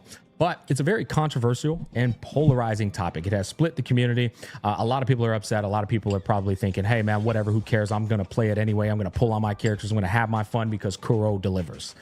Regardless of what side of the fence you're on, it's important that we go to these topics with as little negative or positive biases as possible, hitting agendas, leave them at home, and we try to shoot it down the middle. It's important because this space already is filled with such strong biases to the point where the people aren't even aware of their own biases. And it gets disgusting at this time because people get to this, I would say, this mentality where they're like, I can't look to anybody because everybody's just cooked in the brain with their biases.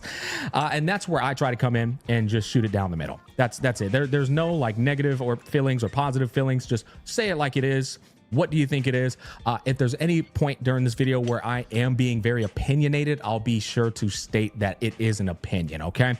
With that said, let's go ahead and get into it. Okay, before we get into all of the details, I want to let you guys know all of the problems I'm going to have with these details starts with one fundamental concept, and that is the changing of rules. Every gacha game has a system set up as soon as the game comes out. And for that system to be unwavering and unchanging, at least to make sure that it doesn't get worse as time passes by, is important in terms of the ethical practice of that monetary incentive. When you change rules up and it makes it worse on the consumer that's playing your game, now we're dipping our toes into unethical territories, and that's where problems start to occur. It's okay to change rules to make it better for the consumer as time goes by, but to change those rules just to make more money at the expense of the consumer, that's where I'll have problems. That's where I'll call out the things that I find to be unethical and also just bad business practice. With that said, speaking of changing of rules, let's start off with this first one right here. You need 480 elusive corals to buy a 360 coral dupe. Yep, you heard that correctly. For whatever reason, despite corals costing 360 in this shop right now, you won't be able to buy the collab character's 360 cost dupe until you have 480. Yes, you need 120 more just to purchase the 360 dupe. I had to say that and be explicit because I know you're probably thinking, wait, what? That doesn't make sense. Why do I need 120 more? I don't know. This, to me, screams greed maxing. And if you're thinking Smack maybe didn't read it correctly, yes, I did. If anything, the typo is on Kuro's behalf. But here's the thing. First of all, let's just show it there in 4K. You can see that says 360. You can see it's blacked out. It's blacked out because they don't have 480. The rule, once again, is up here in 4K HD. It says you need at least 480 elusive corals. Now, that's it. Why are they doing that? I can't view it any other way other than greed maxing and a take I'll have once we wrap up all of the scrutiny we have for these details for this collab. Right now, it's greed maxing, and then there's one other point I want to reference at the end of this video. Let's move on. The next thing, people are taking problems with the fact that the banner, the collab banner, has a 50% chance, a 50-50 system, and it's not a guaranteed system. Let's peel back the layers on this real quick. One of the complaints is PGR players are saying in the PGR collab, it was 100% rate up for the DMC characters, no 50-50. If you come from PGR, then you have some leeway because you're basically going, it's the same company. Why didn't they do the 100% rate up like they did in PGR? I can understand that line of thought. If you've never played PGR and you've been a Woo-Wah player since day one and you're complaining about this 50-50 system, admittedly, I find it hard to get behind that logic. You essentially have been supplementing and supporting a company that's done a 50-50 system since the start of the game why are you surprised that they're still doing the 50-50 system for the collab? That's kind of my thought process on that. I'm like, brother, I'm sorry, but they've always done this. I expected them to do this. This is not beyond the realms of my expectations. We can cope and say maybe it'll be 100% rate up, but if it's 50-50, oh, it's always been a 50-50 game, so doesn't make sense. I mean, it doesn't make sense to complain about that. Now, if it was NTE who has 100% rate up and then their collab is 50-50, then I would, once again, we're changing rules. When you start changing shit, that's where I'm like, oh, I hear you. Yes, get on their ass, stand on business, bitch them out, get up in arms on it. I feel I'm full behind that logic because they're changing rules. That's scummy, that's unethical, and that's greed maxing territory. For the 50-50 system, I can't get behind that, right? It's hard logic for me to get behind because you've effectively subscribed to a 50-50 system for 2 years with Wuthering Waves.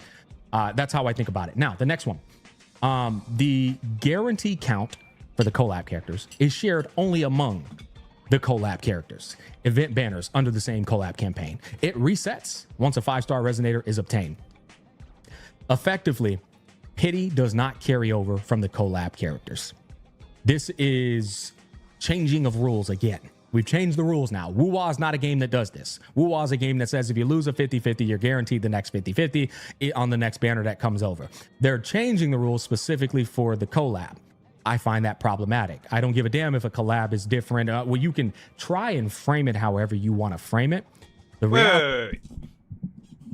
So Wuthering Waves doesn't have like the collab banner continuation. Is that what they're saying? So once this collab with Cyberpunk ends, that's it. The whole thing just like goes away. The end. Is that how it works? So far, yes, no. Yes, no. Okay, so half of my chat is LARPing. Because why the fuck am I getting two different answers? Anyways, let's get reality is you change those rules for one reason and one reason only, to make more money. And that's scummy because you guys, gotcha companies in particular, Wuthering Waves, you're an evergreen 10-cent title. You make enough money. You make a lot of money. You make too much money. How can I say you make too much money? Smack, don't you think you're getting behind your means by saying they're making too much money? Who are you to define that? Just reference other games that are tried and trusted. Just reference any games in the mainstream space that have won Game of the Years, Clair Obscures, Elden Rings, whatever, you name them.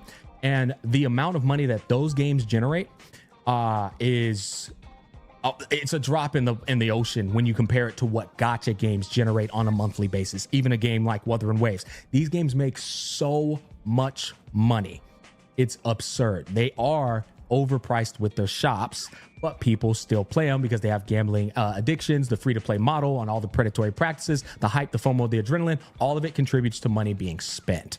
And so that said, not like keeping the pity is scummy, because you're greed maxing once again to capitalize on the feelings of people who want to play the Cyberpunk Edge Runners collab and own these characters. And so I think anytime, once again, the rules get changed, that's when problems step in. You should not be changing the rules of your system to try and get more and secure more profits. You should be keeping them the exact same. If anything, if you do change them, it's for the betterment of the consumer, not for the worse of the consumer. And so that's how I view that as well. Now, the collab lasting for 32 days, mixed feelings about this one. It's once another opinionated thing for me. I am of the belief that you've had a whole year to know this collab was coming. If it lasts for 32 days, that should be enough time for anybody to secure the collab characters that they want to have. That said, this 32-day length kind of compounds on top of all the other things that they've done. And we'll get into those details, and that kind of makes it more of a problem. But me personally, I don't think it's fair for you guys to go like, oh, HSR's had a banner lasting for an entire year. A collab banner lasts for an entire year. Why can't Woo-Wah do that? In some ways, I think the comparisons can be fair in terms of monetary incentives, but for a collab, it's pretty preferential up to whatever developers want to do. I'm gonna be real, bro. Developers for the longest have always done limited time collabs, and if you come into the period for the collab, you can get it. If you missed out on it, well, you're gonna have to wait for it to come back whenever it comes back. That's good business. It makes people log in during that period to to play the collab and have the characters. Plus, people who own those collab characters get to go and say, hey, I own this character. I was here for that collab. You don't own the character because you weren't here for that collab. I really don't think it's that big of a deal. But if you ask me, in terms of length, I think it would have been more ideal for it to last at least 6 weeks, the way most banners last, or up to 8 weeks, right? Most 3 months long. I think that would have been ideal. But again, 32 days after knowing the collab is coming for as long as we've known it is plenty of time for anybody who's been keeping up with Wuwa, who's a fan of Wuwa, to secure these characters. Okay, wait. I wanna... Bro, I need to say something about Godwa, by the way. Actually, not really so much Godwa, but more like Godreal. It is not normal for a collab banner to last like the entire year, by the way. Like, if y'all have played gacha games in the past, right? To my OG gacha veterans, right? Collabs are a very common thing in gacha games. But every single one of those collabs, they never last for 1 year, bro. It is not normal for a collab to last 1 year, right? The norm for like most of these collabs is usually that one patch update, right? Like way back, the first fake collab with Battle fucking Cats, bro, that shit don't last 1 year, bro. All right, Artery Gear with Madoka Magica with Frame Arm Girls, that shit don't last 1 year, right? Dragalia Lost with Monster Hunter and Fae, right? Fire Emblem Heroes, it don't last 1 year, right? It's a lot of these collabs they happen, but only God Rail lasts 1 year. So it is not so much that the banner duration for Cyberpunk is too low. It is just that, bro. All right, that's kind of how I view it. But hey, that's just my opinion on that one. It's not meant to be taken as fact. I don't think it's a gold standard, though, that they should last as long as HSR's collab banner lasts. Sponsor me. I really don't think that should be a gold standard. It's up to the developers. It's up to the parties that are doing the collab for how long they want that collab to last. Before we move on to the next thing, I want to point this out. You also don't know the split that CD Projekt Red is taking from this profit every time a sale goes through from Lucy or Rebecca. And so if the banner lasts for a whole year, how much money is being given to CD Projekt Red's pockets instead of Kuro's pockets? With that collab banner staying up, people are pulling towards them instead of pulling on the characters that Kuro are promoting. This is a line of logic that ties into what I'm going to talk about at the end of this video, where it's like, here's what I think was going on. But I really do believe that's part of the reason why Kuro ain't making the collab last that long. Because the longer the collab lasts, the more they have to give that split of their revenue over to CD Projekt Red instead of their characters that they're trying to sell to you because they get to keep more piece of the pie, right? It always comes down to money, boys. I'm telling you, it always comes down to money. But that's kind of something I just wanted to keep in your head. Once again, we'll give a full opinion on it at the end of the video. Let's get back to some of these issues. Here's a pretty big one. We skipped one portion. I want to save this at the end. We'll come back to it. But here's a pretty big one that the community's up in arms about. Very controversial. And that is the changing of the currencies. Before I even give an opinion on it, before this, I'm not sure if Smack will cover it, but apparently there's a very important thing, which is like the corals they get from the collab. Like, not only do you need like 480 for the dupes, I mean, they say it's 480, right? But you also get like less of the corals for like the 5 stars and the 4 stars you're getting. So like the expense went up and the income actually, I think it went up by like, it went from 15 to 12, right? So it's roughly like a 25% drop off. 20% drop off, right? It's like a 20% drop off, which is also gonna make it like a little bit more difficult to get yourselves whatever that you want to get in the collab banner. But frankly speaking, if you're just gonna be going for like E0 as one save, or E0 as one Lucy, right? It shouldn't really impact you because you will still spend the same amount of pools. Generally speaking, it's only for those whales who want to go for like E6 Lucy. Then you have like 2 dupes at 480, and then you'll get a little bit lower of the corals before you get your more dupes exchange from the shop. So that is where like it will hit you. It's like whale tax. It's low-key a little bit like whale tax. Because if you're just gonna be getting one copy of Lucy, or you're just gonna be like getting like the weapon, none of these actually really concerns whether or not you'll be spending more pools, because you won't even be able to make use of the currency to get more dupes, because it won't be enough, right? So only for the rich, right, the light spenders, that's when they might need to spend more pools, since they will have to get a little bit more of these currencies in the collab shop. One good question about this, okay? Why do you think Kuro Games changed the currencies to this exclusive currency? There's only one answer. And I mean this. There's literally only one answer. To make more money. That's it. That's it. Changing the currency and taking away the currencies you already have on your account to be allocated towards the collab characters drastically increases the chances of you spending the money to make up for that currency you no longer have to then secure the character you want to have. Lucy or Rebecca, or Lucy dupes or Rebecca dupes, signature weapon, so on and so forth. It's to make more money. That's it. No other reason. To make more money. And it's to calculate and anticipate people making errors on their account, being naive and thinking that this company is not a gotcha company that will fuck you over. All of it, though, points in one direction: to generate more profits. That is why there's a changing of the currency. And so with that in mind, I would ask you guys, what do you think of this situation? I already know most of the answers, but they have now changed it to an exclusive currency. You can only pull on the signature weapons of these characters with this red currency, and you can only pull on the characters with this red currency. Now, I think for me, right, as a tourist, right, it's not so much that you make a mistake by preemptively changing your premium currencies to the different currencies that you're gonna be using to pull in the Cyberpunk banner. Because I think, generally speaking, I think people won't do that, right? Generally speaking. I mean, there will still be people that will like preemptively exchange, and then they will have no pools left. Some might, but I think generally it wouldn't really happen. You'll just leave them as like a premium currency, and then you'll just exchange as it is. But there's one thing that I don't know if they have like a resolution, which is like at the start of this video, right? What if I wanted to pull for this thing? I get a unit early. Then, do I throw away the rest of the pools? Because there's no continuation, right? Since it's like a separate banner. And then if I were to like, let's just say I spend like 30 pools, but I get her in like 20 pools. Then what about that 10 pools I exchanged? Does it get converted back? Or is it like cooked? You get what I'm saying? Yeah, like what happens to the thingy if I were to go for it? Essentially, it will convert back. Okay, if they will expire, right? Like they literally will have zero value. Oh, that's fucking bad, bro. If they at least have like some kind of like, okay, you know what? You can still spend those currencies in that banner, but that banner's pity can carry forward to the next collab banner. Like, for example, like, hey, just if you were to spend in Saber's banner, right? It's a different pity from, like, the normal rate ups. But you could save that Saber's banner for Gilgamesh banner, for Rin banner, right? So if they have, like, another collab, but it carries forward, it's not that bad.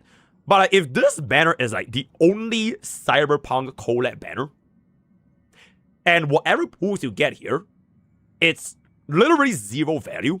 If they move on to the next collab, then that is pretty bad. So those are gonna be my 2 cents. So yeah, my biggest problem is not so much that people might make a mistake, which they could, but it is more so what happens if I have like extra of these. Then do I get any value out of them in terms of like the pooling currency? So yeah. We come over here and we take a look. Okay, like, yeah, exactly. So they have like Age Runner 2, right? And then they have like they have like an Adam Smasher banner and a David banner. 2 male characters for Cyberpunk 2, then it's fantastic, right? Let's just look at my account right now. I'll be having a lot more pulls. I always last minute a lot of stuff. These 16 limited pulls will not be used at all towards the collab characters. So that's minus 16 there. And then it gets even worse. The signature weapon also can't be used towards the signature weapon. And then there's a big one. I'm getting ahead of myself. The corals in this shop will not be effective on the collab characters as well. This is a big one, but since I'm getting ahead of myself, we haven't gotten to this yet. We'll come back to it. But I would say there's a post on Twitter that's like a perfect example of this. I want to pull it up because it's a pretty good one. It's a pretty good one, guys. This dude here says, bro, that's a crazy ratio, bro. Bro, that ratio is about almost as bad as my greedy and stupid take, bro. Wait, actually check. What is my ratio on my greedy and stupid tweet? I think that's probably my biggest ratio. Hold up. Greedy and stupid. Can I find it? Stupidity. Okay, you know what? Bro, my ratio ain't even that bad, guys. Bro, it ain't even that bad. Bro, look at that. Come on, guys. And, bro, if I can just be for real, right? If I can just be for real. When I said this back in Gen 7 or 2025, look at how well this thing has aged. I'm just saying, bro, like a lot of times when like people's account get bricked up, I take a look, they have like 10 different DPS. It kind of just goes better to this tweet again. You know what I'm saying? But we're not gonna go there. But just like, you know, and heard about the collab. So started from last summer. I've been steadily saving up bit by bit, but I ended up exchanging most of it for that gold spinal wave pattern. He's talking about the Radiant Tides. I had no idea it was going to turn into a dedicated stone or whatever, but isn't there some way to fix this? I've sunk 320 hours into it, and I dropped some cash on Gacha too, but it's brutal that this can't be used. He saved 540 Radiant Tides to hopefully use on the collab. He converted his universal astrites into a Radiant Tide. Now, guys, there's a lot of opinions on this. There's people cooking this dude right now. Wait, I see EO. Bro, is that my man? EO? That's definitely his fault. There's no way to spin that on the developers because all he had to do was wait. It's not like the asteroid isn't used for everything was in the game. Kaido, a Japanese guy had been saving pools since summer 2025. He spent so many hours converting. Some people it's on you, but many JP WoW fans came together and said that the company was not clear from the start. Now people are blaming out who say everything was like, ooh, it's into a Radiant Tide. Now, guys, there's a lot of opinions on this. There's people cooking this dude right now. EO saying that's definitely his fault. There's no way to spin that on the developers because all you had to do was wait. It's not like Astrite isn't used for everything in the game anyway. Now, this is not me trying to get you guys to take EO's side or go against him. What I would say is there's merit to what EO is saying. You can say it's a skill issue, but to defend it is also equally as correct. I mean, I'm sorry, incorrect as well. Like basically, this is one of those two things can be right at the same time. To convert a universal currency into a one-dimensional currency, you could say, bro, why would you do that? I will quote retweet that, and I will say, bro got greedy and stupid, and I get canceled for the 10,000th time. Logic behind that. I'm not even gonna say you're an idiot or you're wrong or whatever, but at the same time, a currency being shifted into a new currency is no excuse as well. This is why I said two things can be right at the same time. We can say this guy shouldn't have converted all his pools into 540 Radiant Tides to be rendered useless for the collab, but we can also acknowledge that Kuro Games withheld this information from the community up until a week or in some change before the launch goes live. Why didn't they announce this well back when they announced the PGR, I'm sorry, the Cyberpunk Edge Runners collab a whole year ago? Why didn't they say also, guys, we want to give you the heads up ahead of time to know that this will have a unique currency? Do not convert your Radiant Tides. Why do you think they did that? They intentionally withheld that information to bank on your naivety in believing that they wouldn't screw you over. We know why they did it. They're a gacha company at the end of the day. And I tell you guys all the time, these gacha companies are what? Answer that for me. They're not your friends. They will fuck you over. They are here to make money at the expense of their consumer, even the consumer that's supporting them and spending more money than everybody else. There are people who are spending on these banners. Every single banner. They're getting Denia, they're getting Luke, they're getting my friend. Sigrika, and they're picking up the Hiyuki, and they're getting on the collab characters. These people are the ones with the most corals in the shop. These are the people who are spending the most money on their game, and they're the ones getting fucked by this. So, you know, it's a skill issue in one regard, sure. And I agree, you should not convert your universal currency into a one-dimensional currency. You're setting yourself up for error. No one gets left behind in Honkai God Real. Defend predatory garbage like this. Guys, there should never be more than one currency. There shouldn't. The standard banner currency should probably be the only exception because that shit is dog water in terms of value and it ages like milk over time. Other than that, the limited currency should be the same currency utilized on all collab characters, all banners, all limited, all that shit across the scope of the game's length. They changed the currency. They did it to make more money and to fuck people over who were just simply naive. There's no other way to spin it. Two things can be right at the same time. But I want you guys to know there should never be a change in currency. And I think a lot of people who are cooking, people who convert their stuff over, will get behind that sentiment as well. In fact, I saw my brother Skull CJ. He was basically saying, why would you convert a universal currency into a one-dimensional? Great argument. There's really, it's really a dumb thing to do. It really is. But we also don't encourage defending predatory practices at the same exact time. And if you go under EO's comment, there's some good arguments being made. It's a really good discussion. Could the player have avoided an unexpected situation? Yeah. Did the company do this on purpose, hoping to screw over players with saved pools that converted earlier saved gold pools? Yeah. I blame the group with ill intent in this situation. You see what I mean? And I could get behind that. I really can. I love that thought process. Having multiple different gacha currencies like this is done for no reason other than to obfuscate and create confusion for mistakes like this to happen. It's predatory and wrong. I love these kind of discussions because it's such good, facets of the discussion that contribute to productivity, that contribute to good conversation. This is true. We all know it. We're not dumb. We all know what's going on here, man. And so getting back over to this is garbage. Fundamentally so. You probably also shouldn't converted your pools over. It sucks, man. But I will say there's a scenario where the game just gives you limited pools. Right? You just continue playing this game, you're going to get limited pulls from events, radiant tides from events. They're just useless at that point. Doesn't matter if you didn't even make a mistake. You just can't use those radiant tides. And the company knew exactly what they were doing. This will tie into my take at the end of the video on why they're doing these things too. I think it'll make a lot of sense. So moving on, that is Booty Cheeks. Let's continue on. This is the next big one. Now, this is the most penny pinching shit. This is the most objectively. It's not even in my opinion. This is some penny pinching shit. The one, bro. And it's changing of rules, which I find problematic. I find unethical. They nerfed the amount of corals you get from how they normally do things. Let me give you an example. We come over here and we pull up the current limited banner and we just go over here to the rules. Yeah, you see the rules, like 0.8% to get a 5-star character. Imagine if they tweak the 0.8 down to 0.5 just for the collab. You're like, whoa, what are you doing? You see what I mean? Now, thank God they didn't do that. Thank God they didn't do that. But they did change the rules somewhere else, right? These rules right here. When you obtain a 5-star resonator for the first time, you're supposed to get 15 of the corals. Right? When you get a repeat of a 5-star, when you get a 5-star that's not the featured one, you lose your 50-50. You're supposed to get 30 corals, right? You can look at all of these little rules, right? From the 8th time onward, you get 40 afterglow corals if you have a S6 of a 5-star. When we pull this back up, they nerfed it. Now, instead of 15, when you obtain a 5-star, you get 12. And you might think, oh, well, I mean, yeah, they nerfed it. It ain't that big of a deal, brother. It's not about that. Stop changing rules for the worse of the consumer. If you're going to change the rules, motherfucker, give us more for the betterment, not the worse. This is unethical. What are we doing?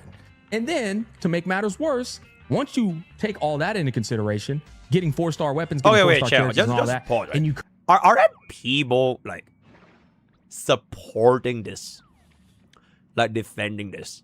Because I think it's just very, very clear cut that like you are gonna like extract more potentially anyways, right? You will potentially extract like more corals from players, or rather you need to make them spend more pools, which means you are gonna probably like spend more limited currency because they're gonna convert it, right?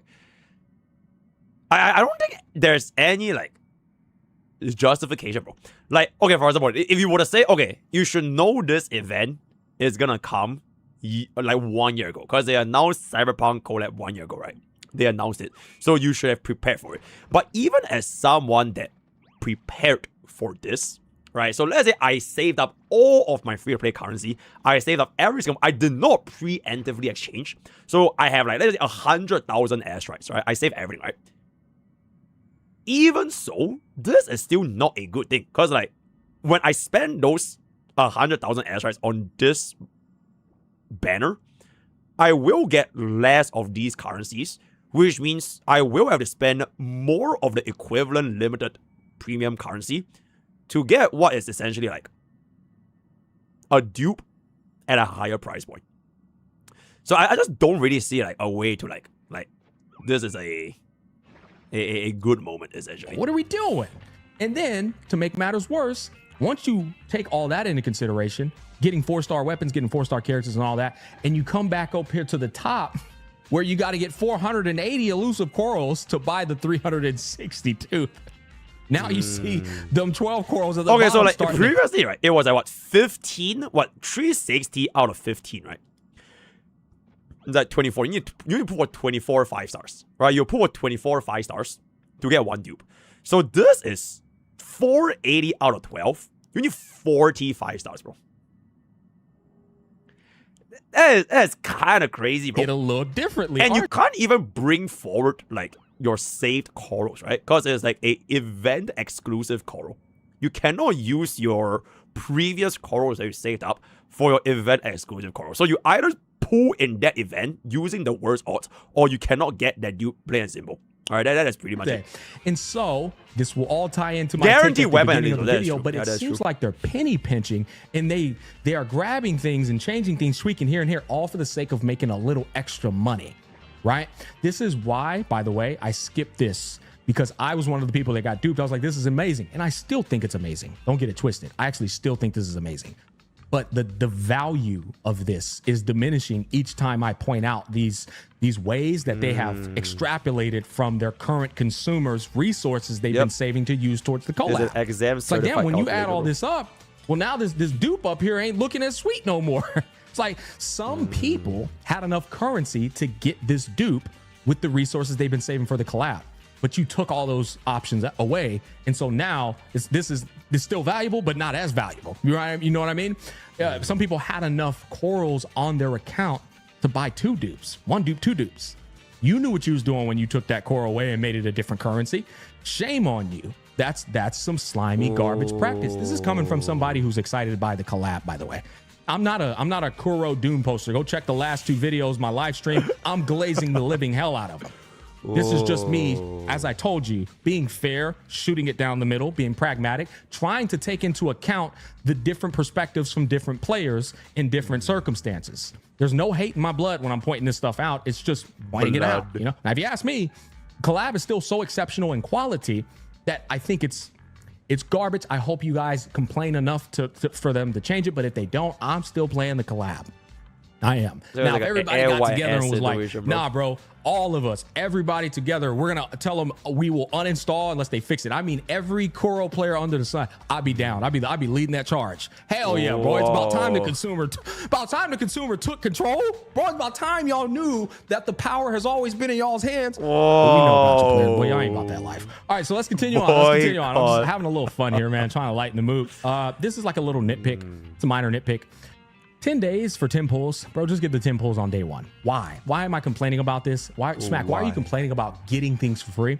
It's because I understand FOMO, adrenaline, and hype on day 1 of these collabs being launched. A lot of people are not waiting 10 days to get their 15. You know what? Now that you say it, yeah, it kind of reminds me a little bit about like that global passive. It's not really exactly global passive, but it's like give power to the people, right? As a consumer, you should not pull for cash risk, right? If you have morals, you won't pull for cash risk because bro, it has a global passive. All right, so a little bit similar, but like same but different. A lot of people are going to be missing 15 pulls on day 1, and they're just going to spend money in the shop versus waiting on. Like, okay, I could very, very easily just make an argument like, oh my god, bro, if you're saying all this, why don't play the collab? You know, you're kind of, the hate word, right? There's so many negative things that people are going to be saying. Then why do you still play a collab?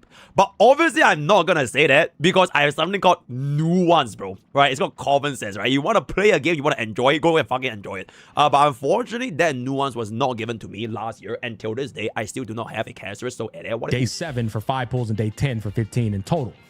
This is why I always say, bro, give all this on day 1. It's okay to do the 7-day log and all that stuff, but honestly, if they gave it all on day 1, that would be more money saved in your pocket. That's why they stretch it all the way out to day 10 and day 7. It's a minor nitpick. It's not that big of a deal. I'm just saying that's a problem. The final thing I want to talk to you guys about, I do want to point out, you are going to get some Astrites. This is still one of the greatest W's of all time. Whoa. My boy Adam Smasher being a boss in the league, it's still a W. I still think the collab is exceptional quality. I think getting some pulls here and there is pretty cool from the events and such. You'll be getting some Astrites. I'm not glazing over it. I'm just saying this is pretty valuable. For people who can't afford to spend the money, you'll be able to grind some patch out and get a couple of Astrites. That said, the final thing, which I kind of already spoiled it, but I still want to talk about it, is this Coral Exchange conversion. Ooh. This is probably one of the biggest scumbag things I didn't think Kuro was capable of. Ooh. Taking away people's Coral shop conversion. Yikes. I mean, it's just a flashback of where's it at? Where the transducers. It's a flashback of this. It's like you put the transducers where I'm able to choose my substats in the worst spot possible in the game. You put it in the Afterglow Coral shop that I use to buy dupes or pulls on characters. Nobody is buying this except Wells. Put this transducer inside of the battle pass for purchase, or even the oscillated coral shop. Hell, the title exchange. You put it in the worst spot possible. Bro. Actually, Prime don't put Bogey it is in the title long exchange gone, either. bro. Oscillated corals is where that should have been Is if that it was going to be a horror when you went to player-friendly the thing. farm, bro? At the bare minimum, Is it put it live? inside of a purchasable battle pass. You put it inside Afterglow. But this, taking this away from players, that's slimy, man. Come on, guys. Let me break this down for you, okay? For me, it's just 25 pulls, right? But I told you, they're cucking me too. But the person who pulls on every banner to support Weather and Waves, they're the one taking the biggest L, because the person that pulls on every banner is going to have a shit ton of these, and they're going to be like, oh, I can't wait to use on the collab. It's not just the fact that like Kuro. We all understand Kuro's trying to make money, guys. Okay, we all understand this. Okay. Let me now my brain's going everywhere, because now I got to tackle this argument.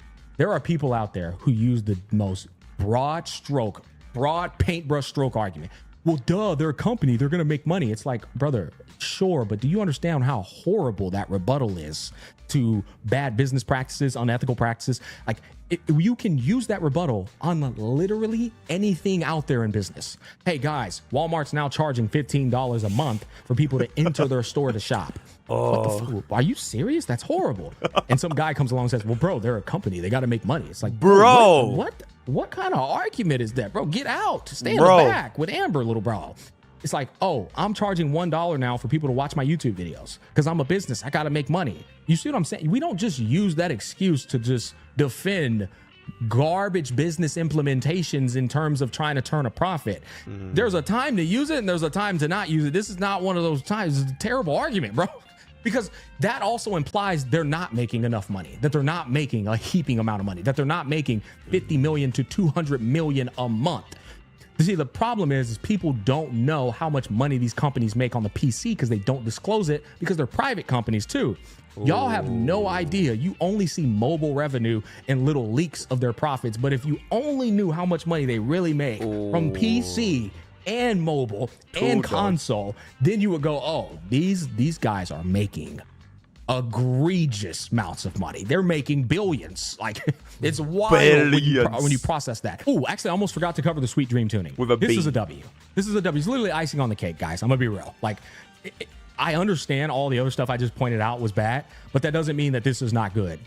Everybody, a lot of people, vast majority of people, were already planning to do 160 pulls on this collab to secure Lucy, to secure her signature weapon, to secure Rebecca's signature weapon. A lot of people were already planning to do that. That's over 160 pulls if you lose a 50-50, by the way. And it's still 160 pulls if you get Rebecca, Lucy, and Lucy's Sig. It's still okay. This is literally the free situation. Right? It literally is the free situation. So anyone that talks shit about archers like code back in those days, they lose every sense of like ground to stand on business from. Right? This is literally the exact same thing. And I love it, right? W Kuro, W free. So in that regard, you're getting 15 pulls back and 8 extra dupe on top of that. It is literally just a W for so many players. Furthermore, this is not a definitive spending event. If you try to say that, you're objectively wrong. A definitive spending event is when you literally cannot acquire the goods without spending money. That was the spending event last time. I don't know if I have that up, actually, because that event, you would not reap the benefits unless you spent money. Y'all know what I'm talking about. The event where you got the dog water rewards, you had to buy a monthly pass. You had to buy a battle pass. You had to spend money in order to get that little currency to then exchange for what they were offering. This, I can go start a new account, brand new account, play it for 30 days. I guarantee I'll reach 160 pulls and I'll be able to get Lucy plus the dupe and all that jazz. I'll get more than that, actually. So this is not a spending event, but some people will end up spending to try and secure some of this stuff because of, well, they chose to pull on Denia. They chose to pull on Luke Hershey. They chose to pull on Sigrika and the All-4. So you probably will have to spend to get to 160, but that was a choice you made. That doesn't make this a spending event. It's a spending event for your ass. All right, my bad. I didn't mean to cook.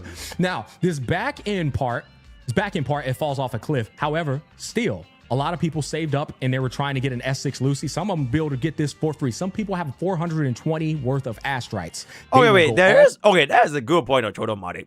You can only get these free dupes by spending on the Cyberpunk banner. All right. I mean, it's a very minor thing because I'm assuming that people who actually care about these dupes, they are going to be spending on the Cyberpunk banner, right? They are going to be pulling for Lucy, right? I'm just going to assume that. But like in Goril, right, back in my country, Goril, you could get free Archer by getting E2S1 Final. And you can go for the E1 tribute because it was a tribute banner with Final, and I believe Sunday as well. Right, so you could have just spent like 200 points on like E2S1 Final, boom, you get a free Archer icon, right? But Goril is going to be at the end of the day. Wait till this without spending a penny, and then they'll just have 2 dupes, and it'll save them a lot more resources on S6ing Lucy or Rebecca or both or whatever. Then there's whales who are just going to whale out. Another spinning event for them. And they'll save a lot more money with this too. This is a W. You will not convince me that this is bad in any capacity. However, like I said earlier, it does dilute the value of it when you take in all the other little factors. Okay, I just wanted to cover that. Now, the next thing I want to tackle in this same exact topic, going back to how they took away your coral purchases. I'm somebody, 36 pulls went down the drain for me. 25 from this and then 16 from the Radiant Tide. That's pretty expensive still for a gacha game. But there are people who had enough to buy 2 whole wave bands out of the shop. 2 whole wave bands, that's 2 whole copies of a character, guys. That's I'm pretty sure that's me. If you lose... Yo, War Guy, I'm pretty sure we have like 720 of these, right? I saved up like a shit ton, bro. Like, I don't think I've ever actually spent it on any unit in this game. Because I'm a hoarder, but it's hoard. You know what I'm saying? 50-50s and go to the pity both times. That's close to $600. That's how expensive these games are. $100 equals 55 pulls. Now, thankfully, the top-up reset, right? So it's cheaper. Regardless, it's hundreds of dollars. We have 1K. Hundreds of dollars. Shit, that's crazy. Taking bro. away that from players is a lot of money. And they're banking on those players going, damn it, now that I can't use this, I'm just going to have to spend money because I am not missing out on my S2 Lucy, my S6 Lucy, my Lucy. I'm not missing out on it. I'm not missing out on my S6 Rebecca, whatever. They know how bad you want that character.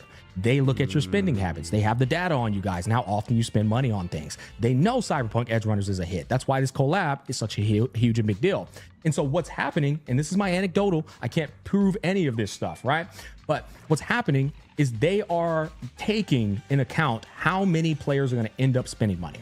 People who want the collab characters will end up spending money to secure them. Money they would have otherwise saved if they could use their current Coral Shop resources and limited pulls on their account. For example, let's say 250 to 500,000 players are now going to spend an extra 50 to 150 USD to make up for that L. This is not meant to be taken as fact. I'm just saying, let's say 20 million people play Wuthering Waves per month, or 20 million people are going to play this collab. 250 to 500,000 people, just making it up, throwing numbers out there, end up spending 50 to 150 because you took away their Coral Shop exchange and their Radiant Tides. That's 12.5 million to 75 million USD extra. Damn. On top of whatever they're already going to make. This is just an example. All you got to do is just take 250 to 500,000 and multiply it times 50 to 150 USD, and you come up with that number. Business ethics are the moral principles and standards that guide the behavior of companies and their employees. It goes beyond legal compliance to ensure fairness, transparency, and integrity in daily operations, decision-making, and interactions with customers, stakeholders, and society. There was no transparency about them doing this up until a week or 2 ago. They waited for people to have a lot of corals, and then they're like, yeah, guys, by the way, this is exclusive Coral Shop. Well, that's some Hoyo shit. Hoyo shit. Book, dog. I'm not gonna that cap, is bro, some Hoyo shit. No, to be confused with Goril, though. Because Goril is Goril. I understand why people are up in arms about this, and I don't think anybody should be attacking people for being frustrated. Guys, I want to let you know. It always happens with the tribalism in this community. They go, oh, it's the Hoyo shills. Like, brother, these ain't Hoyo shills. These are very much Kuro players that are pissed because they're like, God damn, I got to spend my money now. And I calculated I was going to be able to get out of this with an S6 Lucy without having to spend this amount of money. Now that they're doing this, I'm forced to either spend money to get that or just miss out on it entirely. And that's the perfect predicament they want you in. Okay? That's the problem. I think people are entirely justified in calling out this. This is bad practice. It is, guys. It is. Now, I'm going to be real with you. This is where I represent the other side of this equation, and then we'll wrap up with what I think is happening. I also think there's a lot of people who were so excited for this collab, who are so pleased with the quality of what they saw in that live stream, how they've represented Lucy and Rebecca, Adam Smasher, David, the music, so on and so forth. It's very rare to find a company in the gacha space that actually does a good job with their collab, right? It's very rare. And so I think there's a lot of people who acknowledge how garbage this is, but they also acknowledge that they're standing in a casino. They acknowledge the bad shit, the ugly stuff that is existing in the casino. They know it. They know it's there, and yet they selfishly consume. Guys, this is the world we live in. As consumers, you have to know the rooms you're walking into, the company you're sharing this game with, and how they are operating. This is why minorities and majorities exist. It's important to know if you're the minority or the majority, because if you're the minority, nothing is going to change. The majority are going to eat that shit up. All right, like Cheerios. No, Cheerios ain't thinking like Cinnamon Toast Crunch, and you're going to have to deal with that or uninstall. That's the reality of it. Now, I'm going to tell you something where you might be like, fuck you, Smack. I'm one of the people, I do not give a damn about any of this. I'm getting my Lucy. I'm getting my Rebecca. I'm getting my Six. Yes, this is garbage. It is. But I have fought this battle in the gacha space long enough to know how meaningless it is. I have tried for years, guys, to tell y'all about these gacha companies and their predatory practices. I've tried to scrutinize. I've tried to be like, oh, y'all gotta quit these damn gacha games. It doesn't work. Nobody ever listens. They just do their own thing anyway. And so it's at this point, I'm just like, all right, fuck it, bro.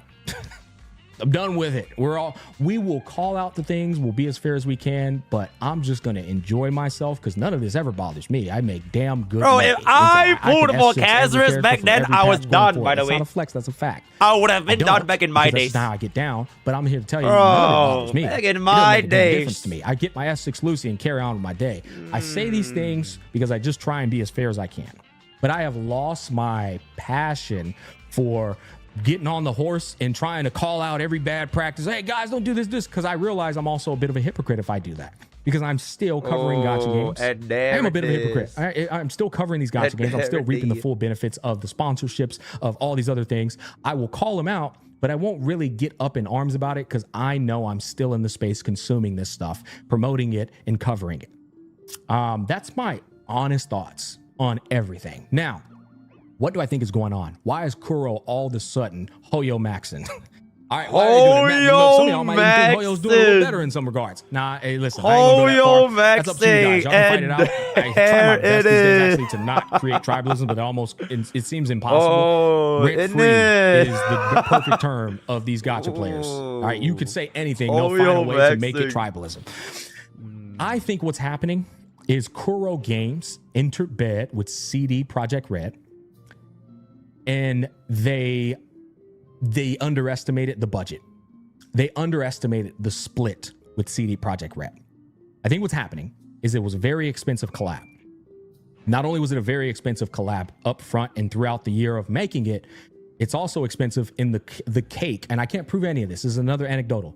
It's also expensive in the cut of the profit margin that CD Projekt Red is going to be. We just need like an emo called Maxing, because we already have like Hoyo, right? Cost, greed. So just add a maxing emote, and then we have all those words as like a combo. Right? Greed maxing, cost maxing, Hoyo maxing, Kuro maxing, whatever maxing. Yeah, we just need a maxing emote. I think that's another big one. Yeah, all we need is maxing. There's a accountant in a room full of business executives, and that accountant is is plugging in these numbers. How much it costs to create the collab, how much the split is going to be going towards the Kuo developers, the Tencent team, and CD Projekt Red. He's plugging all these numbers, and he's going, guys, this is going to be our profit margin based off of the data we have of players and what they're spending. Yeah, we are falling far below what we guessed to make off of this collab. Here's what I think we need to do.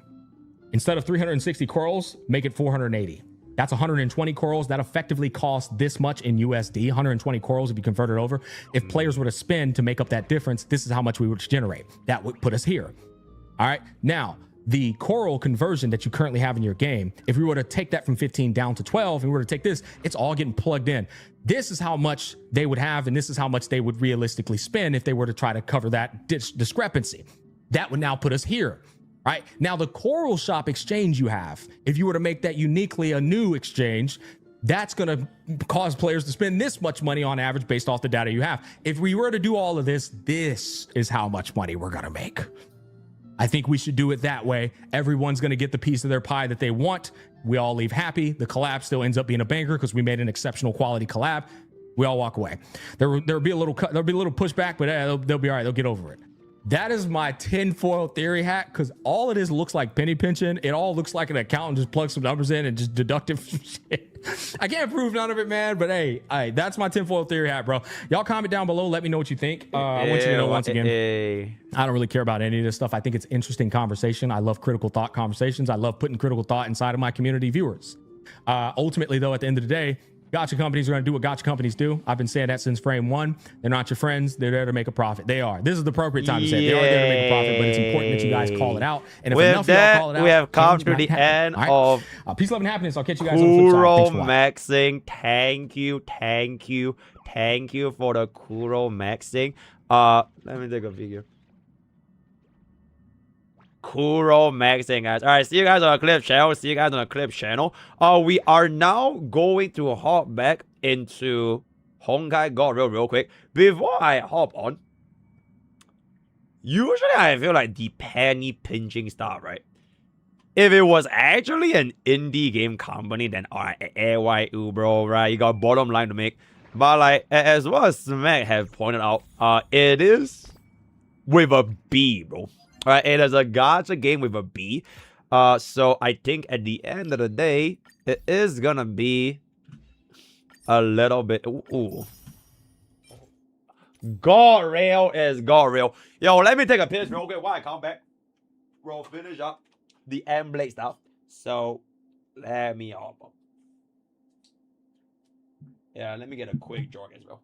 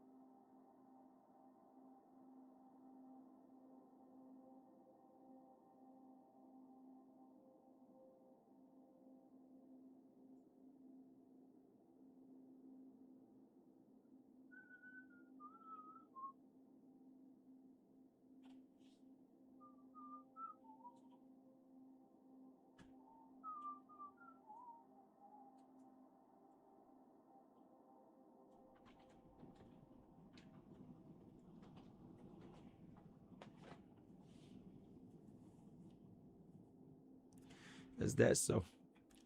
Oh, chat. Did bro get a second serving of coke? Nope. I literally went ahead and take a massive piss. Before that, chat. Before you pull Blade, how should we do before you pull Blade? What do you... Because I low-key just think like, Acheron is the #1 most popular reason why people pull Blade, right? Like, this just makes the most sense, bro. Okay, chat, I don't even think we need to do it before you pull Yao Guang. Because you just fucking pull Yao Guang if you play Elation, right? Yeah, but since Acheron is the most popular DPS, I mean, we can just slap it on, right? You know, okay, after I finish before you pull Blade, which means we'll have our data for our Memory of Chaos, Pure Fission, as well as Apoc Shadows, then I can look at Pride Wind's tier list. But for now, we'll just keep this at E0 as 0 first. You don't have a relatable Acheron. You know what? I think at this day and age, Acheron's Idolins are just like, bro, it's at the least of your concerns. Okay, maybe I accept the E2, but I don't want to do E1. Do a short for Yao Guang. Maybe I will. Maybe I will. But I think this is gonna be fine. Alright, let's roll this. Hey guys, MrPokke here. So this is going to be our Before You Pull series featuring our brand new E0S0 Mortonix Blade alongside with, I'm assuming, the most popular unit that you would have considered putting Blade for. That is gonna be Acheron. Now, number one, my Acheron is not relatable, and number two, we are gonna be doing a separate video where we'll run Mortonix Blade with every single possible team.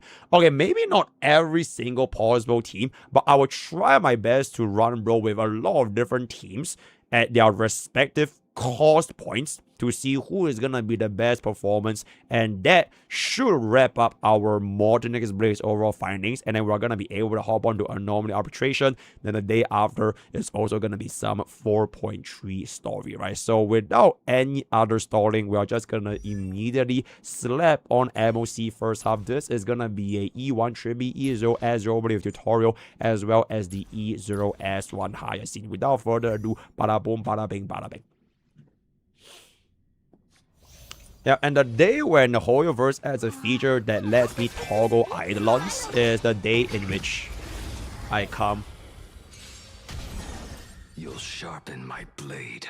Blade. For this particular I don't really see it being too big of a issue if I were to just hit this buckle right here. Alright. See if... Oh, actually I could have saved... Okay, wait. Let me reset. Because I'm pretty sure I could have saved it. Merely another soul. Which allows my blade to get a little bit more stacks by holding Hyacinth's ultimate after blade. Right? After blade. Okay. Thank you. Blade out first. Hyacinth out next. So that we can Tribi stack max. Alright, I want to Tribi max by refreshing Busy as Tribi. Gets us the Tribi ultimate, employing our E1 Tribi field, which then lets my Acheron out max with her Weeping of the Departed at 1.94 million. That is going to be very, very exceptional. This is gonna spawn bro's additional minions. So let's try to kill bro before he spawns in his additional minions, if it is gonna be possible. Alright, good amount of 2 million damage for the exceptional amount of damage maxing. We are gonna basic, so that's 3 out of 4. This is gonna be 4 out of 4. Takes a little bit of DOT, hits us for more free energy, hits us for more free energy, and she hits us for more free energy. Then once team goes in for the basic over here, I'ma just pop that. Alright, see who bro aims. Bro aims Teep, so that is actually not too ideal. Gets us the DDT to get my Acheron within wave, so that I do get myself 134 speed effective, even though I am gonna be running a taboo. I actually think we have way too much damage. You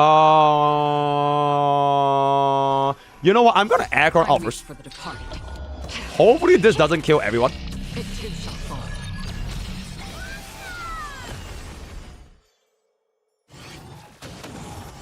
Fuck. Okay, unfortunately Acheron killed everyone, so that is honestly not too good. Okay, one very, very important thing over here. You want Blade to be the one entering bro's domain expansion instead of Acheron, right?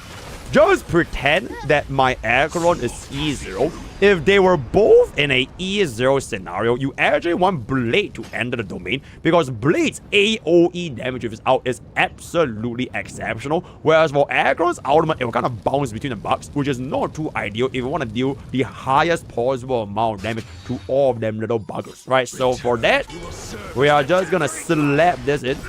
9 of 9. I literally just realized that also our damage over here is not gonna be too good because I low-key did not wait for that little buckle over there. So that's not gonna be too ideal because I am gonna be a little bit low in terms of damage. And then we are just gonna hit this over here. And then we are just gonna get the skill. If I would have played this normally, I would have just went for the Aggron because my Aggron is not relatable. But you know what? I think it is going to be fine. Because when Blade casts his next ultimate, we should be getting ourselves a very, very nice amount of energy for the ult. And then this ult is gonna go in. They die, right? Oh.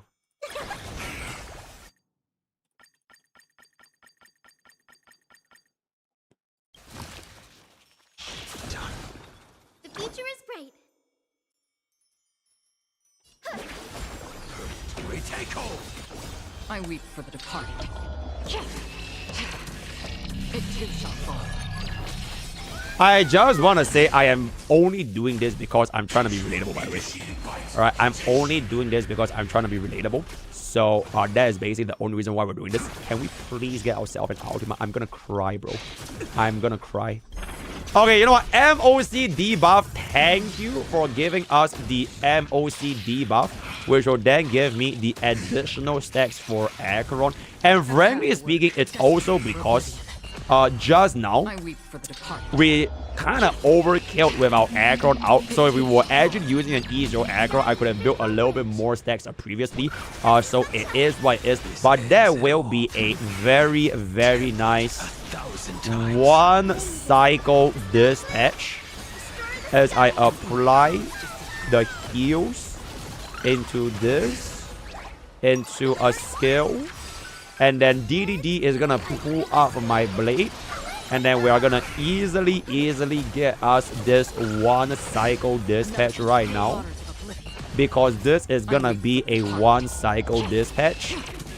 Because this is gonna be a one cycle dispatch. Except it is not gonna be a one cycle dispatch.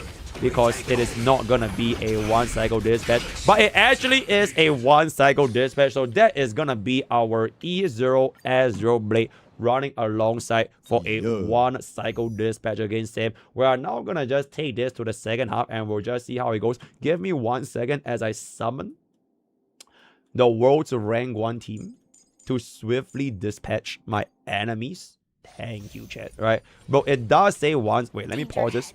It does in fact say one cycle. If you guys think that it was not a one cycle, it is because you're misseeing things. Is that a word? You are misimagining things.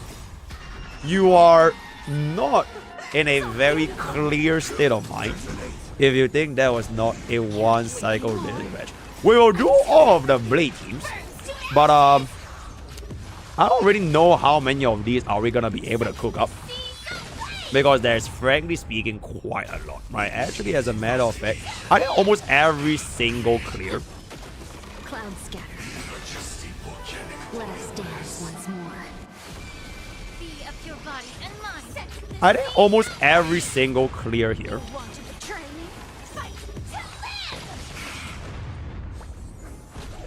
Dream vanished. It is probably gonna be a higher scene. And then this is probably gonna be a E1T. And then we are gonna change this a little bit. So we have ourselves, okay, actually E1T will come here.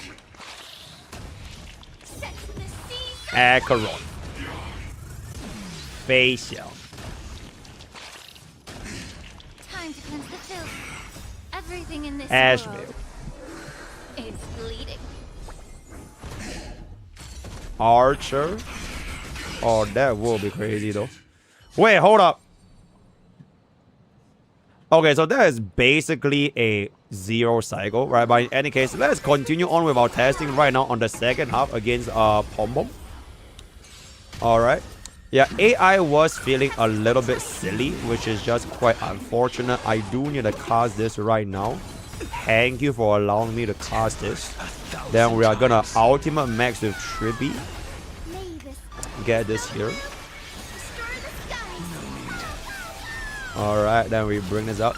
Chat, for my Blade team, are y'all gonna be elitists? And we only do sustainless clears. Okay, because technically speaking, right? Blade low-key acts like a sustain. Like very, very low-key. He can kind of basically be a sustain if you deal enough damage to get us out into the next wave. So yeah, he's low-key like a preservation. Because if he were to die in the ultimate state, he actually does not die. Which is pretty good if I can say so myself. We're just gonna do a 2. And then we're just gonna do a 2. And then there's gonna basic. And then there's gonna AoE. And then there's gonna AoE. Okay, chat, respectively, there is actually 0 chance we 0 cycle this. Like, actually 0 chance we 0 cycle this. I can't believe they did not hit Blade a single time there. Which is kinda insane. Oh, wait, maybe we can 0 cycle this. Wait, maybe we can 0 cycle this. Wait, we might be able to 0 cycle this. Because Trippy might cause a DDD here, unless my aggro outkills this. Whoa! Perfect! 0 cycle with our E2S1 Acheron.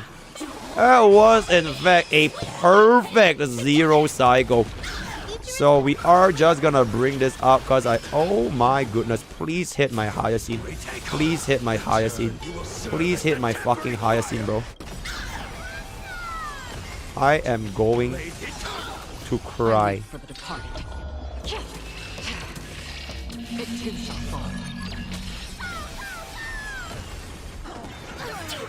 Oh, okay. Energy. Dispel the glue. Restore the sky. Alright. Alright. I'm waiting for bro to give me a little bit more stacks here, because otherwise it will be a bit wasteful.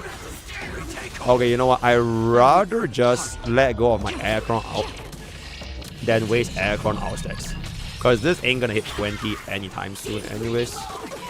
Okay, we have a little bit of energy excess, so I'm gonna hold this on for now. So this will be 1 out of 2 stacks. Then after this is where we cast our Blade out to Blade max our damage, because Blade does in fact have the ability to extend his energy overflow by up to 80, which is only known by the expert Blade players out there. And this is gonna come in. Oh my fucking god, bruh. Okay, this comes here. Also, by the way, chat, in case y'all haven't noticed, right? Notice how my Blade so far, we haven't actually ran into a lot of energy issues. Wait. I think Acheron outkills here. Yeah, my Blade actually hasn't really ran into energy issues. Because we basically deal enough damage to the... Fuck!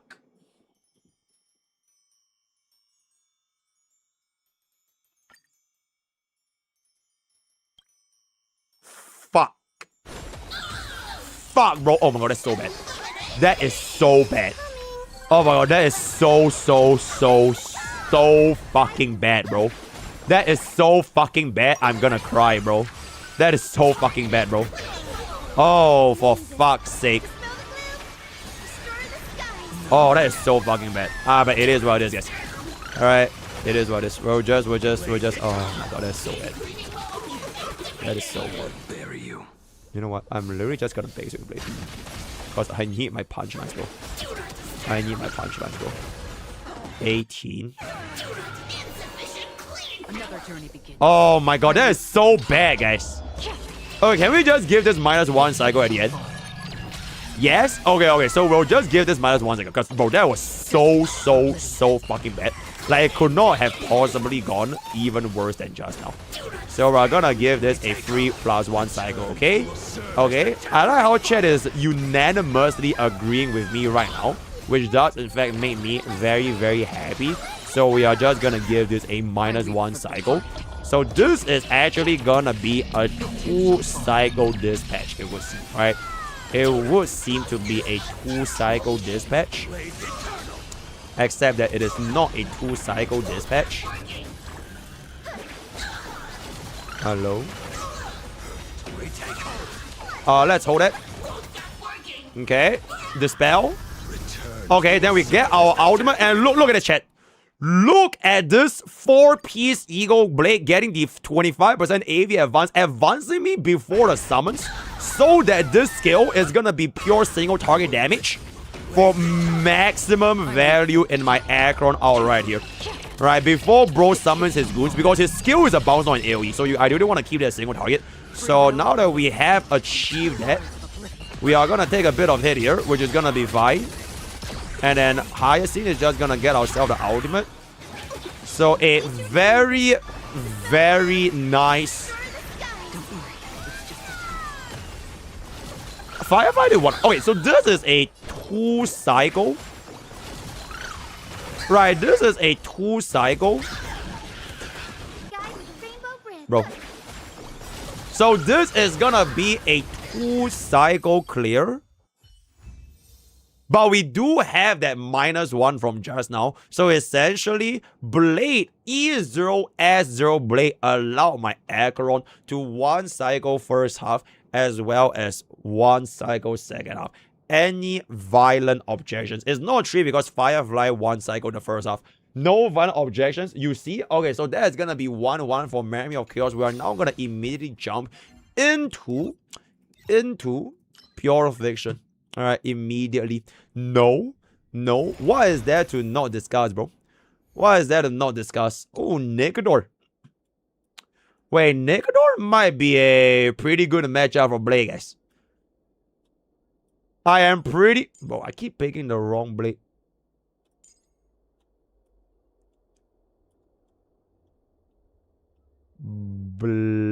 Okay. Okay. And then second half, we're just gonna throw in Saber. And then for this particular buff, basic attack or skill, huh? I guess that is kind of like Blade's domain. So I think we're gonna be quite okay with that. Okay, for Pure Fiction, I've always been in the firm believer that this mode is literally slop. Right, Pure Fiction is straight up slop. So we are just gonna treat this slop as the way that slop is intended to be treated. Which is with the power of AI, right? We are just gonna let AI take over the slop mode. Pure slop. Slop Fiction, as we are slopping all over the place right now. Blade is gonna take quite a bit of it because we are gonna be taunting our additional taunt value right here. Acheron is... Oh, it's fun with D. Herda. You know what's fun with D. Herda? Her being tier 0. So it's basically never fun with D. Herda. Okay, you know what? The day D. Herda becomes tier 0 is a day where we go into a brand new planet. Because I don't think we're ever gonna be seeing D. Herda in tier 0 for the next bare minimum 6 months. I don't think that day is ever gonna happen ever again. She has no home in Pure Fiction. She has no home in the Memory of Chaos. She has no home in Epoch Shadows. Maybe she might have a home in like some very, very niche Anomaly nice situations. So that will be really, really good. Next planet will be for Acheron. Proof. Now I think Acheron already got herself the Dahlia, because Blade is essentially Acheron's Dahlia. The question is just, when is Acheron's Nova Flare? That is the biggest question right now, as we are about to get a little bit of the aha instance. Alright, your Pokke's Dahlia, that is very, very good. I'm gonna keep it about Pure Vision is such a nice game mode for me to just yap with chat. And YouTube frogs from the future, when they are watching this, is like perfect background noise, as MrPokke can drop his words of wisdom to chat in the future. So let me just keep it about right now, chat. As of this very moment, since we are gonna be in pure fiction, I personally already have a verdict for Blade's overall meta placement. I haven't seen Brightwind's tier list, but if I were to make a guess, he's probably gonna be tier 0 MOC. He's probably gonna be tier 0 pure fiction. I'm not too sure if he's gonna be able to tier 0 APOC Shadows, but I'm just gonna be conservative and assume he's gonna be tier 0.5 APOC Shadows, because the main DPS is gonna be a little bit more cooked in that regard. Not so much with Blade. I like to run Blade as a main DPS with Asheville, but if you were to run Blade as a main DPS with Asheville, he probably has the potential to be a absolutely exceptional amount of damage. With that being said, I feel most people that are thinking of pulling Blade, if you're listening to Mr. Background Noise, just allow me to encourage some words of wisdom. Pulling for a unit in HSR should always fundamentally be grounded on the values of building a team around your DPS and never building a DPS around a team. Alright? That's why you pull support for DPS and you don't pull DPS for supports. Best example, if you are gonna be pulling for Mblade now because you want to use Acheron, that's an excellent choice. Because you want to use Acheron. And for one cost, Blade is gonna be the best one cost investment if you want to use Acheron. But if you're only pulling Blade because you're thinking to yourself, okay, you know what? I want to play the wheelchair team. I'll pull a future DPS for this support wheelchair, sub DPS, whatever, right now. If you go down this route, you'll come to realize that building units upon either shield environments, which is what allows the wheelchair to take place in the first place, or a potential DPS, the what if DPS, right, what could come out in the future, if that is gonna be the pooling methodology, there is a, not guaranteed, but a higher risk that your units might not get the maximum amount of value because you're always playing the what ifs.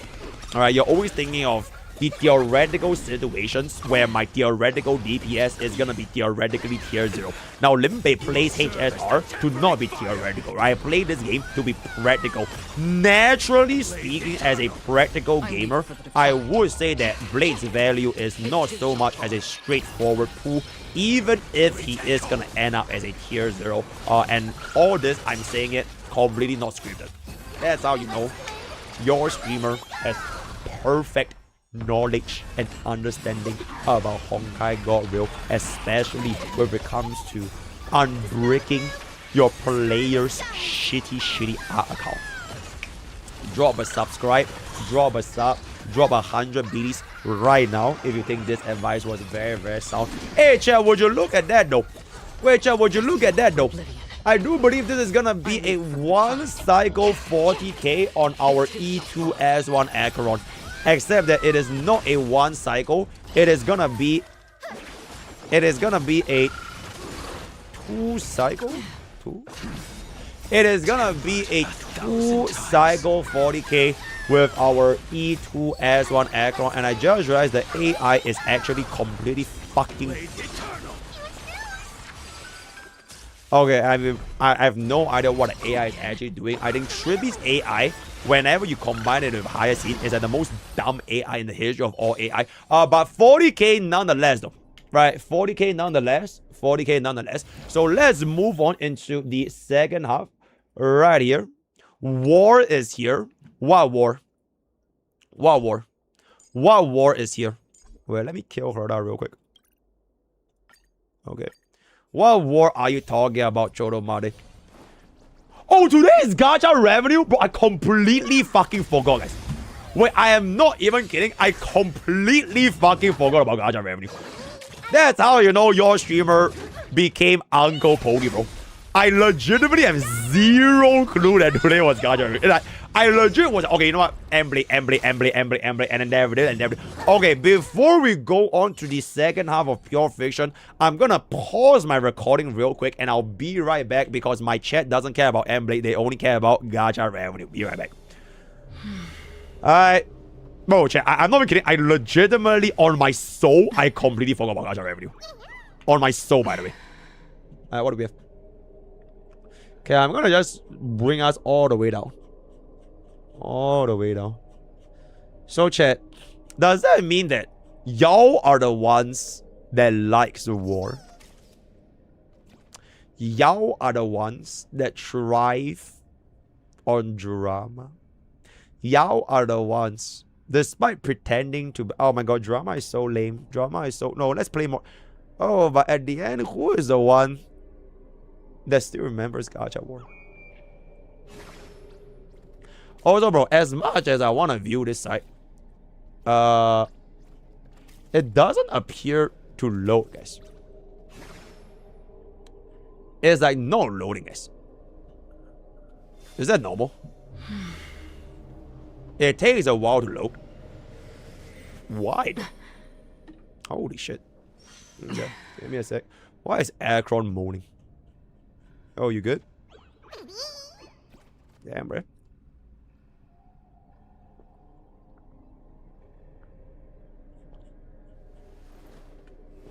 Wait. Oh, we have it right here, guys. We have it, we have it. Alright, are you ready? Alright. Hey, Clips channel. Hello, welcome back to another insert month here. I'm gonna jump in right now. Oh, I'm sorry if we have a bit of moaning in the background because I'm in the middle of my HSR game and my aircon cannot stop moaning. So just try to ignore that. Without further ado, let's just see what's up over here. Star Sailors, alright? Bro, I legit think Star Savior is a very, very good one. Because Wedding Carmen is a really good banner. That is like the only game I kind of care about in this lower rankings over here. So let's see. Ooh. Bro, I think Star Savior is gonna be really good, guys. Bro, I think Star Savior is gonna be really good. Okay, Last Origin, Yu Yu Hakusho, Legend, Clover, blah, blah, blah, blah, blah, blah. Okay, Growth Funlight, yeah, very, very cool, very, very cool. Wait, Snowbreak came back. Yippee! Snowbreak came back, that's super, super nice. Star Seed, okay, Reverse Blue, Idol Master, blah, blah, blah, blah. Golden Tales, Alice Gear, Ankle Panic. Okay, okay, okay, okay. Yep, yep, okay. Hongai Gagun. That's very, very cool. Genesis, Tower of Fantasy, Destiny, Rising, Ethereal, Restart, right? That's very, very cool. Very, very cool. Star Wars Gacha. Okay, yep, okay. Autoplane. Stellar Sora. Oh, chat, we are gonna be playing the Stellar Sora upgrade this week, by the way. Because they have a Sparkle banner. So we are definitely gonna be hopping on Stellar Sora this week very, very soon. Let's get that, let's get that. Alright, that's very cool, very cool, very cool. Alright, cool, cool. Star. Oh. Okay, you know what? It's still not bad, guys. Right, it's still not bad. Alright, honestly, it's not that bad. Right, 700k for a game. I legitimately think it is not that bad, guys. Right, don't worry about the Star Savior, friends. Alright, if everyone quits Star Savior, I will never quit Star Savior. Alright, I've still been playing this game every single day without. Yeah, 10% came from me, by the way. 10% came from me, so it ain't what to do. Alright, cool, cool. Alright, cool. Yep, nice. Okay, okay, okay. Madoka, PGR. Oh, PGR is a W though. Yo, Brown Dot is a W though. Alright, that's good. That's good. Lang Riser Epic 7 as a W. Paranoia. Alright, Heaven Birds Rate Tokyo. Isekai Hongai Impact 3. W Hongai Impact Limbus Company. AFK Arena Slime Tears of Temis. Fae Wizardry Arise. GFL 2 AFK Journey Bleach blah blah blah. Nowhere Monster Mongol Star Dive. That's very, very W. Yo, Chowayo! Honestly, I'm not gonna lie. The fact that Chowayo is here is the only reason why my chat uses the Chowayo emote. No one actually uses the Chowayo emote except for once in the entire month during Gacha revenue. Chat spams Chowayo. That is the only reason why we have Chowayo. But very, very nice little Chowayo here. Memento Mori 7 nights. Okay, very cool. Blue Archive. All right. Sword and stuff, bro. What the fuck is that? Whoa, 4 million for a new launch is pretty good, guys. What's sword and stuff? What is sword and stuff? Brywin advertises them. Holy shit, I've never ever heard of sword and stuff. But okay, very interesting. Dragon Traveler, Argonites, and Field. Okay, you know what? A new patch is coming, guys. Right, a new patch is coming, but that is Argonites and Field. But a new patch is gonna be coming. I mean, there's not too much to pull for anyway, so it is gonna be fine. Hey, contingency contract, chat. Bro, contingency contract, guys. Alright, we're gonna have real Endgame and Argonites Anvil very soon. Bro, the moment contingency contract comes out, this thing is gonna 10x. Alright, I'm gonna call it right now, so that's gonna be that. Cookie Run, bro. Cookie, how the hell is Cookie Run Kingdom still cooking, bro? I guess you could say Cooking Run Kingdom. That's really, really good, alright? Our Zero Lane Beyond the World Light and Night, Hasune, Migu, Infinity, Nikki, CZ. Oh, wow. Bro, CZN is popping, chat. WCZN and W Reverse 1999. Very, very nice. Very, very big W. Half anniversary card is so good. That is very, very nice. W patches for these respective games. I'm sure this also because of CN. 卡奥斯梦境. Oh, it's actually not that crazy. Yeah, but WCZN, very good. Dragon Quest, Summoners War, One Piece, One Piece, One Piece. Okay, Oni, Myoji. Hey, Zelda Zone Zero. Bro, Battle Cats 10 million? How the fuck is Battle Cats 10 million? That is legitimately crazy, by the way. Battle Cats is 10 million? Bro, Battle Cats almost won Uma Musume, by the way. Demon Slayer collab. Oh, Demon Slayer collab. I see. Bro, if Battle Cats have a PC client, I will 100% play this on stream. I played this game so much back in my days. But alright, Uma Musume, Pretty Derby. Very, very good. Very, very nice. Galgun, DBZ. F. Jones. Never. Holy shit.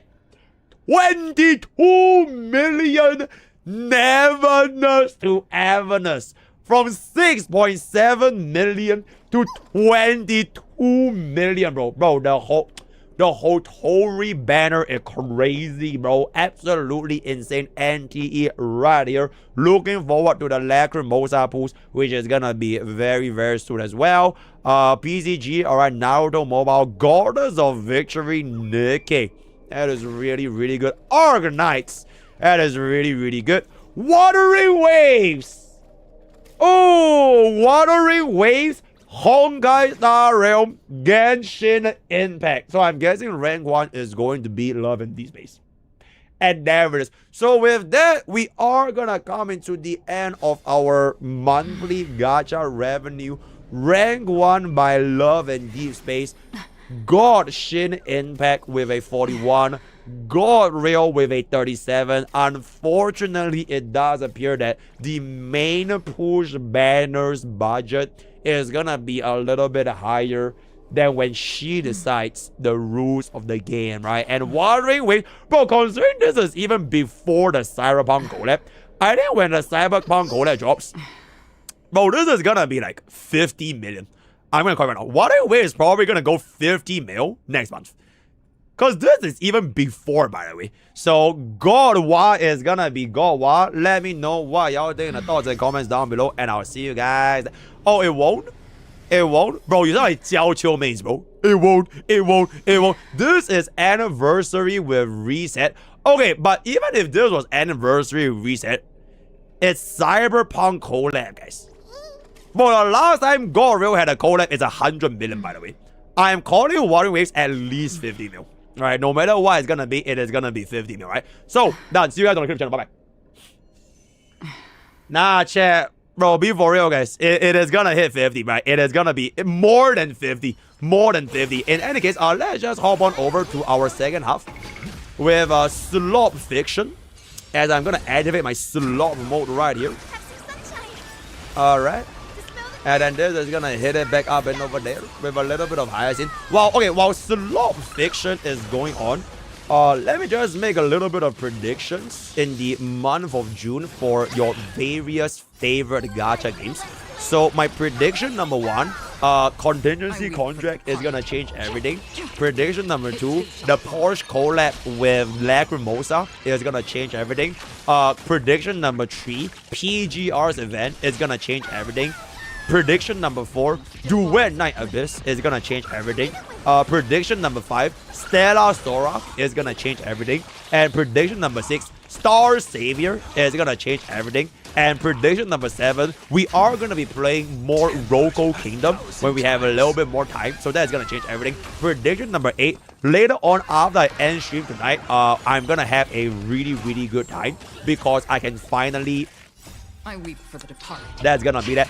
Prediction number 9, I am gonna be guessing tomorrow will be the start of our version 4.3 HSR MSQ. I think we should be doing the MSQ tomorrow, chat. Okay, any violent objections if we were to do the MSQ tomorrow? Because it's only a 4-hour story, right? I think that is like a perfect amount of time to just get it over and done with. Because I'm really curious at what's gonna be happening to like Murata and everything. Okay, so we'll do the story tomorrow. Alright, we'll do the story tomorrow. No objections. Okay, excellent. So tomorrow we'll finish up the story in one go. Then after tomorrow, we are gonna be having a slight reasons I've explained for my favorite.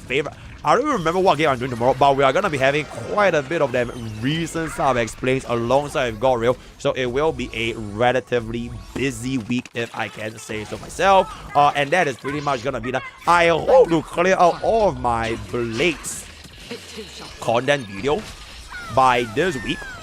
And for our Before You Pull Yao Guang, I think I will do Before You Pull Yao Guang in tandem with this video that I technically didn't do. Because you know how usually after every single test I do, right? I will have like my final thoughts on XXX. Alright? But I specifically did not do my final thoughts for Silver Wolf and my final thoughts for Evanescence. It's intentional.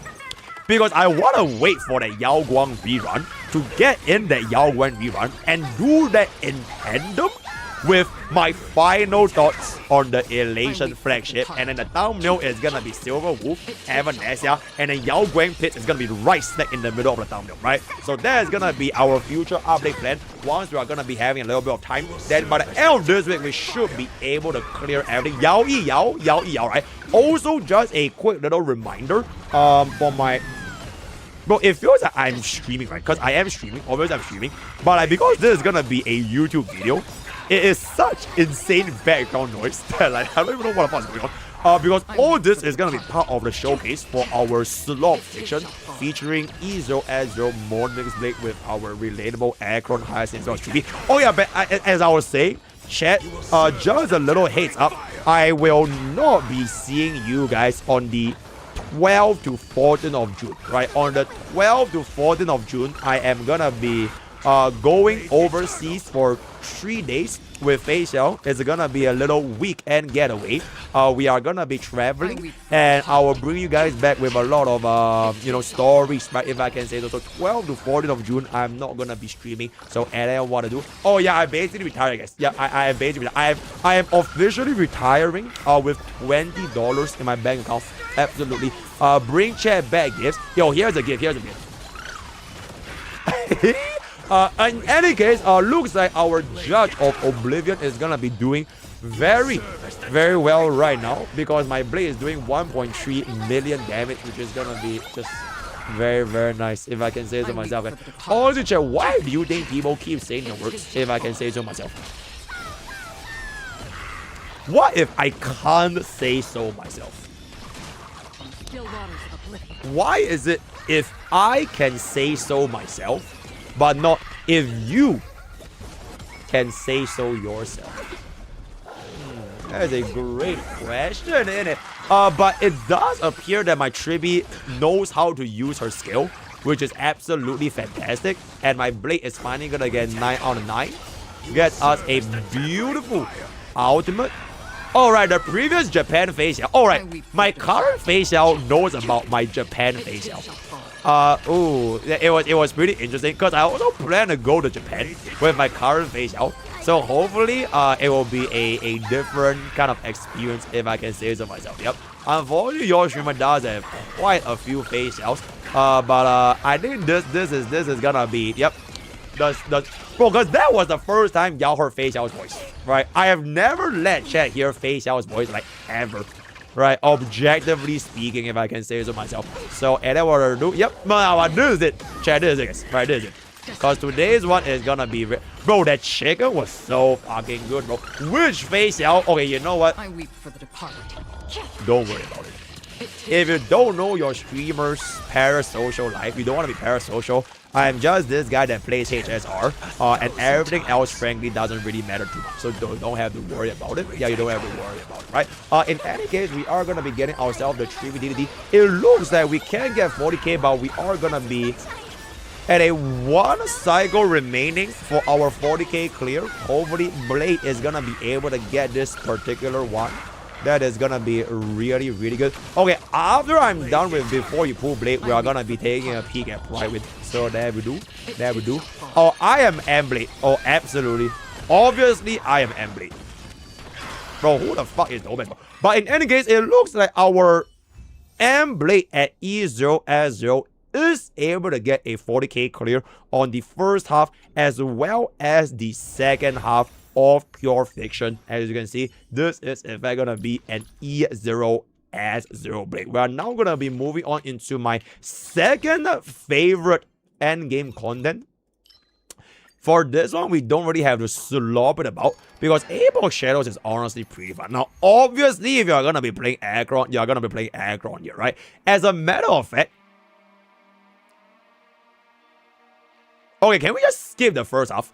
There's no way you ever use Aggron in the first half. Okay, what I'm gonna do for y'all, because this is so bad for you. This is genuinely one of the worst possible matchups for Blade and Aggron because subfield and prime field mechanic is super fucking bad. So with that being a step, let me just do second half, but I will do a run with Mblade and I will do a run with E2 Silver Wolf just to kind of see what is the difference between your account with or without Mortanix Blade though.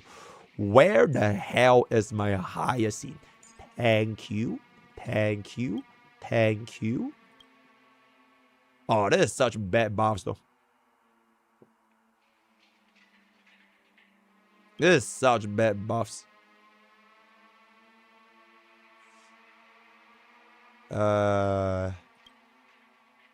I guess, I don't know, DOD. Bro, let's just go DOD then. Right, we'll go for it. Like, in case we apply like some DOD, right? Alright, we're just gonna go DOD. Anyways.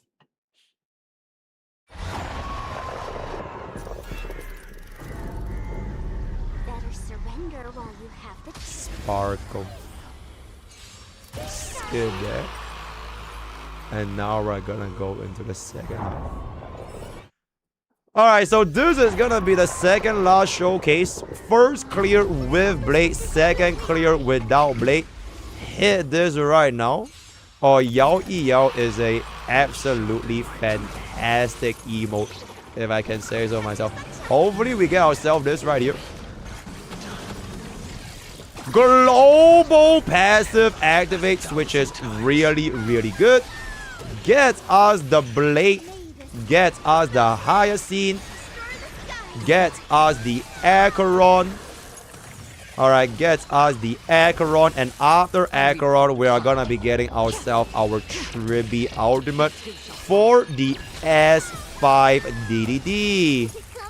Is it coming? Okay, we do get ourselves the S5 DDD. Guess this right here, I do want to try to deal as much damage as possible to the toughness bar. For this particular fight against Star Devourer is like a little bit different from the Anomaly Arbitration boss. In a sense where for this Swarm Devourer, you want to break him as fast as possible. Whereas for the other Star Devourer, you actually don't really want to break him. Because the more bugs you allow the guy to spawn, the more debuffs you apply. So it's kind of like the opposite in Epoch Shadows, which is why Goril is Goril, because only in Goril will you have two different ways of playing the exact same enemy with regards to the highest amount of versatility, team building, and mechanic control as a seasoned veteran in the Honkai Star Rail community. I'm gonna be honest, guys. Are you guys even listening to what I'm saying? Are you guys listening to what I'm saying? I think it is pretty fucking impressive that I can literally just yap all these out of my ass while still making 100% sense, by the way. Okay, so what the hell did I just say, guys? Y'all were listening, right? So what the hell did I actually just say?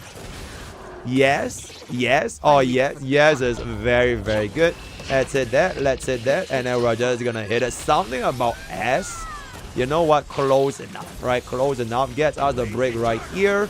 Get us another spawn right there. Please do not crowd control. Please do not crowd control. Please. Oh boy.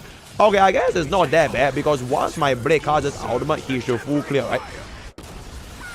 Did he full clear? Oh, for fuck's sake.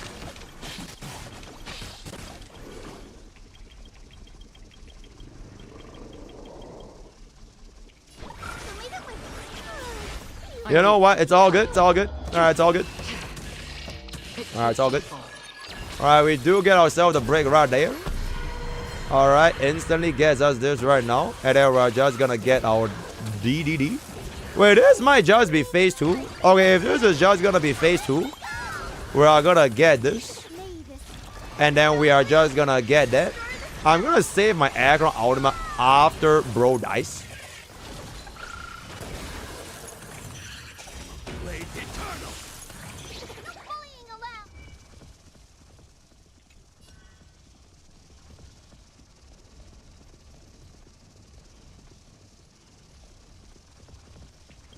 I weep for the departed. It too shall fall.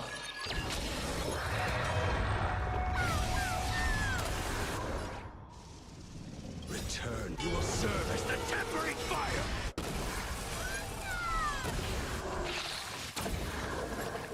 What?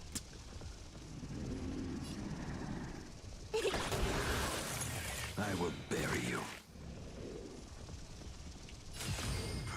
We take hold.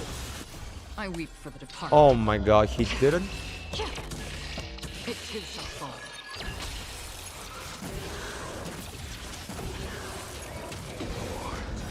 Blade eternal. Brother. I weep for the departed. It too shall fall. Still waters uplifted. Don't worry, it's just a scratch. It's still good. It's still good.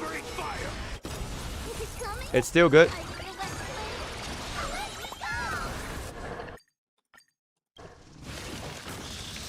Hit me. Hit me again. Hit me again.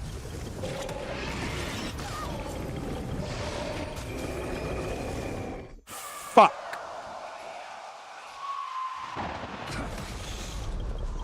Oh my god.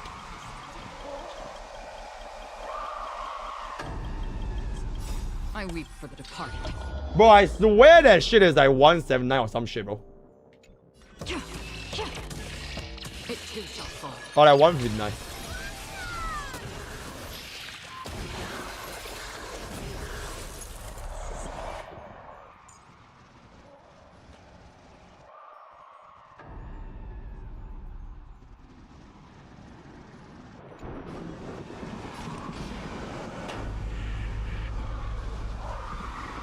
Destined for oblivion.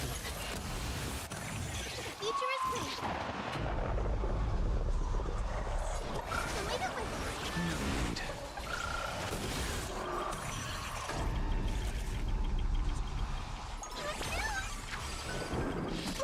Please! Guide with the rainbow bridge. Have some sunshine.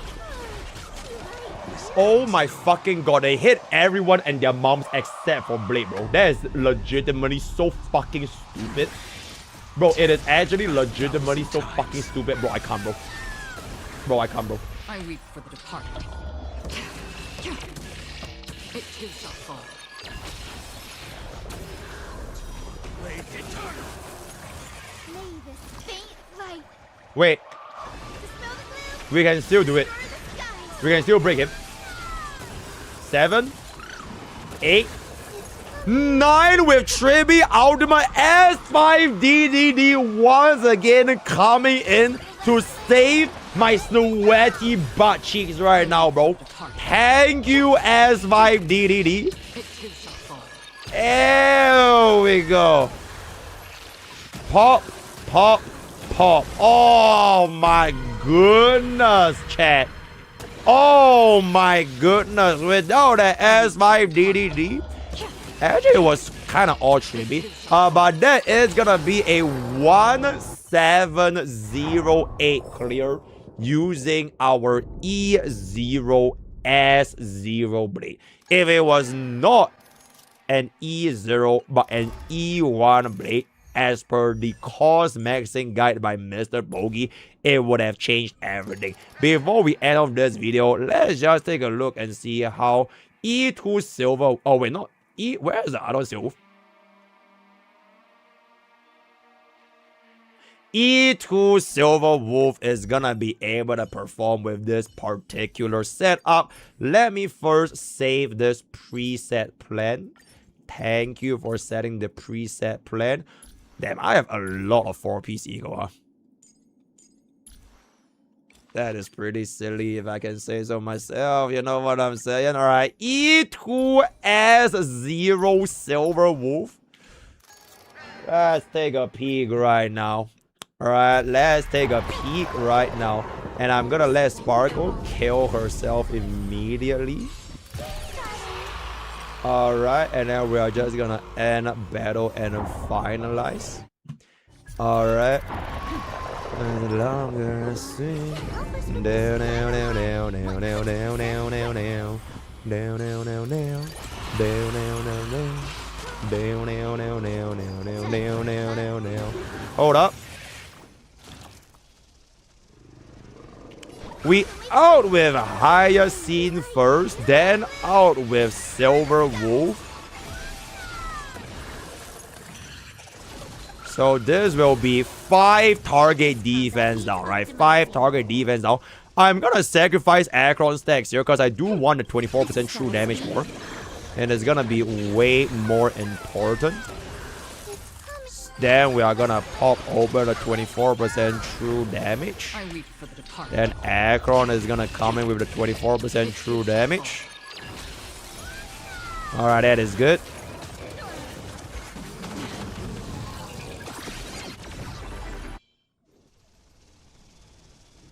I mean, it's not even that bad. Bro, it's not even that bad. This is double speed. Okay. Alright, good. I weep for the departed. I weep for the departed. God damn, we can't even kill a single bug, huh? That is really bad. Free will, or was it fate? Destiny, oblivion. More enemies. Time for a fun.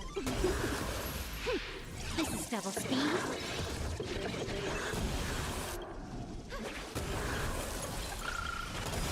Is it coming? Bro, it took me 3 Akron outs. I weep for the departed. It too shall fall.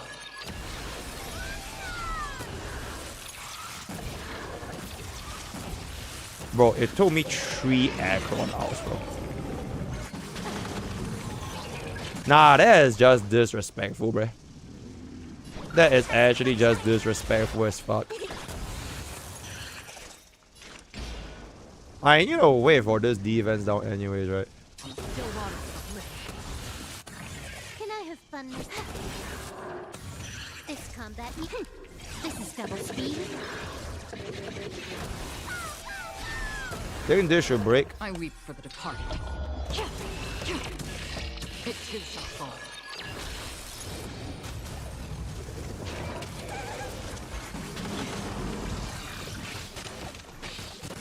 Future is great.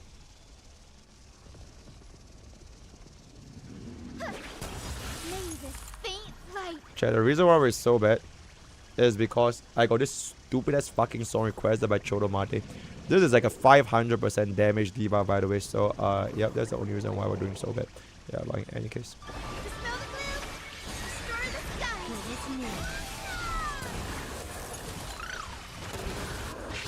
Oh, Didi.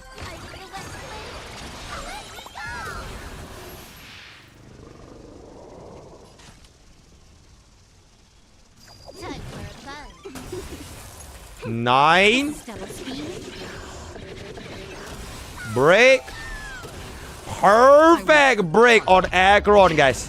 Perfect break on Acheron. Full ultimate reset. Get another Acheron out right there, guys. Perfect break. Okay, this is definitely gonna overcap. There's nothing we can do. Oh, that is a perfect break on Acheron, bro. Okay, a little bit of an overkill, but it's fine because we are gonna be able to get ourselves a DDD very, very soon. Unless bro is gonna fucking fuck me up again here. Oh my god, you're trolling, bro. You're actually just straight up fucking trolling, bro. Bro, stop fucking trolling, bro. This is why you save your Hyacinth out, by the way.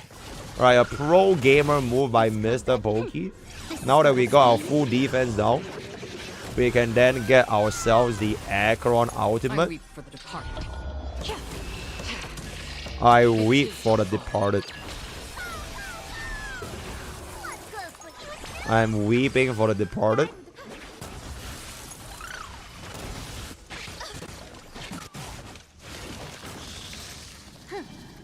I have the basic. I am weeping for the departed right now.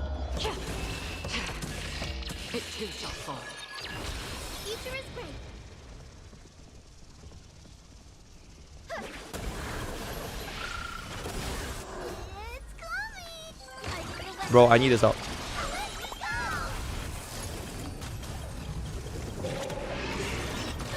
Oh, wait. This is double speed.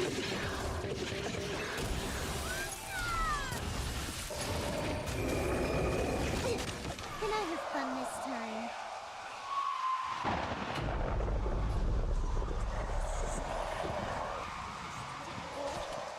If I kill this bug here. Time for a buzz. This is double speed. Guys, Rainbow Bridge. Underestimating our supply? I weep for the departed. It too shall fall.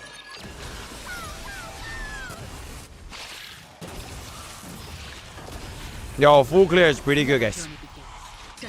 Alright, can we be for real? Let's be for real, chat. Full clear is pretty good.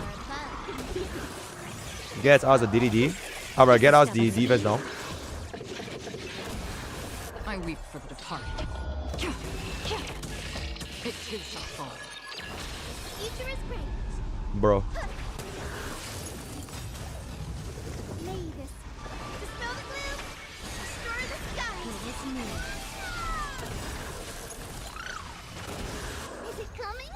I feel that flame. Let me go!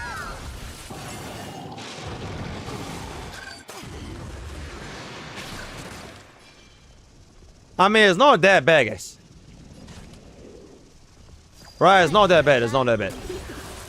We'll get ourselves this ultimate. And we're gonna be able to get an Acheron ultimate. Then we can clear it in my next Acheron ultimate. So basically 3 Acheron ultimates. Which honestly all things considered, I feel like for a version 2 DPS, it's pretty acceptable. Because like at the end of the day, y'all need to remember she's not face out, guys, right? She's not the greatest DPS in the entirety of HSR. So her clearing at this speed is like completely fucking viable here. Pop, pop, sugar on top. Alright, gets out the full reset. Alright, gets out the full reset. So that is gonna be a 1566 action value clear. Meaning that getting an E0S0 blade allow us to clear roughly 100. Oh. May this dispel the gloom, destroy the sky.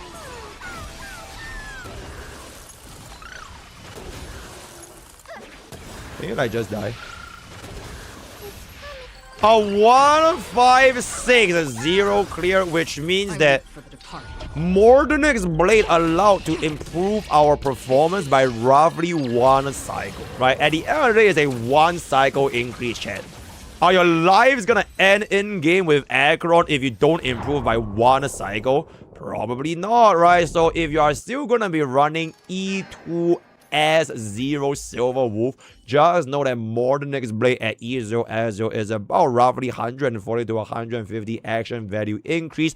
And with that, we have finally come to the end of Before You Pull Mordenix Blade. Just a quick little bit of a final thoughts before we jump into the Mordenix Blade team comment video in the future. Build wise, definitely go for the S5 tutorial first. I'm only doing this because I was greedy and stupid and I couldn't win my 50-50 on the E2. But generally, you are going to be going for E1 into E2 into the S1, right? So get this E2 first. It is absolutely insane. But I'm free to play. Alright, and then a light cone is gonna be as this. Tracers max everything out. Build.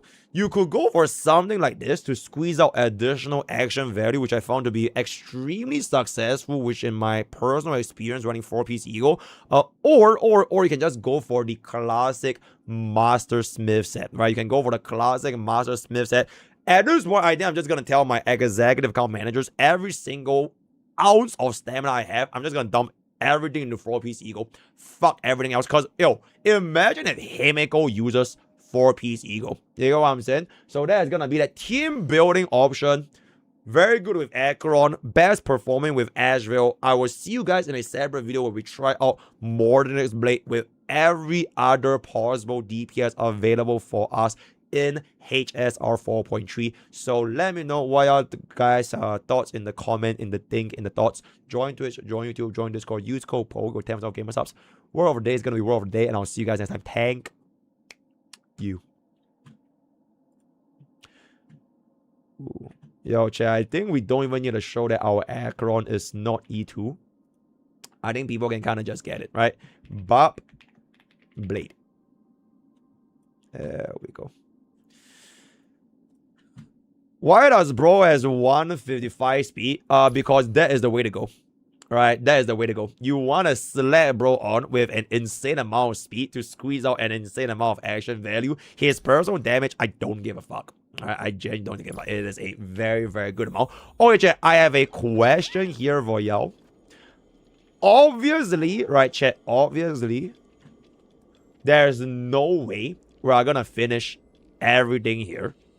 So, do we do Before You Pull Yao Guang for the elation slop enjoyers? Or do we go for the Mordenix Blade team comps? What would it be, guys?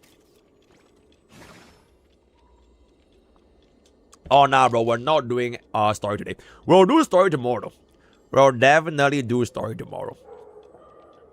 How good is Mblade? It is exceptional. It is exceptional. Mblade. Okay. Before we jump into Mblade, yes, I can finally... Old friends. Ooh, security. Oh. Alright, it's time, guys.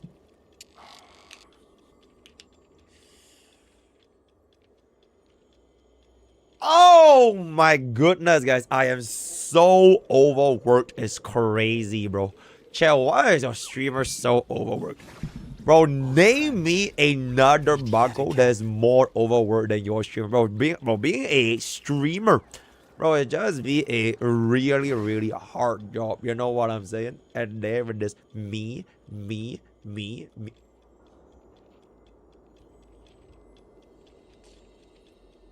Alright, let's see it.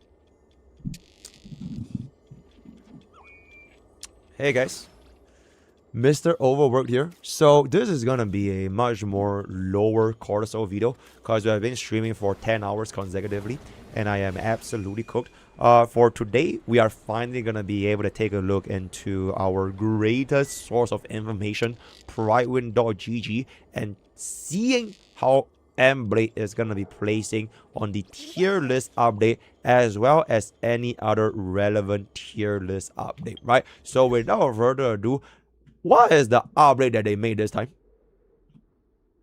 Okay, you know what? Let's just take a peek here. 1st of June, we are adding Mordenix to the tier list, updating the positions of a few key characters. I am guessing Acheron, Asheville, facial, because facial also works, right? Making our usual updates based on the pure fiction update. Tackle current MOC and wider changes outside of Mordekaiser's Blade in an upcoming update. Give me 1 second. This song is straight ass. This song is Okay, this song is pretty good. Mordekaiser's Blade. At the time of this release, Mordekaiser cuts. Oh, this guy is funny. Because he's a blade. Alright, this guy is pretty funny. Cuts straight to the top as well as the most potent amplifiers in the game. So without it's any surprise that he finds it. Tier 0 in all modes. Tier 0 in all modes. Within the amplifier category. In addition to his amplification abilities, Mordekaiser is very capable of dishing out strong amounts of damage, making meaningful contributions. Considering playing a support DPS category as well, but opted to keep things simple. If Mordekaiser's base support damage will become more prevalent, makes sense to have him as both an amplifier and support damage. We'll add him there in a future update. God damn. Acheron. Similar to how Firefly, as in Godfly, sorry, Resurgence with Dahlia, Acheron's time is finally here with the release of Mordekaiser. With a powerful new best and slot option support that dramatically increases Acheron's performance, we are raising it up by 1 to 2 positions in every mode. I expect her power level to fall, but I have also added a watch list, and we may make adjustments based on widespread data. AS tier 1, MOC tier 0.5, and pure fiction 0.5. Wow, wow, wow. Mordekaiser can be used just alongside Acheron, abso-fucking-lutely, and then the pure oh, that's it. Wait, they didn't update Asheville. Okay, that was pretty surprising. Pure fiction, Silver Wolf, and Hee. We're unsure of how effective Silver Wolf's kit will be in pure fiction, given its targeting profile. However, she is performing above our expectations, raising Silver Wolf and her main partner Sparksea to tier 0. In addition, we are making a number of other adjustments to make sure the meta lines are respected and characters that aren't meta are ranked in closer to the off-meta section. I see. What? Oh, wait, that's good. Characters that gain momentum are being accurately placed, such as Facial, who has started to see an uptick in play for pure fiction, meaning that Facial is actually on the uptick. Right? More players are opening their fucking eyes to the glory of the strongest DPS in the entirety of HSR. So with that being established, let's take a peek at the actual tier list right here. Whoa. Whoa. 0, 0, 0. The tier 000 Mordekaiser's Blade in the same tier as Irene's, Margot, Dahlia, EMC, whoa, as well as Yao Guang. Absolutely exceptional right now. And then for our tier 0.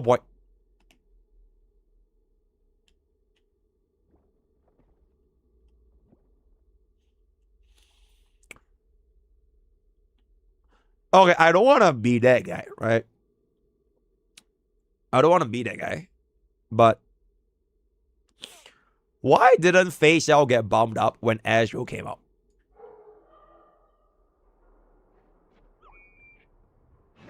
I think that is a little bit silly, don't you think? Considering how absolutely fucking insane Asheville... Hey, fuck it. At this point, how the hell is Blade tier 0 and Asheville in tier 1?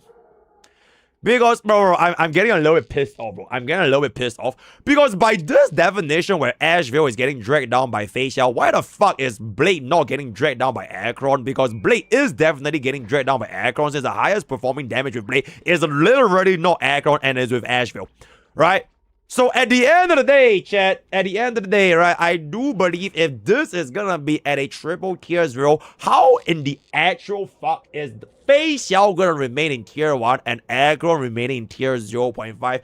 An entire 2-tier jump up where both of them literally had the exact same back-to-back classic formula of adding a fucking man to make their damage go up. So if Azro is here and Facial is here, there's no fucking way that either Blade is gonna be at tier 0 and Azro is gonna be at tier 0.5. Alright, so I think this is absolutely fucking dog shit. Absolutely unacceptable. You know what? The title of this video is Pridewind has done lost their fucking minds, because this is absolutely fucking unacceptable behavior, right? And not to mention, chat, not to mention, can we just be for real? This is an E0 S1 tier list, right? It's an E0 S1 tier list. Alright? Bro, Aggron's S1 legitimately holds so little value with Blade compared to Facial's S1 with Asheville, bro. Because this shit is gonna be hitting 100% defense or at least super fucking close to it. I will guarantee you at E0 S1 that Asheville is gonna be able to do way more with Facial than the E0 S1 Akron combined with a Blade, bro. So this is absolutely fucking unacceptable. I legitimately simply just refuse to accept this, because this is just slander to the highest fucking degree. Anyone with 2 fucking eyes playing this game can tell this is okay, I'm not saying that Akron is not deserving of tier 0.5. I am basically just saying Akron is not deserving of tier 0.5. Right? I am basically just saying that Facial will completely pack up Akron's bum ass for 10,000 different endgame rotations, bar none. And the only fucking reason that Akron will ever come up against Facial is because of Anomaly arbitration. If you want to talk about Anomaly arbitration, fine. Fine. Because that fucking king is literally designed with Akron in mind. Alright? Where else have you ever seen an Anomaly boss where every single buff, or rather debuff, will get applied when you kill a mob? Which gives Akron 5 billion stacks of slash streams. So if she wanna be tier 0.5 in any game mode, sure, right? In Anomaly arbitration, absolutely not at 0.5, 0.5 tier 1 for Mod Pure Fiction as well as a Pork Shell. If anything, to be completely fair, her AS actually should be tier 0.5. Because the current AS right now has Kerbabes, which gives her debuffs, which is a really, really good matchup. So, Akron, a more accurate, get it? A more accurate representation, it should pretty much be tier 1 Mock, tier 1 Pure Fiction, and tier 0.5 APOC Shadows. And the reason why she's tier 1 Pure Fiction is literally because if you take away Akron, slap in Blade, slap in Triby, slap in Asheville, and slap in Hyacinth, you are gonna do way, way, way more. It's not because Akron is fucking contributing at E0 S1, it's because Mblade and Asheville is so fucking strong at their respective cost investments, right? So at this current point, right, there's literally no fucking reason that Akron is gonna be at tier 0.5 for no one but 2 different endgame content where she's literally straight up homeless without Blade, bro. So with all due respect, this is definitely not the same tier as okay, you know what? I think Finon E0 at tier 0.5 is pretty acceptable. Right? This is pretty acceptable. Anexa honestly feels a little bit high. Because if we're talking E0 Anexa, with like what? E0 Cyrene and an E0 Saridra, this is low-key kind of pushing it. Like, are we really gonna say he's gonna be a tier 0.5 in Pure Fiction when we barely even see D Herda anymore? Okay, this is just collateral damage. I'm so sorry, Anessa and Phylon. But Aggron definitely does not fucking deserve to be here. Especially not when face out is 1-1. That's just fucking insane, bro. That is legitimately fucking insane. So absolutely unacceptable. This is absolute fucking dog. I have never been so fucking angry at a fucking tier list in my entire life, because the amount of lies, misinformation being handed out to the public is absolutely unacceptable. Right? So there's gonna be my final thoughts on this absolutely fucking garbage take. In any case, you know what? Let's just take a look at Mblade's review real quick, right? Blah blah blah blah blah blah blah blah blah blah. Wait, where is the review real quick? Okay, whoa. Peerless performance as a true universal support. Competitive performance as a dedicated DPS. Extremely versatile team options. Extreme survivability with high HP and damage reduction. Very difficult to die because he can defy death consistently. Has greatly increased aggro and force taunt to increase team survivability. Extremely significant amplifying effects that are easy to maintain. Turns out debuff amplification like it's going out of style. The absolute best in slot support for aggro without question.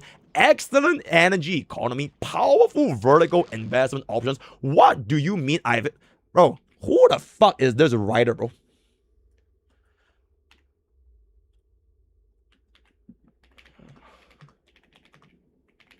Bro, who the fuck is this writer?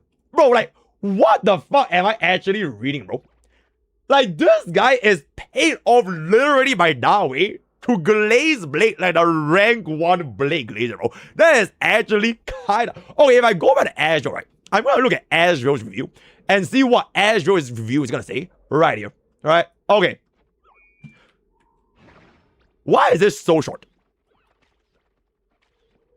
Why? Why? Wait, where is the part where we have... Okay, I'm gonna compare Asheville's writing to Blade's writing right now. Bro, something fishy is going on, guys. Because I swear to fucking God, this editor is like... He's doing tricks, bro. Bro, what is this, bro? What is this, bro? Bro, his con literally says he's about to be an incredibly con... How the actual fuck is that a con? How is that a con, bro? So basically you're saying he has no cons. There's no downsides. Mblade is the closest thing to a Mars pool, and everyone and their mom should be pulling for Mblade because everyone and their moms are gonna be using Mblade. I think this writer is kinda...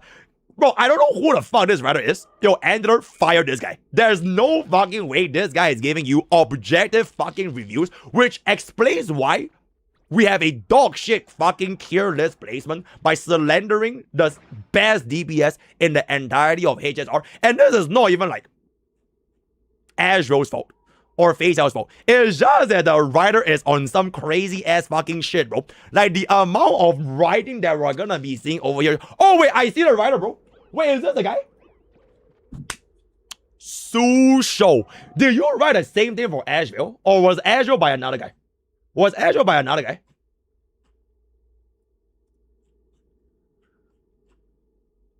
Oh! So it's the same guy. So it is the same guy. So how the actual fuck is the same guy gonna say all that for Mblade and then say this? I'm not even talking about facial. I'm talking about Asheville, bro. I am talking about Asheville. Because can we just be fucking... Okay, come back to fucking planet Earth, right? Come back to planet Earth. If you're gonna be pulling for Mblade as a wheelchair, best in sword performance, you need Asheville in his team. It is what it is. Current best in sword team, Asheville, Blade, Tribby, slap on Hyacinth. You go ahead and go for it, right? If that is gonna be the case, fine. But like the disparity right now between Asheville and Blade is scary, bro. It's scaring me. I'm about to cry. I'm about to cry from the amount of inconsistency in bro's writing style. Because there's no fucking way you're glazing this guy like he is like bro, this literally reads like E0 Cyrene if E2 is built into E0. You know, I'm gonna take a look at Cyrene's review right now. I am so fucking upset. I am so fucking upset. Okay, let me see what bro. Is this gonna by the same guy again? Oh! So this is bro's review for Cyrene. Alright? I think this is a okay. First of all, this is a very fair review, right? I think this is a relatively fair review. You do list out the pros, right? You do list out the cons, right? I mean, it is a very, very fair take. So what the actual fuck happened from this and this to this, bro?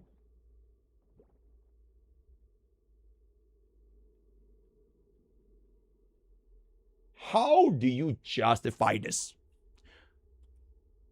So here's why I'm so upset. And it's not Fei Xiao chat. I swear I am being this worked up, not because of Fei Xiao. I don't give a flying fuck about what happens to Fei. It is not because of Fei Xiao.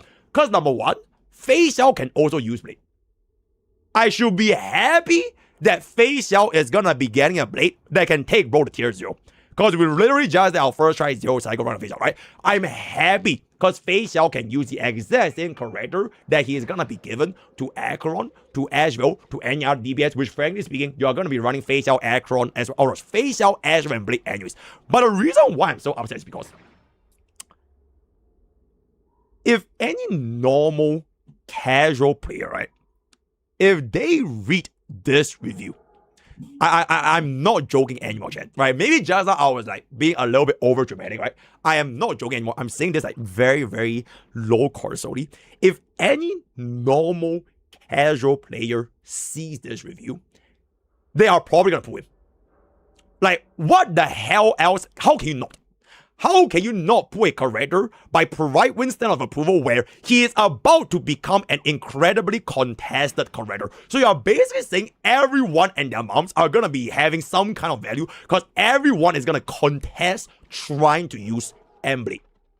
Right? But realistically saying, are you gonna use Mblade with Elation? Maybe, right? Maybe. So stainless. You could. You could. Are you gonna use Mblade with your break team, with your Firefly? Maybe you could, right? Okay, all these you could what ifs. If you want to run them sustainless, you always could, right? You always could. But casual players will never, ever, ever reach that level of investments, either in builds or cost, to make their team work, bro. This is the equivalent of, okay, imagine if I was a casual, I want to play Elation. I pull for Silverwolf. I pull for Sparksy. Right? Now I'm gonna go on to my favorite website, pridewin.gg. Should I pull for Yao Guang or should I pull for Mblade? So I'm gonna go ahead and take a look at Yao Guang's review, right? Yao Guang's review right now. Wait, that's quite a lot of cons, guys. Oh, extremely high energy costs. Oh, full potential is low and needs more elation units. Alright. Then I look at Blade. Oh. Incredibly contested. As a casual player, if I see this side by side, my first glance, okay, assuming I know nothing about the game, right? My first glance, if I just see this too, okay, you know what? Fuck it. Since he's about to become an incredibly, this shit is under a con, bro. Now, obviously, as a casual, I am just gonna fucking pull for this buckle, right? So, personally, I am, this con skip. I am just gonna wrap it up here. This is the biggest amount of agenda posting. If you guys want to skip the fucking song, just skip the fucking song, bro. Stop fucking pausing, skipping, bro. I'm gonna crash the fuck out, right? I'm gonna crash the fuck out. Shut the fuck up. Okay, this is the most blatant amount of agenda posting I have ever seen in my entire fucking life. So edit what to do, edit what to do. Fuck this shit. In any case, I'm gonna move on into the pure fiction tier list right now. Keep reading.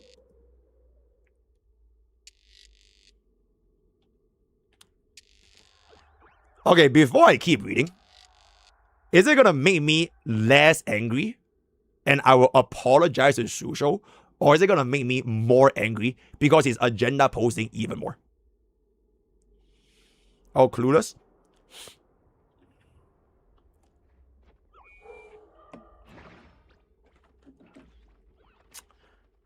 The strongest fixer. Okay. He's so much so that he is aggron for what the Daria is to Firefly. Excellent vertical. Oh, and he's a tank. Oh, and a follow-up attack. Absurd. Absurd. Holy crap. A weapon to surpass Metal Gear has been forged. Mordenix's blade is nothing short of legendary. Combining the benefits of support and DPS into one package with all of the upsides and none of the none of the fucking negatives. This is unquestionably the strongest single unit in the game right now. Bro, this guy is hired by Dawei, bro.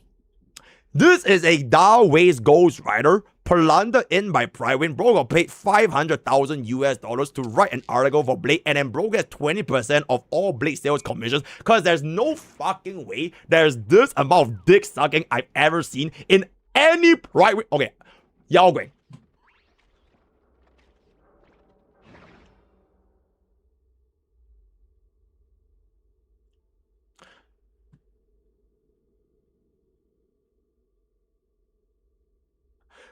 I just don't know how the hell did we change from this to this, bro. Like, it is a pretty decent review, right? Right? Talking about the abilities, talking about the speed, right? Punch and stuff. Okay, I think bro's like, okay, don't worry about it. But like, my point is, I've never seen something like this just unequivocally approved by Brightwind and just pasted right in under the review. Can you check normal Blade?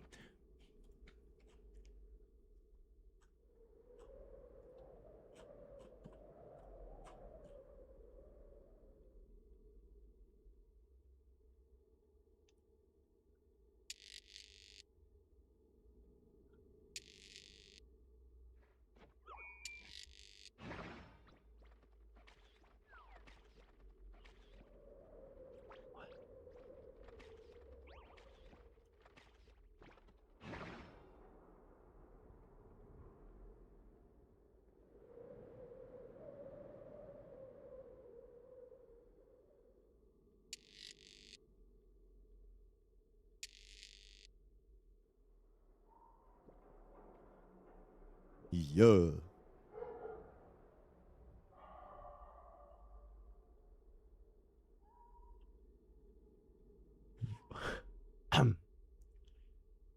Everything fits seamlessly together now. The kit flows like water, and it results in... This is Green Blade, by the way. This is Green Blade. Green Blade's power skyrocketing. But not just his power, but also his overall consistency and quality of life. I could honestly end the review here because this alone is already fantastic and is getting even... Okay, so I think I have this... Thank you, chat. Thank you for bringing this to my attention because... I have some very, very, very, very clear sense of clarity as to why the review for Mblade is gonna be as this. But even if bro is biased or not biased for Blade, right?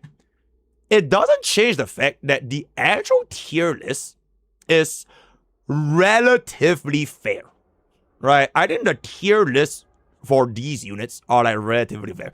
It is just Mblade has an obscene amount of like glaze for a brand new unit, which in case you guys forgot, right? Every single time a new unit comes out in HSR, Prywin always places them conservatively, right? Like, I'm not lying here, right? Whether it was Silver Wolf, it was Firefly, it was like Yao Guang, it was Boxy, whenever a new unit comes up, they never ever instantly put them triple tier 0, especially at E0, because they know there are shield environments. Like, why are we pretending we are not having shield environments? And they know that as of this very moment, they are definitely gonna be the best in class for endgame content. But despite knowing that, we never ever put all units at triple tier 0. So I just don't really understand why the hell is this guy getting glazed so much on Brightwind. So if anyone knows the reason why, feel free to let me know. Was Evanesia triple tier 0? I'm pretty sure she wasn't, bro. Evanesia was triple tier 0. Was Silver Wolf triple tier 0?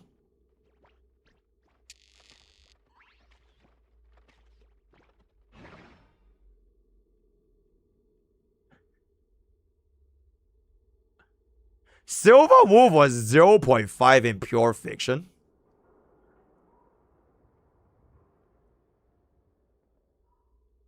Okay, you know what, chat? Evanesia being triple tier 0 is just objectively a factual statement.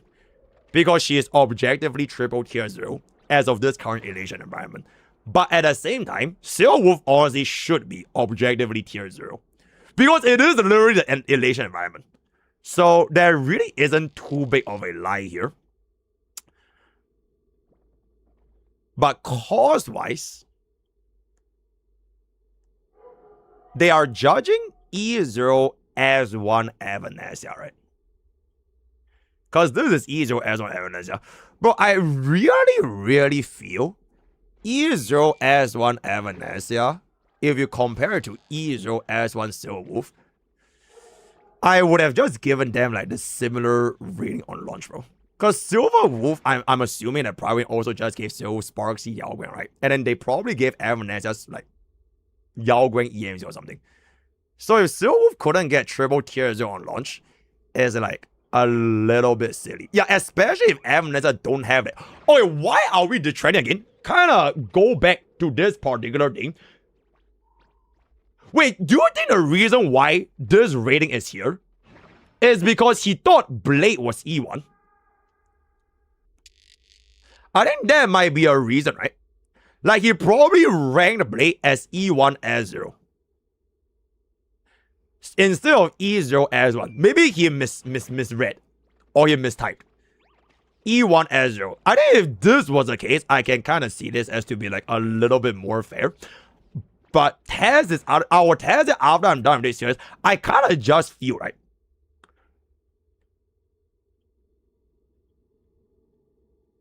After the Trivia Hyacinth wheelchair incident from back in version 3 happened, which was really good, no less, right? Trivia Hyacinth, they were also back in my days. This was triple tier 0. Right, if y'all were around for around, this was basically triple tier 0 alongside Hyacinth on every single team. We just basically used it to like, I think it was like 0 or 1 cycle every single endgame. But the moment the environment went away, if players put Tribi and Hyacinth for the sake of endgame performance, i.e. their wheelchair performance, they are going to be ending up with a unit that they can't slot into a team that they want to use. So if they put for Tribi and Hyacinth to wheelchair their Jingyuan to tier 0, right? Wheelchair their Jingyuan to like 0 cycle, whatever it's going to be, right? But they didn't manage to save their costs, logging into like specific team comps that will be way less restrictive compared to the shielding environments. Because a big component as to why wheelchair works is because of the shielding environments. If the shielding environments for Mblade were to go away, be it in like, you know, whenever Himeko, maybe Himeko even works, who knows, but like maybe towards the end of version 4 or at the start of version 5, which is around the same time frame where like the Tribi wheelchair started to collapse, you're gonna be left with a unit that worked very well for that 2 to 3 endgame rotations. Then you're gonna be stuck with this unit and the other unit in which you're probably not gonna be able to make use of unless you decide to make a team around Blade. right? You could pull Blade for Blade, and then if you want to pull a team with Blade, you are most likely going to end up committing to Asheville, right? Then it depends on who their main DPS is, because they are clearly not meant to play as a main DPS. And then from that path, you could go ahead and bring them to a viable option. But if you go through this path, you are low-key almost like kind of forced into pulling for Blade. Because if you don't commit into the wheelchair going forward, you are going to be ending up with this team that can't really do the same wheelchair principles anymore. And you have no DPS to run main DPS Blade with, or rather sub DPS Blade with, because he's essentially the greatest unit of all time, right? The legendary supports and DPS into one package. But by the time version 5 rolls around, I'm willing to be absolutely fucking cocksure he is just gonna follow the same exact footsteps as Tribby, as Bubbin, as Runmei. Because that is what happens to every single wheelchair support in the game, bro. There will never be a generative support that will stay here forever. It is just for that one version, that few couple of endgame, they have the right environments, they have the right DPS, bada boom, bada bing. But when it goes away, you have nothing left. You'll have a tier 1 support that you might feel inclined to pull for an upgrade over that tier 1 support. So my 2 cents is as good as he is right now, right? As good as he is right now, I think this glaze is just a little bit too high for a website that prides itself on objectivity, neutrality, and conservative ratings, giving players a more fair assessment of the landscape in HSR, right? So that is pretty much gonna be there. In any case, I'm just gonna wrap up this pure vision part real quick because I think we crashed out a little bit long so far. Silver Wolf, tier 0, triple tier 0 with Evidency, Sparksy, Casterus, and Evernight. We have sub DPS Sparksy as triple tier 0. Okay. And then everyone else here is gonna be at tier 0.5. Ooh, Maide is the same tier as the Erda now. That is very, very interesting. Yeah, Final at E0 is probably not gonna cook too well in pure fiction. And these units at E0 is just respectfully a little bit cool. Okay, I'm not even gonna comment on Facial anymore because I'm gonna crash the fuck out. And then we do have ourselves the Mblade as triple tier 0 with Cyrene, RMC, Tribby, as well as Yao Guang. I'm guessing EMC is not gonna be at pure fiction tier 0 because for times that you can use Sparksy's bounce attack, you can make use of Sparksy's bounce attack. So that is the...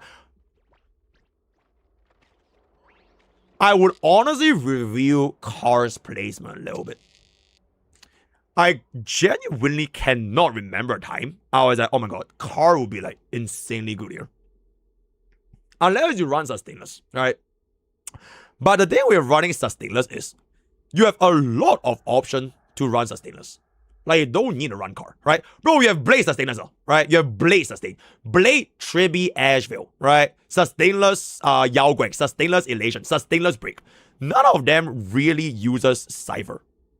And for units that do use Cypher, you can always just use someone else in a Sustain setup. Okay, especially now that Blade came out, I think Cypher probably needs to go down to around this year. So that would be a little bit... Like, she doesn't feel meta, right? Which is like the entire definition. I don't think Cypher is really like meta. She is like a off-meta niche pick that she could still work, but she doesn't feel meta, right? So, and then what to do... Hyacinth here is chill. DHPT is kind of just chilling over here. Lingsha, honestly, with Mblade, can potentially go up. Because you could use the bunny to stack on quite a bit of debuffs with Akron. So that's going to be a potential option there. All of the other sustains is not going to be doing too interesting. I will test out all of the Blade teams when we get to all of the Blade teams. Right here. Alright. I'm not sure how many Blade teams are going to be. Sarah, cook them teams. I will do them all. Thank you. All right, yeah, but we'll What do you get through think? to the tier list in just a Blade's second. downside is that other main DPS will prefer other supports due to how Hoyo sells bundle of characters over individuals.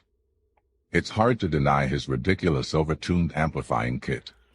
I see. Also, thank you so much for the 1,000 biddies, Bobby. Blade's weakness is not that he is a good wheelchair. Because fundamentally, if you pull for a unit in HSR, from performance perspective, it is to see who clears the fastest, right? Like, that's just black and white. That's why people who chase meta, they will want to chase what is that best one cost upgrade to make their team do way better. Blade at one cost makes Akron do way better. Blade at one cost makes Azure do way better. Blade at one cost can do a sustainers with 3B Azure, and they can just pretty much make like a lot of DPS do way better. So cost for cost, as of this very moment, him being a wheelchair is a pro, right? It is a benefit because you can kind of just slot him into a lot of these different teams, since the environment right now favors him. It is just more so that I feel like these kind of characters in general, they are not as long-sighted. Because you are essentially pulling this thing without the objective of a DPS you want to build in mind. So, I have an excellent example, by the way. I have an excellent example, right? Jiao Qiu. Right, Jiao Qiu. Excellent example. So I think we don't really need to deny that Jiao Qiu back in his days, right? I'm not saying now, but back in those days for Jiao Qiu, it was an undeniable one-cost upgrade to an Akron team, right? Everyone that played Akron put a fucking Jiao Qiu. E0, Azure, slap it over, you get a debuff, you get a stack. Akron was tier 0, right? So that was your one-cost upgrade. But at the same time, people could also recognize, okay, Jiao Qiu's main utility and benefits is mainly tied to your Akron. So if you as a player are not gonna be playing Akron, there will be less players tempted into pulling Jiao Qiu. There are some cope people saying that, oh, Jiao Qiu works with Argenti. I know exactly who said that, by the way. Alright, Jiao Qiu works with Yun Li, right? Jiao Qiu works with ultimate damage. You could do that, right? He could be a slight upgrade back then, but if you're not even going to be sticking with those units anyways, you are going to be invested in a very short-term team. Alright? But on the flip side, if you were an Akron main, worst come to worst, you put a E0, Azure, Jiao Qiu. Jiao Qiu gets power crab by Mblade. In every sense of the word, Jiao Qiu is literally power crab by Mblade. You lost one cost. Who the actual fuck cares, bro? Like, you wasting that one cost, number one, do you really waste it? Because when you actually pull Jiao Qiu back then, you did gain value out from his impact with Akron. Compared to another player that wastes 2, 3, 4, 5, 6 costs to pull for 2, 3, 4, 5, 6 different DPS and leave all of them at like E0. Right? So I feel like units like Blade, it will incentivize players going down that path more frequently, because now with a wheelchair support, more players will be like, okay, you know what? I'm just gonna put for whatever DPS I want, because Blade can work with whatever DPS. It is the direct opposite of Jiao Qiu, especially if a review for Blade is gonna say something like this, right? Like, bro literally has no cons. So if you package Blade as a character like this, that he is like the most universal unit that everyone can make use of, when in reality, chances are he is most likely gonna be tuned down to a few restricted teams. Which is kind of also what happens to all the other general supports anyways, right? Rame eventually got pivoted down to break, and then she got replaced. Babin got pivoted down to follow up our tag team. She is low-key slowly getting replaced. Tribi got pivoted down to either your D Herda, or maybe for your Remembrance mains, if you skipped out on Cyrene. Like, no matter how general, how wheelchair a unit is gonna be, there will come a day where if you don't play those teams that those units were originally intended to build for, you are gonna waste that cost. Right? And that chance of you wasting that cost, I'd rather players waste one cost on a support than waste 3 costs on multiple DPS that they want to give up. So that is like my thought process behind why I really think this is a very, very unhealthy way to rate Blade on launch by saying that he is just gonna be, he's gonna fix everything, right? Which he does. But what's the cost? So that is pretty much going to be my 2 cents. Okay, all these that I'm saying right now, it then doesn't really matter if Goryo do Goryo things again, right? Because we know Goryo is Goryo. If this was any other gacha game, maybe not. But, yo, maybe Goryo bars Bubbin, right? Goryo bars Ramen. Goryo gives Aragorn Noah Flare. Goryo gives Xiao Qiu a Noah Flare. Who the actual fuck knows? So I'm saying all this based on the present information I have now. And if Goryo is gonna Goryo, then fantastic. But I would rather not take the chance and gamble on a gacha game company. And I would personally prefer to see if my prudent decisions make the most sense as of this current scenario, right? So that's okay, chat. We have yapped on for 40 minutes over this tier list, which is honestly a little bit high. But I'm just gonna wrap up right now. What was the title again? I am absolutely shocked at this Pridewind tier list update. Let me know what you guys think in the comments down below. Word of the day is gonna be he is doing tricks on it. Join Twitch, join YouTube, join Discord, use code POKE for 10% off gamer subs. All the best for gacha pools, and I'll see you guys next time. Wait, before I end off this video, preface, yo, editor, put this in the intro. Put this in the intro. Everything that you guys are about to see for the next 40 minutes is purely for entertainment purposes. I was pretty much being a little bit dramatic, a little bit silly. Wishing everyone peace, love, and happiness. I love everybody playing in the HSR community. You are alright and everyone is alright. Yo, add that at the start, okay? Add that at the start, because at the end of the day, like, it's just discussion, bro, right? It legitimately is just discussion at the end of the day, right? No one's gonna get hurt, right? So what if you pull Blade, skip Blade? It doesn't matter, bro. As long as you are happy, we are all happy. I did not crash out for 40 minutes because of Mblade. I started crashing out because I saw this, right? So that is the only reason. Silence. Prime Bogey wouldn't do that. Prime Bogey is retired. Hold up. I cannot. Oh wait, I have a perfect title. The most outrageous Pridewind tier list update. Shockingly bad. Shockingly shocking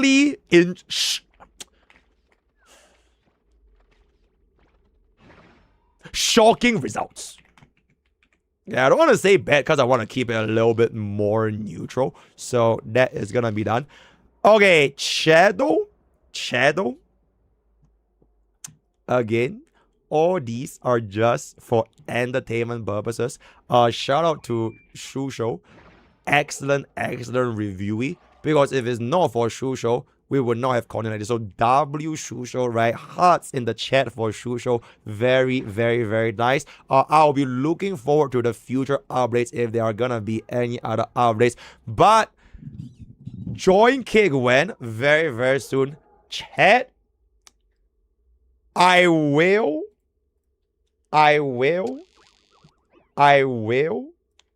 go ahead. Okay, usually I wouldn't end stream this early. I mean, it's not even early. It's been 6.5 hours. But number one, Facial is waiting for me. And number two, for the next couple of days, we are going to be having a lot of things to do at the same time. So that is pretty much going to be that. Thank you so much for coming. Tomorrow, I will finish this up when Sarah cooks up the team, as well as 4.3 story. So this plus 4.3 story, and then we have written up explained. The day after, well, holy shit. The day after, we are going to do Anomaly arbitration. Lore video is going to take a while. But thank you guys so much for coming today. Today has been an absolutely fantastic fucking stream, if I can say so myself. I will see y'all tomorrow for another beautiful 4 p.m. stream. Because we did have a 4 p.m. stream today. Who the hell else? Damn, Genocide is just do be underwork. Yeah. Alright, I'm just going to end over here. See y'all tomorrow, 4 p.m. for Teams testing, 4.3 story, as well as Reels Up Explain. So thank you and good night, guys. Thank you. Join our Discord and use code POKE for 10% off gamer subs. Code POKE for 10% off gamer subs. Alright,